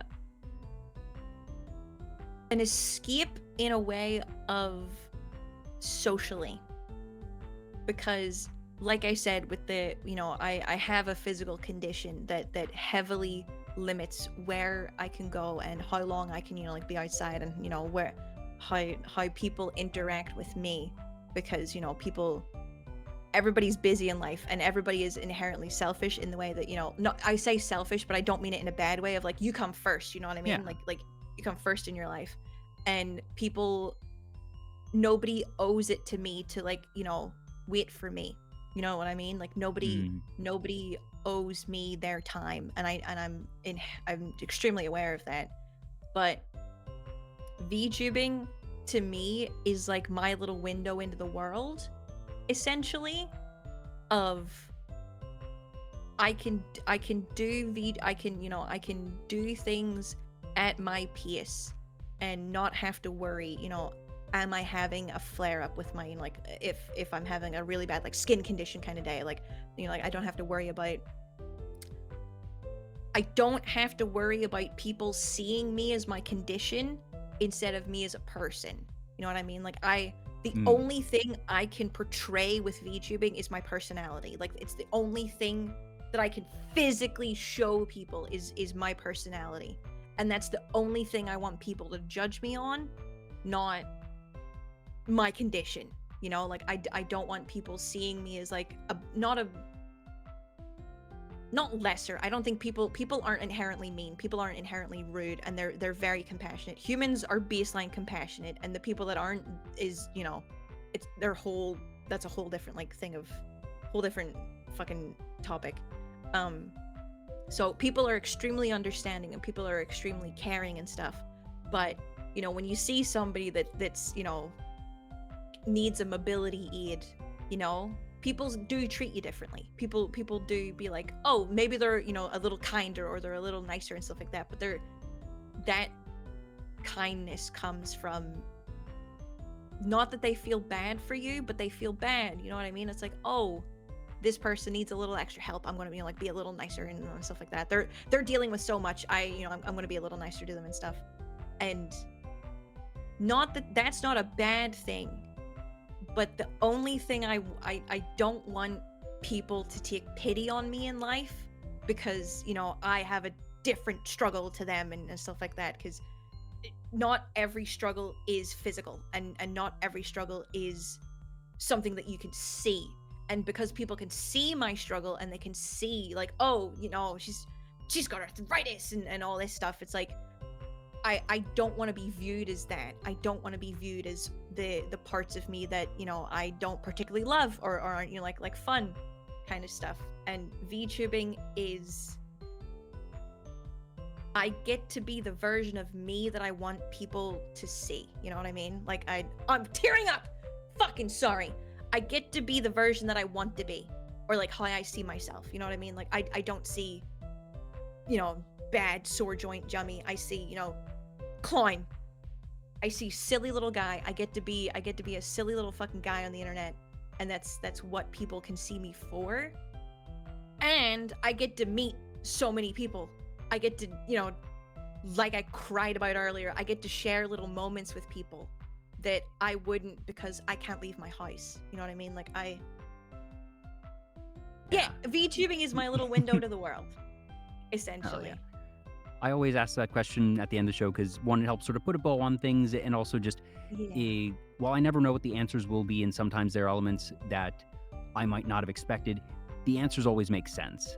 And that for Yeah. you, that everything always boils down to fun, entertainment, positivity, and just Yeah. that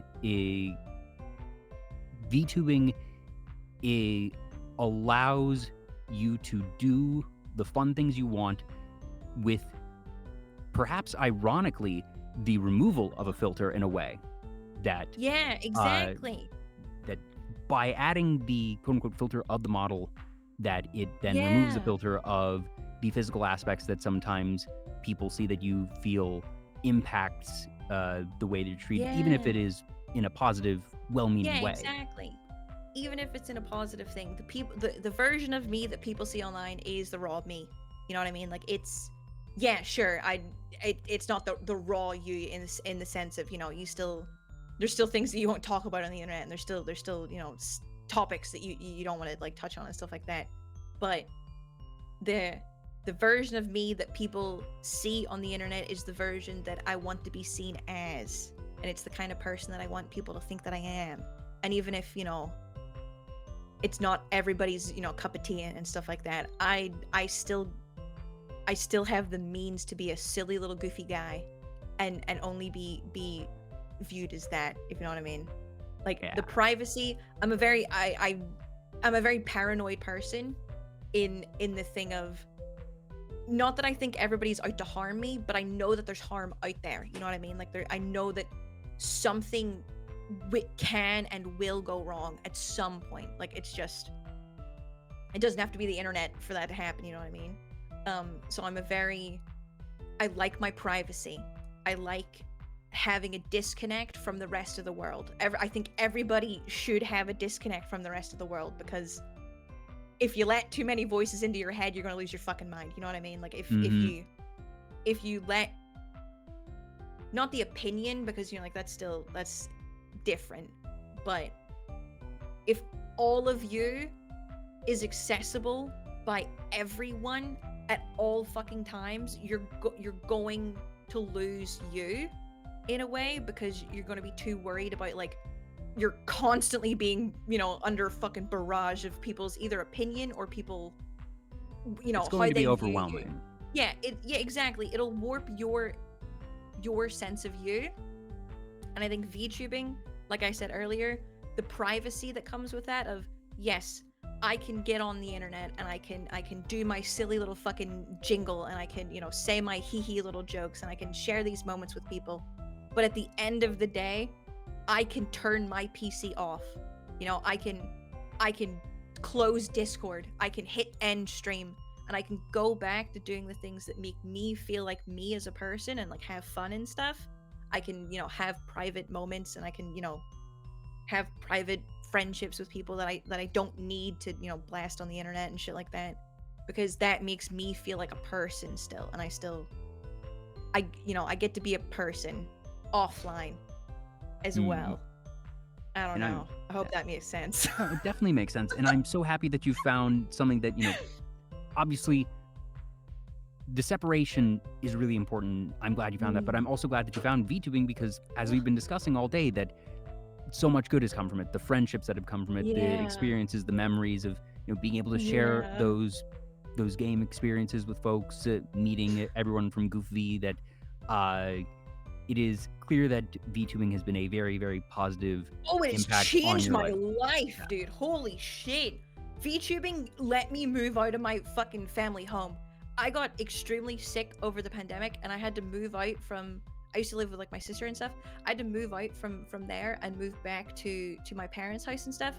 And that can really fuck with you. Like people don't talk about that, of like, whenever you move out and then have to move back into your childhood home, it fucks Mhm. with you in a way of like, did I take a step backwards in life? But oh, I won't touch on that. But like after that happened, VTubing gave me the means, was so extremely generous to give me the means to support myself, that I can move out, you know, have my own place, be independent as a person, and find my like way in life that way. All because I'm a fucking clown on the internet, bro? What the fuck? What the fuck? I can feed myself by being silly? crazy fucking world we live in. Wouldn't change it for the world. Yeah. VTubing has quite literally changed my life. And I know that the best is yet to come for you, Jummy, that I'm so excited to see not only, what you accomplished this year, but beyond. That you, all the folks at Goofy, it's very fun for me to just, I love seeing people be happy and succeed. That's part of why I do a talk show. And that I'm really excited to see all the things that you cook up and that you are able to do both for yourself, for your friends, and for your community. So thank you so much for taking time out, for being here. Thank you to everyone in chat who's stopped by, whether you've been here from the beginning or if you raided in with Muga and stopped by. Quintus the Newton and Mel Haddonfield, thank you for the follows. Do you have someone you'd like us to raid? Oh, shit. Oh, fuck. I have she no looks for a clue. raid target. I'll do some last housekeeping. I do these shows about once a week. I can't promise a regular schedule because I always schedule to the guest, but if you want to keep up with things, you can follow me on Twitch here or on Twitter. It's just Vtuber Talk, both places. If not, you can always follow Jummy at Twitch/Jummy or Twitter Jummy's World, or at sillylittleguy.com, which is so good. Sillylittleguy.com, baby! Like the official Silly Little Guy. I'm a certified silly little goose, baby. I swear to God. And thank you for the follow, Dr. Dank. Or the Dr. Dank, sorry. The. Oh, hell yeah. The doctor, okay. The dankest. Yeah. We're gonna go see Bunchata. It's their birthday. Hell yeah. It's Bunch's birthday. So. And I want to say as well, before, oh, sorry, I interrupted you. So no, I was gonna say, be sure to let her know that Jummy sent you. And also Vtuber Talk, hell yeah, baby. But thank you so fucking much for inviting me. Genuinely, this has been so much fun. So much fun. It's been a ton of fun for me as well. I'm glad you had a good time. Hopefully folks in chat had a good time as well. That, just sort of gushing and talking about happy things of, VTubing, cool friends, cool random charity things, Bean Boozled, terrible. Oh, fuck Bean Boozled, and time zones. And just game shows and time zones. Yes, lots of random crazy fun stuff, but it's been such a fun time, and these 4 hours flew by. Absolutely flew by. Yeah, holy shit. Oh my god, I was like, oh yeah, we'll get like 3 probably. Like talking can be harder than people think, but dear god, I've had so much fun. Genuinely, thank you so very much for inviting me. I'm so glad you had a good time, and you'll definitely be hearing from me, like I said, come December for the 3rd anniversary charity marathon. So now the goal for me is, I've hyped up myself as being a good matchmaker, so I'm gonna have to figure out, all right, who do I pair Jummy with? That this is now like a specific challenge that I have inadvertently, I've thrown my own gauntlet here of I'm gonna have to deliver for you here. Yeah, I'm gonna remember. I'm gonna be like, bro, you better be setting me up with like fucking Iron Mice or something. Like, because there is, I could take the low-hanging fruit of, all right, I could just put you and other goofy folks together, all right, which Dobby, I mean would still be just as fun. That getting a little goofy power hour on the show would be so fucking funny though, wouldn't it? Oh my god. That would be one of those cases where, like I was saying, all right, if I need to take a break, that I just let a couple of you loose, and that'll take care of things for a while. But I also do want to see if, all right, can I find someone that maybe you might not know, but plenty of time between now and then. And of course, you have your charity stream coming up this Wednesday, so do be sure to tune in for that, folks. But once again, this has been VTuber Talk. I'm Jay. This is episode 109, and many, many more to come. So again, thank you all so much for tuning in. Have a great rest of your day, and I will see you all next time.